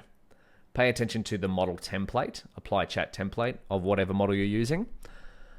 And we'll go back here. And now what can we do? Well, we can generate some text. Let's do it. So I'm going to time it. So first we need to tokenize the input text. And, or actually, yeah, we'll tokenize it first. So turn it into numbers and send it to the GPU. So this is our input text, the prompt. So this is, well, this is actually our input text, but we've formatted it to the prompt. So we want to tokenize the prompt, that is. So let's go input IDs equals tokenizer. That's the tokenizer that we've already set up. So I'll just show you what that looks like. Beautiful. So there's the special tokens. 0, 1, 2, 3, 106, 109, or sorry, 107. Pad, end of sentence, beginning of sentence, unknown, start of turn, end of turn. Okay, that's our tokenizer. And we're going to pass in here the prompt, and we want to return tensors equals PT for PyTorch. And then we're going to send this to the GPU. Now, let's just see what the input IDs look like. Okay, so there's our input IDs, and there's our attention mask. So we want this to all be visible. So that's why these are all ones. We could actually mask out some of this input with a different attention mask, so set these all to 0. But in our case, we want our model to see all of these tokens. So this is going to be the input to our model. And then we want our model to generate some tokens based on these. Now that's one thing to note. A model doesn't output, an LLM doesn't actually output text. It outputs tokens. We have to convert it to text. But let's see that. Generate outputs from local LLM. Oh my goodness, this is so exciting. We may run into a CUDA issue here though. So generate, and I'm going to pass in all of the input IDs. That little star means pass in the keys, so input IDs and attention mask. And then we got a little parameter here, max new tokens equals 256. So that means given these tokens, however many that is, generate a maximum amount of 250 more. So we've limited how many new tokens that we can get. So let's print the output. Model output tokens. Outputs, we're going to get 0. Go there. New line. Let's see what happens. Running locally, generating text or generating tokens using an LLM running on our own GPU. There we go. How cool is that? So there is the output, the tokens. So model, what does it do? It goes tokens in, tokens out. That's an LLM. Tokens in, tokens out. Whereas ChatGPT has some processing on the back end that goes text in, text out. So we have to convert these tokens back to text. But there we go. You've just ran your first generative, or maybe not your first, maybe you've already done this before, but we've just run together our first LLM generation locally. So you should be pretty proud. It takes a few seconds. Now, of course, the generation time is going to be dependent on a number of things. The compute power we have available. I'm recording, so that's going to take up some processing power. The GPU that you have, the type of how many tokens you have to process, the compute data type that you're using, float 16 or 4-bit or whatnot, and then a bunch of different optimizations. So there are a few things that I've left in the extensions that we can see later, and we can cover that in a future video if you'd like. So let me know if you'd like to see a video of There's a lot of videos I could make out of this. I mean, this topic is expanding rapidly. If you'd like to see a video on optimizing LLM generation locally for GPUs, please let me know as well. But now let's convert these tokens into text to see what our model output, okay? So let's go decode the output tokens to text. So outputs decoded equals tokenizer dot decode, and we're going to go outputs 0, so the outputs from our model. So that's our tokenizer. So instead of encoding it, we just decode it. So map these tokens back to text. And then let's go print model output decoded, and I'm going to go outputs decoded. Let's see what text our model generated. Oh my goodness. There's our model output. So what you'll notice with the Gemma model, it returns the prompt as well as the output text. So sure, here are the macronutrients and their roles in the human body. Macronutrients, carbohydrates role, provide energy for the body, help regulate blood sugar levels, provide fiber for digestion and gut health. Proteins, role, build and repair tissues. This is pretty good for a small model. I mean, small in terms of LLM size, 7 billion parameters, other functions. So how about we, let me get this, let's do a little trick here, right? So let's ask ChatGPT to go,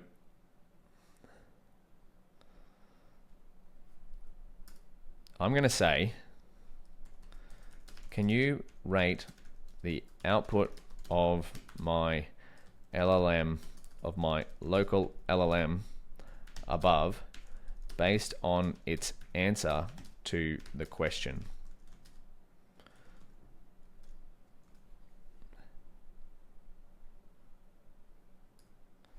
And we'll go, please rate it out of 5. Because ChatGPT is a fairly good LLM, well, really good LLM, basically state of the art, right? But we're rated a 4 out of 5. Oh no!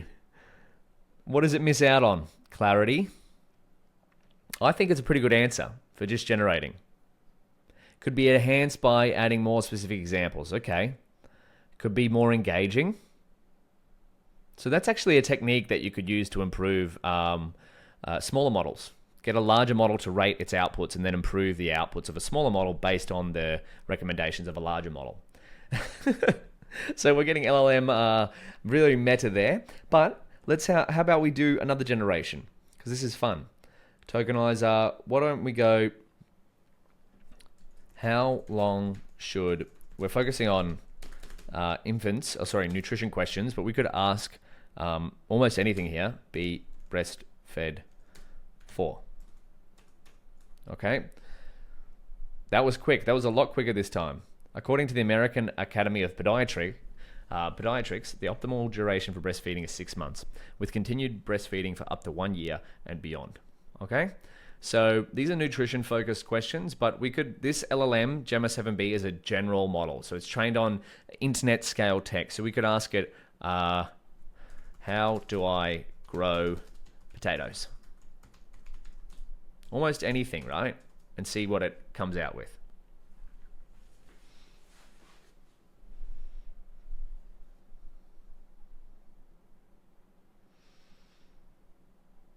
Choose a suitable location, prepare the soil, plant the potatoes, water and fertilize. But I want to grow them organically. Okay, let's go back to our macronutrient question. What are the macronutrients? And what are their functions in the body? So we could functionize this much better now that we've got the model loaded. And in fact, we might start to move towards that. But what I've got here is, if we go back to our sample notebook and we scroll down, so we've generated some text, beautiful. I've already got some questions preloaded. So I generated some nutrition style questions with GPT-4. Basically just said, hey, can you generate some beginner nutrition textbook style questions? And we're going to see how well our model answers said queries. So that way we've got a query list, and I've created some of my own. There's the infant's been breastfed. The reason why this question is popping up a lot is because a couple of my friends have young children. And so I've studied nutrition in the past, and that's just a topic that we've been talking about. What are symptoms of pellagra? How does saliva help with digestion, etc.? So these are sort of nutrition questions that should be answered in a graduate style nutrition textbook. Query list. There we go. So we've got 10 or so questions. So now we can test our model we can test our retrieval pipeline and then our generation pipeline by sampling this query. So that's instead of having to rewrite one all the time, So import random. So query equals random.choice. And again, we could make this list a lot bigger. You can really ask almost anything of these general models, but we want to specifically make our RAG pipeline for our nutrition textbook. So query equals query. And if we were Telstra, we would customize our RAG pipeline for our customer support documents. Get just the scores and indices of top related results. So we've got our generation step ready, but we need our augmentation step. That's what we're working on next. So if we go to our workflow, we've got an LLM, but we've got our query. We need to put some relevant passages into our query before we pass that to our LLM, our prompt. So we want scores and indices equals retrieve relevant resources for query equals query, and embeddings equals embeddings, and let's check scores indices. What is the RDI for protein per day? There we go. That's really quick. So our next step is we can retrieve and we can generate. Now we need to augment our input to the model, and we can write a function to do so. So let's regroup. In the next video, we'll go through our final step of our RAG pipeline, augmenting our prompt with context items. Oh my goodness, this is so exciting. I can't believe we're running an LLM locally. This is so cool. This is really sort of, at the moment, Gemma 7b only got released a couple of weeks ago and we're already using it locally. So this field is beautiful and exploding. I'll see you in the next section. Let's do the augmentation step of our RAG pipeline. Okay. Who's ready to augment our prompt with context items? The final step of our RAG pipeline. So we've done retrieval. We've done generation. Time to augment. Let's do it. And the concept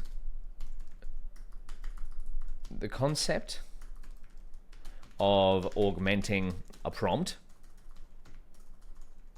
oh my goodness, with context items is also referred to, as you'll see this a lot, prompt engineering. All right, it cops a lot of flack, but has been called an engineering practice. But if you're just continually modifying and experimenting with something, it is a form of engineering, it is a form of science, it is a form of art. So we're still figuring out the best way to put inputs into an LLM and get ideal outputs. But RAG is probably one of the most, promising and useful techniques for getting the ideal outputs from an LLM. So prompt engineering, I'm going to write it here. Prompt engineering is an active field of research, and many new styles and techniques are being found out. However, LLMs have been around for, well, in the current field, probably 2 to 3 years now. There are a fair few techniques that work quite well. So resources, I got a couple of resources if you'd like to check them out, and I'd highly recommend these. So if we go to our notebook here, we've got promptingguide.ai, one of my favorites. Brex's prompt engineering guide, I really love this one. It's just in a GitHub README. So these are all extra curriculum for you to check out. So prompt design and engineering as well. This is an archive paper that collects many of the useful techniques. So we're not going to use all of them. That's something for you to experiment and try with. But if you want some references, please go and check these out. I'll just put a couple of these in here, but they are all in the reference notebook. So we go there, read through those. So we're going to use a couple of techniques. We're going to use a couple of prompting techniques. So one is give clear instructions. I know that doesn't even sound like a technique, but you would be surprised at how much better your outputs from a generative LLM can be if you just specifically ask for what you want. And then 2 is give a few examples of input/output. So e.g., given this input, I'd like this output. So again, sounds quite simple, but it does really help to improve the outputs of your model. It's like, hey, I've got this example. Can you give me an out? If I gave you this input, I want the output to look like this.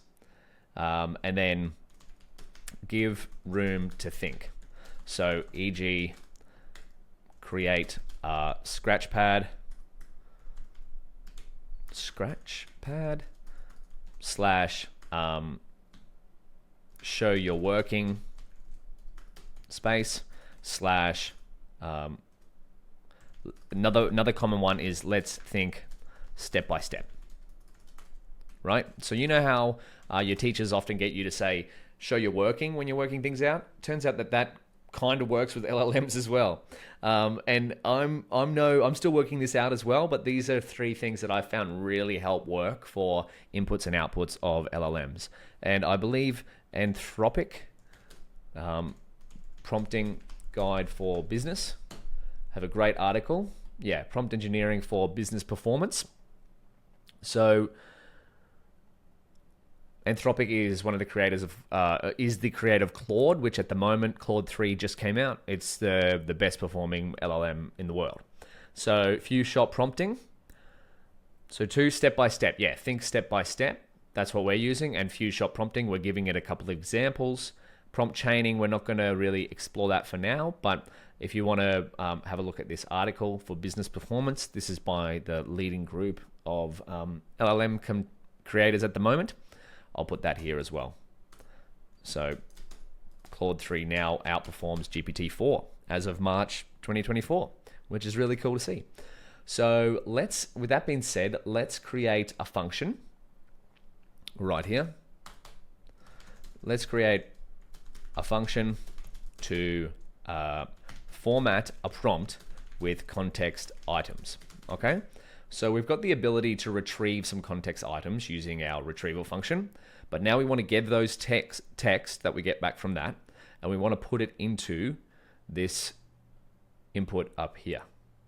We've written a lot of code. We want to put it into the chat template, okay? Let's see what this looks like. So we'll start nice and simple. Def prompt formatter, and we'll put in a query string, and we want to just make it as simple as possible. Context items list. We can make this our prompt as complicated as we like, but you know me, I like to start as simple as possible. So let's return prompt, and let's just say the prompt is just the context. Okay, so we want to go context equals context items. We want to join. This is going to be from our pages and chunks. So of course, how you format your prompt will be dependent. Oh wow, there's a lot of samples there. We'll get sample 420. That's going to print out 1800 samples. Okay, right?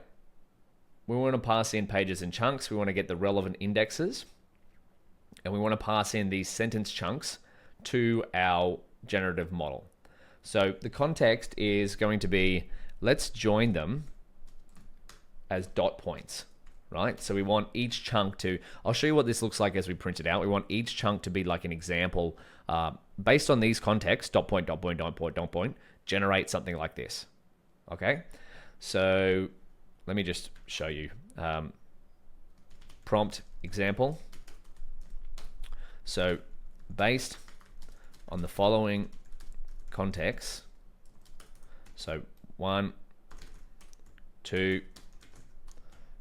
3, 4, 5, or however many we want to put in, please answer the following query. What are the macronutrients and what do they do? Answer. So we want something similar to that. And we can turn this into code as well, right? But of course, we want to create these contexts programmatically. Oh, markdown. So what we're going to do is we're going to create this programmatically by putting in our context, and we're going to join new line. This will take some experimenting, by the way, with how you want to format your prompt. I've had a bit of practice here, so I kind of know where we want to, how we want to format it. For item in context items. Okay, so we need a way to get some context items into there. And then let's just say prompt equals context. And we can adjust this in a second. Okay, let's see a bare bones version of what this looks like. What can we do? Well, we want a query is going to be equal to random choice from our, and I might just get rid of this. We don't need this cell anymore, do we? Okay, random choice from the query list. Then I'll print out our query. And then I'm going to go get relevant resources. So scores, indices equals our function, retrieve relevant resources. So this is where our retrieval function is really coming in handy. We don't have to write that whole pipeline again. We're really working towards creating a wonderful local RAG pipeline. So let's now create a list of context items. So based on our indices, we want to create context items equals, we want to index our pages and chunks. Pages and chunks I for I in indices. Okay, wonderful. And then we're going to format our prompt with prompt equals prompt formatter, our function from above, formatter, and we're going to pass in the query, and then we're going to pass in the context items.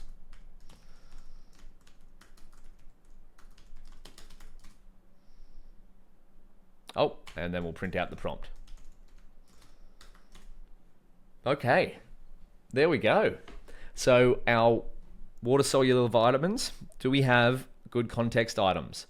So that's all we're printing out right now, right? So we just take the context, as I'll show you what they look like. They're just going to be a list of sentence chunks, context items. Oh, sorry, we get the sentence chunks from all those. So we want, oh, we've already got here. That's what I want. Okay, so we get a list of sentences related to our query. And then what we do with this line up here is we join them all together so that they're in dot point form. Just like if you were asking an exam question and it's sort of, the question was, based on these 4 or 5 paragraphs, please answer this question. Does that make sense? So recommended that users complete these activities. So maybe water-soluble vitamins, there we go. All water-soluble vitamins play a different kind of role in energy metabolism. So you see how this version or this this resource maybe isn't the best one to have up the top. So that's where a re-ranking model could come in handy, as we discussed before. So I'll leave that as an extension. So water-soluble vitamins, there we go. Now what happens, maybe we just pass this straight to our model and see what happens. Okay, we've got no other instructions there. We're just going to pass it a bunch of text and see what it outputs. In the name of experimenting, so we need to tokenize prompt, and we haven't actually got chat formatting on here as well. So tensors equals PT, and the query isn't even in there, but we're going to try this workflow anyway. Input IDs, and then we can generate an output of tokens. So outputs equals LLM model dot generate, and then we're going to pass in our input IDs, and then we'll set the temperature of our model. Temperature, what the hell? What is the temperature? So the temperature basically is one of the most important parameters in an LLM, but it goes, I think it's from 0 to 1, for most cases, and it may be able to go negative in some instances, but from my experience, it's 0 to 1, and the lower the value, the more deterministic the text, the higher the value, the more creative. Okay, so it's again a very experimental parameter. If you want to have a look at a great guide on different settings for LLMs, these are going to be the main ones for most LLMs are here, but Hugging Face also has a lot of different settings in the generate documentation. So LLM settings, this is prompt-engineering.ai, temperature. There we go. In short, the lower the temperature, the more deterministic the results, in the sense that the highest probable next token is always picked. Increasing temperature could lead to more randomness, which encourages more diverse or creative outputs. You are essentially increasing the weights of the other possible tokens. So we'll keep going with that. Do sample equals true. So if we want to sample, so if we set that to false, which I believe is the default, it's just going to choose the most likely next token all the time. So true is so that whether or not to use sampling. Now this is a whole topic on itself for this for sampling, to choose a different token to output next, because an LLM is taking in, say, this sequence of tokens and then generating this sequence. Okay, so that's sampling is going to be like, if we set it to false, it's just going to always pick the next likely token. If we want it to sample, do sample, it uses other forms of choice. So my favorite resource for this is Chip Huon text sampling. So greedy decoding, do we have greedy? There's another guide for temperature. Yeah, greedy sampling, most likely token. So if you want resource on text sampling, please go and check that out. But again, these are all going to be experimental. And then max new tokens is equal to 256. How many new tokens do we want to generate? So let's turn the output tokens into text. So output text equals tokenizer dot decode, and then we're going to put outputs 0, boom, and print query. And we're going to also print our RAG answer. So what's our query up here? Oh, water soluble vitamins. That's not actually included in the prompt. Our prompt is this. No context. Oh, sorry, no question, just a bunch of context information. But that's what we're going to experiment. We're going to slowly build up our prompt formatting, our prompt augmentation. So we don't want the prompt to be returned. So we want to just replace the prompt in the output text with nothing. We just want to see the generated text. Let's see what happens. This text includes information about water-soluble vitamins. Okay, that's pretty good. Including their role in energy metabolism, blood function, and other bodily functions. It also discusses the absorption of fat-soluble and water-soluble vitamins and the importance of choline as an essential nutrient. Okay, wonderful. Now, how about we put the query in there as well? So prompt equals query context.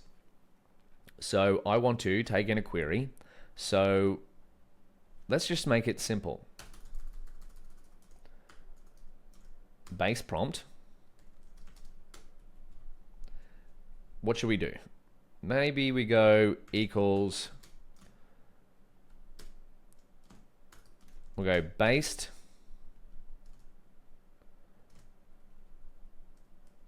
on the following context items, please answer the query. And then we're going to go, we'll go context items, and then we'll go context, and then we'll go query, and then we'll go answer. Okay, so let's see what this looks like. Oh, excuse me. So we need to go base or prompt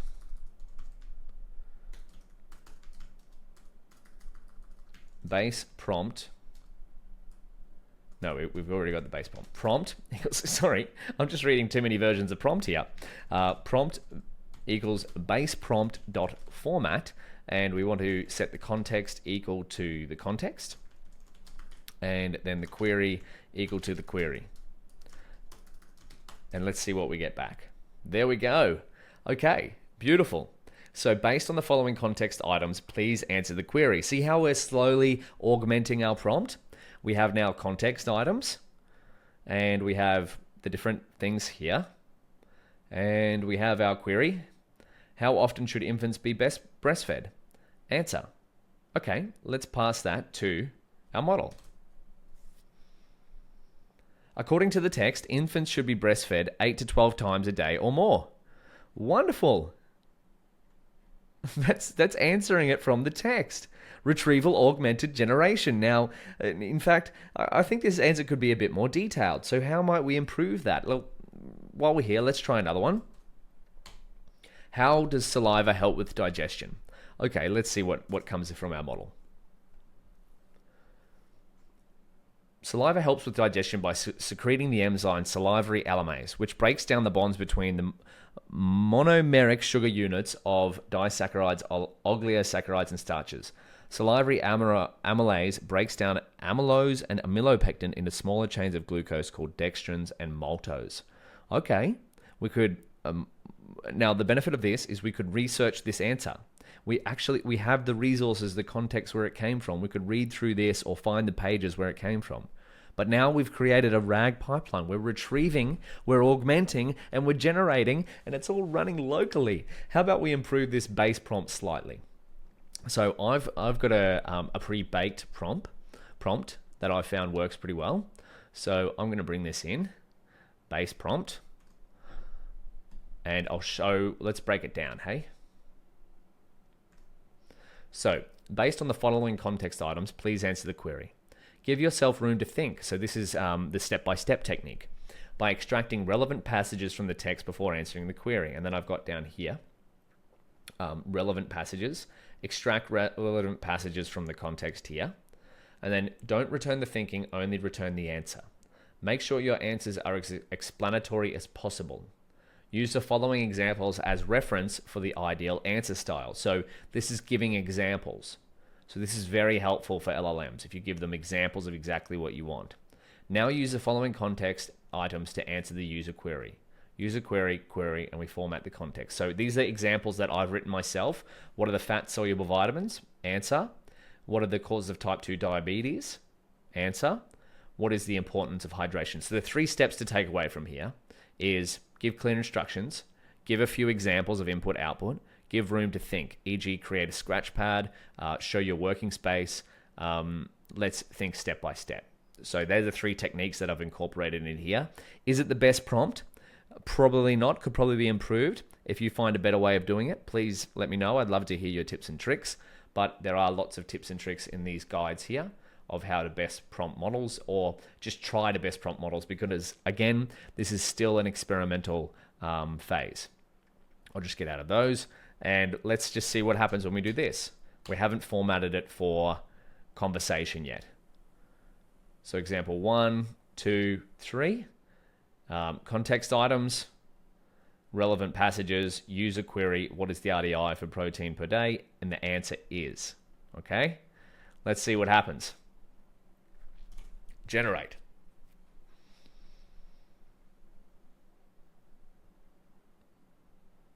What happened here? Oh, we haven't formatted it for conversation style. So how about we fix that? Let's go up in here. So we've got our prompt, but there's a special dialogue template that we've been using and that the model has been trained for. So this is something to keep in mind, that if your outputs from your generative model aren't as good as you'd like them, make sure your inputs to them are in the same way that they've been trained. So let's create the prompt template. We want,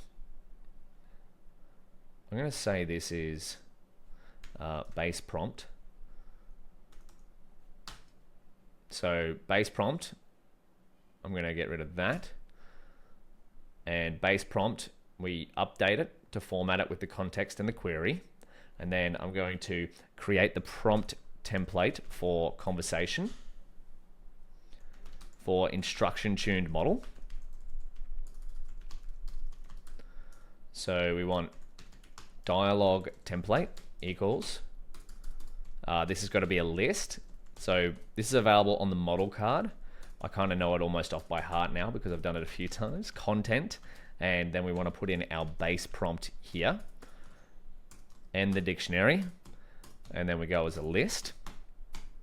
Beautiful. And now we're going to apply the chat template. So we can do this with our tokenizer. So let's go prompt equals tokenizer, apply chat template, and conversation equals dialogue template. And then we're going to go tokenize equals false, because we're going to do that with our tokenizer later on. And then we're going to go add generation prompt equals true. So you see how we've slowly been augmenting our prompt. We started with something really basic, then we gave it examples, clear instructions, giving it room to think step by step. We format it, so that's the augmentation step. Now we're optimizing it for the instruction tuned model, which is what we're using, Gemma 7B IT. Apply the template, return the prompt. What does this look like? Explain the concept of energy balance and its importance in weight management. So now we've got our formatted prompt here. We've got examples. Now we've got the context. So what do we have here? Balancing energy input with energy output to maintain weight. Beautiful. The context should be relevant. Explain the concept of energy balance and its importance in weight management. Return model. Beautiful. Let's see what happens when we pass this through.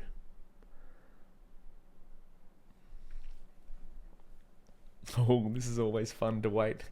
What's it going to generate? Explain the concept of energy balance and its importance in weight management. Sure. Here is the answer to the query. Energy balance plays a key role in weight management. It is the state in which energy intake is equal to the energy expended by the body. When you are in a positive energy balance, the excess nutrient energy will be stored or used to grow. When you are in a negative energy balance, your body will need to use its stores to provide energy. Weight can be thought of as a whole body estimate of energy balance. Oh, that's pretty cool. Therefore, maintaining energy balance is essential for maintaining a stable body weight. When you are in energy balance, your weight remains stable.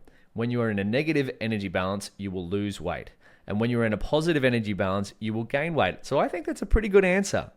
So we've just built a RAG pipeline running completely locally based on a nutrition textbook that's 1,200 pages long. How cool is that? But I think we can take it a step further and functionize our LLM response here. So I want to boil it down to a single function, right? I want to just go, let's go functionize our LLM answering feature, right? Can we make this? I want to go ask and then a question. What are the fat soluble vitamins? Right? I want it to be as simple as that. So if you want to jump ahead and try functionize this, create a function called ask, and then it's going to go through and just repeat this entire pipeline for us, format our prompt automatically with relevant context, find the relative resources to begin with, and then generate an output and return it from the LLM. So give that a shot, and we'll do it together in the next section. So we've got our RAG pipeline working, but there's still one more step. I want to functionize this so it all works in a single function. Let's do it together, hey? So wouldn't it be cool if our RAG pipeline worked from a single function? Oh, excuse me. E.g., you input a query and you get a generated answer, plus optionally also get the source documents, the context, where that answer was generated from, right? The whole principle of RAG. So let's do it. Let's make a function to do it. So I reckon you might have already had a try at this, and if you have, well, I applaud you. That's what we're all about, right? We're all about just experimenting and trying it out. So ask, let's go, it's going to take in a query, and we'll put in a couple of LLM parameters here. Temperature, and this can be a float. We'll set it by default to be 0.7. And max new tokens, so the max new tokens that we want it to generate, this can be an int. We'll set it by default to be 256. And we'll format the answer text if we want to. True. I'll show you what this looks like in a second. And then we'll go return answer only equals true. So that'll be, if we want the context back, we can change these flags. So let's just write a little docstring here. So it takes a query, finds relevant resources / context, and generates an answer to the query based on the relevant resources. And this is where we've all been leading to, right? All the way through our entire notebook is to just create this function. Retrieval Augmented Generation in one hit. So get just the scores and indices of top related results. So scores indices equals retrieve relevant resources. And we're going to go query equals query. So we've used this function before. So this is where we can leverage all the code that we've written previously. Embeddings equals embeddings. And I think that's actually all we need. Beautiful. Create a list of context items. And we're going to go context items equals pages and chunks. I for I and indices. So these are the indices of our relevant resources. And pages and chunks is our list of dictionaries with text and resources. So add score to context item. So this is if we want to enrich our context item. So it won't actually have pages and chunks. The items in here, let's just go a random number, 575, won't have the score of how relevant that is to the query. So we can update that with for I item in enumerate context items. We can go item score equals scores I, and we'll send that to CPU because it's going to be on the GPU. Right, the score back to CPU. Now, what should we do next? So we want to format our prompt. So this is retrieval. Retrieval. And now we want to go augmentation or augment. So let's go create the prompt and format it with context items. So prompt equals prompt formatter. Now, one thing you could do with the prompt formatter is also we've set the base prompt in the function prompt formatter, which we made above. But what you could also do is just save the prompt like to a text file or something like that, and then you could edit them. That way you could run it experimentationally, like if you had multiple different prompts you wanted to try out and evaluate, you could save these to different text files and then just import them programmatically, try over a bunch of different prompts. Experiment, experiment, experiment. And then we want to format it with the context items that we have. All of our functions are coming into play here. Don't you just love it when a pipeline comes together? And so now what do we have to do? We want to generation. So we want to go tokenize the prompt. So remember that prompt formatter function is going to return our prompt with the conversation dialogue already appended to it. So now we just have to turn it into tokens. So input IDs, this is where our tokenizer is going to come in handy. And we're going to tokenize the prompt and we'll return tensors and PyTorch format, PT for that. And we're going to send that to CUDA. So because our LLM is on our GPU, so we want our tokenized prompt to go to the GPU as well. So generate an output of tokens. We're going to go outputs equals LLM model dot generate, and we can pass it our input IDs, and we can put the temperature. We could actually put more settings here if we wanted to. Temperature. Had to work out how to spell that. Do sample. Again, we could customize these settings. That will take a lot of experimenting. I'd highly suggest checking out the generate, specifically Hugging Face generate config.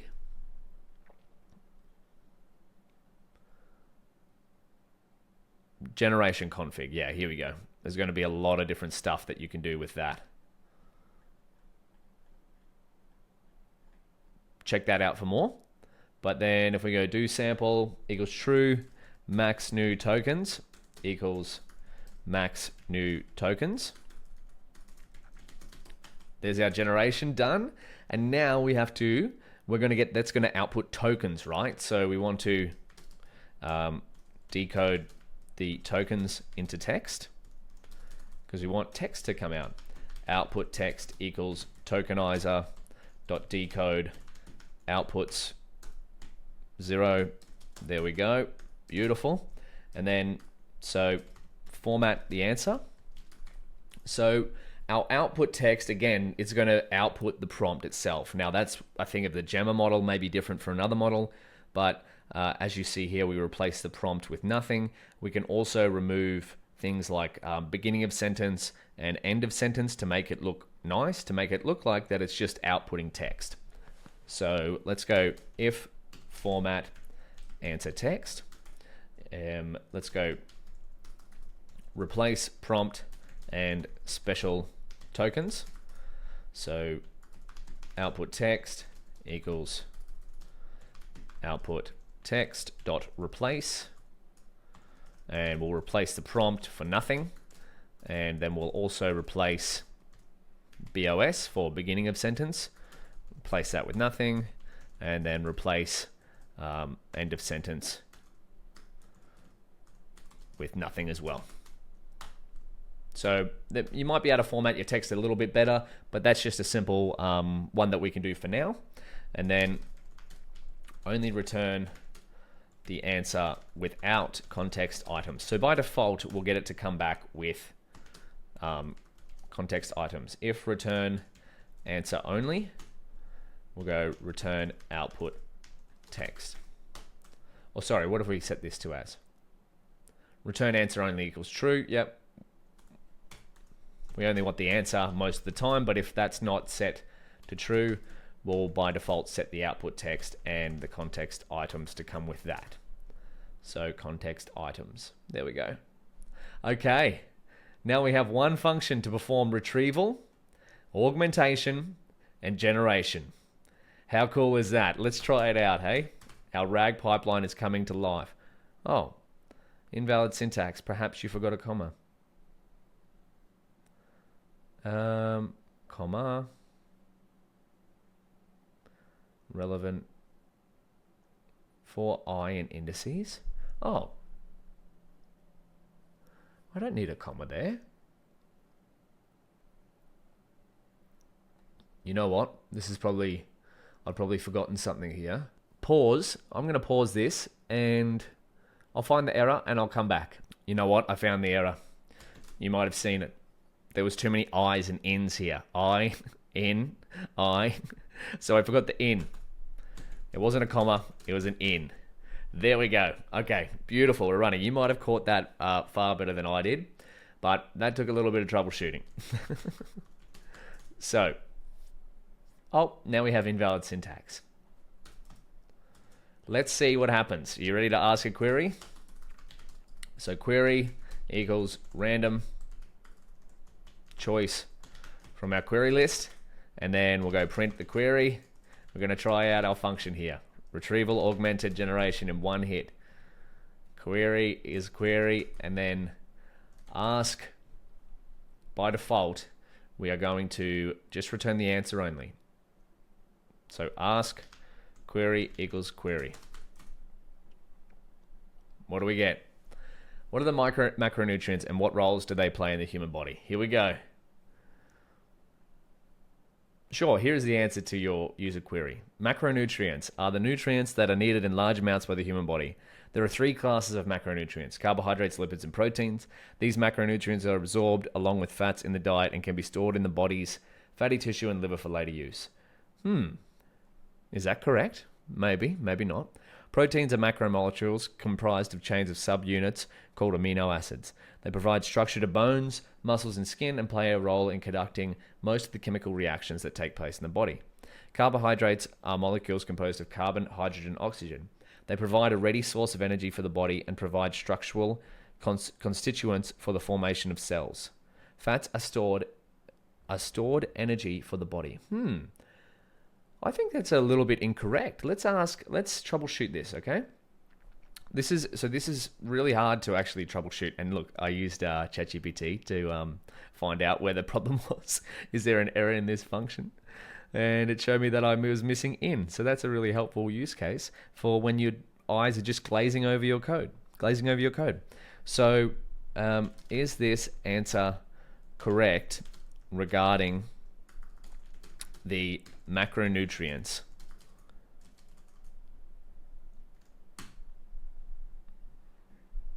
It's mostly correct. Minor inaccuracy. Roles of macronutrients. Carbohydrates. Playing a role in cellular structure. So I think this is from our examples. So this is something that you'll have to look into. It's just because our RAG pipeline is generating text with, reference, doesn't mean that it's always going to be correct. So let's try lower the temperature.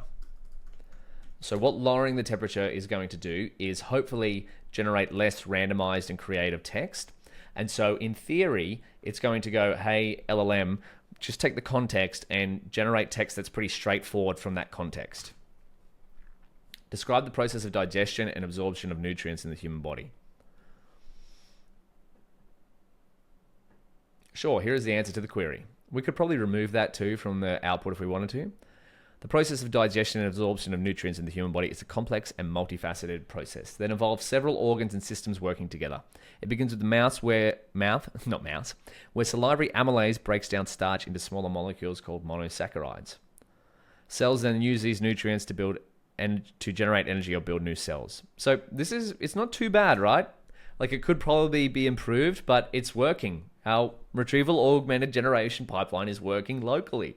This is so cool. Name 5 fiber-containing foods. Do we get this? 5 fiber-containing foods are peas, beans, oats, whole grain foods, and flax. Oh my goodness. Retrieval Augmented pipeline running locally. Yes, yes, yes. So what happens if we wanted to return the context, you know? So I'm going to set return answer only equals false. Return answer only equals false.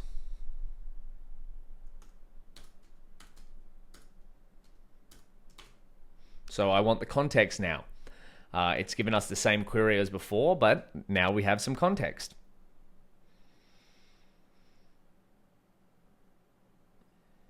Okay, beautiful. So there's a generation. The search happens really quickly. The generation takes a little bit more time. There are some steps we could take to optimize that, but I'm probably going to save that for another video. If you'd like to see that, please let me know. So this is the first relevant sentence. Do we have a page for that? Page number 1086. I believe we might have already seen that one. So let's try again. But we'll go to here, 1086 anyway. 1086. There we go. Oh, maybe we haven't seen that. Do we have fiber on this page? I just lost the page number there. 1086. 1086. Okay. A multitude of diets. Fresh fruit, taro, modernized influence. Other ethnic groups have migrated to this diet. Simple carbohydrates. To learn more about the nutrition of that. Good nutrition equates to receiving enough, but not too much of the macronutrients, proteins, carbohydrates, and water. And micronutrients. The phrase, you are what you eat. Sugary, high fat. Where's the fiber on this page? So maybe it didn't work too well. Maybe I'm missing something. Maybe you can see something I didn't. But this is where we'll have to troubleshoot later on. What do we get? Page 60. Is this relevant?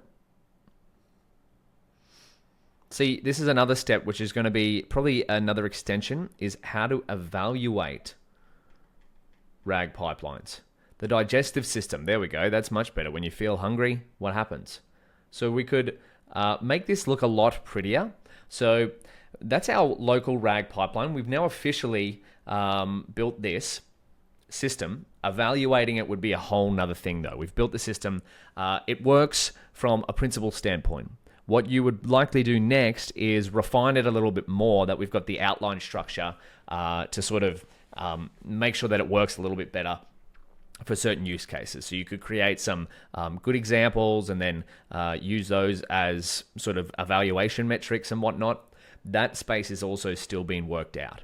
But congratulations, we've built a local RAG pipeline to just go from scratch, take in a document, a 1200-page PDF nutrition textbook. We processed it into smaller chunks. We embedded those chunks. We've stored those. And now we have a system that we can ask a query with just one line of code, basically. It will find relative resources, ask an LLM, and then return those resources as well as the original query and the generated answer based on those resources.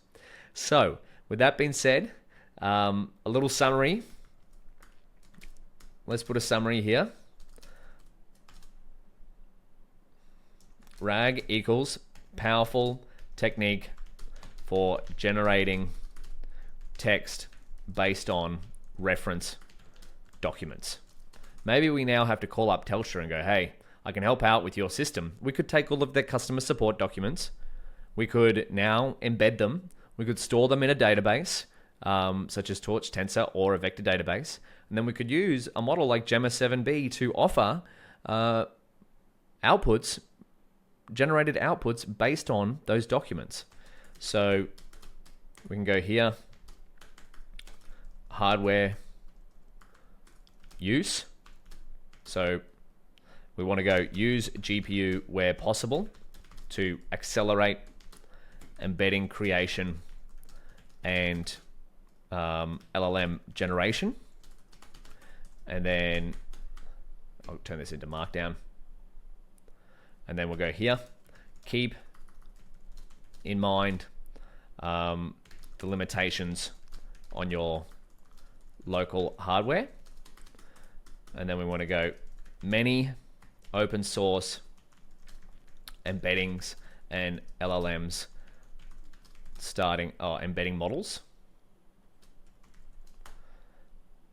to become available.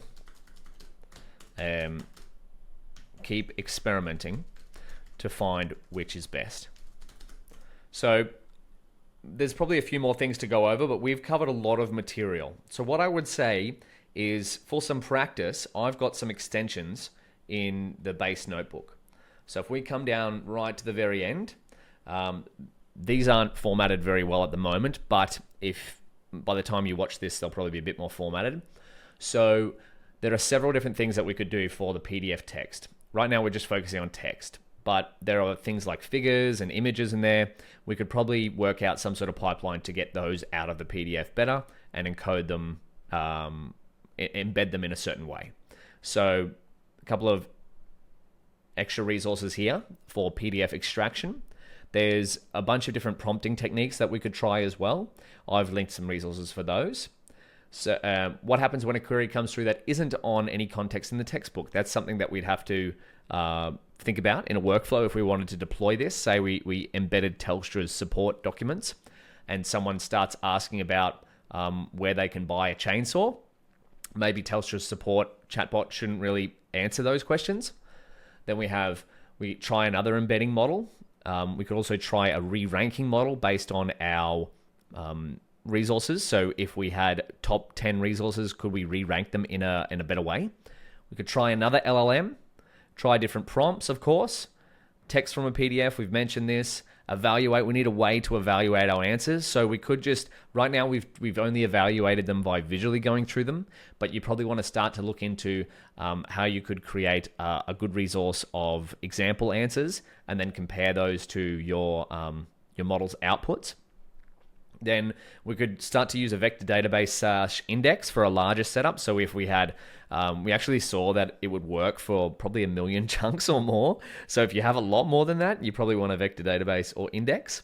And then there are libraries and frameworks such as LangChain and LlamaIndex that can help do many of the steps that we've gone through. But I wanted to, on purpose, build a RAG pipeline from scratch. So now that we know that the steps that go into it, we can start to use higher level frameworks such as LangChain or LlamaIndex that will do these steps for us. We've built a whole RAG pipeline from scratch here that runs locally. And then finally, optimizations for speed. There are a bunch more of these coming out. Actually, not finally. I've got a couple more things after this. But if you wanted to speed up your generation, which is likely always going to be the case, the faster the generation, the better user experience, see these. And if you'd like a video on increasing the speed of generation, please let me know and I can look into that. And we could also stream the text output. That would look a lot prettier, right? So right now our model, if we just run it again, water-soluble vitamins, we have to wait for the output to come out, right? So it comes out eventually. Oh, yeah, there we go. That's actually incorrect. So what I think our LLM is doing, that's the fat-soluble vitamins. So our LLM, Gemma 7B, is taking too much input from our examples here. So that would have to be, maybe we have to modify this in our prompt. So I would say give that a try. That's another thing that we could improve on, different prompting techniques. But yeah, we want our output here, let's just go again, to stream, right? So we want to see that token by token. This is what ChatGPT does. So if we go water-soluble vitamins, there we go. So see how it's streaming, it's coming out? That looks really cool. So that would be another extension that we could try to get this streaming out. And then finally, a really cool one would be to turn the workflow into an app. So Gradio is excellent for this. So if we go into Gradio, and then we could have an app, rather than it running in a notebook, we could have an interface here. So hello, submit, and then we could have our system do Retrieval Augmented Generation, and then the generated output would come here. So let me know if you do any of these extensions. I'd love to, or if you have any other questions, I'd love to see them. Please post them in the discussions or in the YouTube comment, and that way we can all learn together. And if you'd like to see any more topics on RAGs, such as improved generation speed or other videos, leave a comment below or in the GitHub discussions, and we can talk it out there. But otherwise, we've built a RAG pipeline from scratch, all running on our local GPU, which is super, super exciting. I will see you in the next video.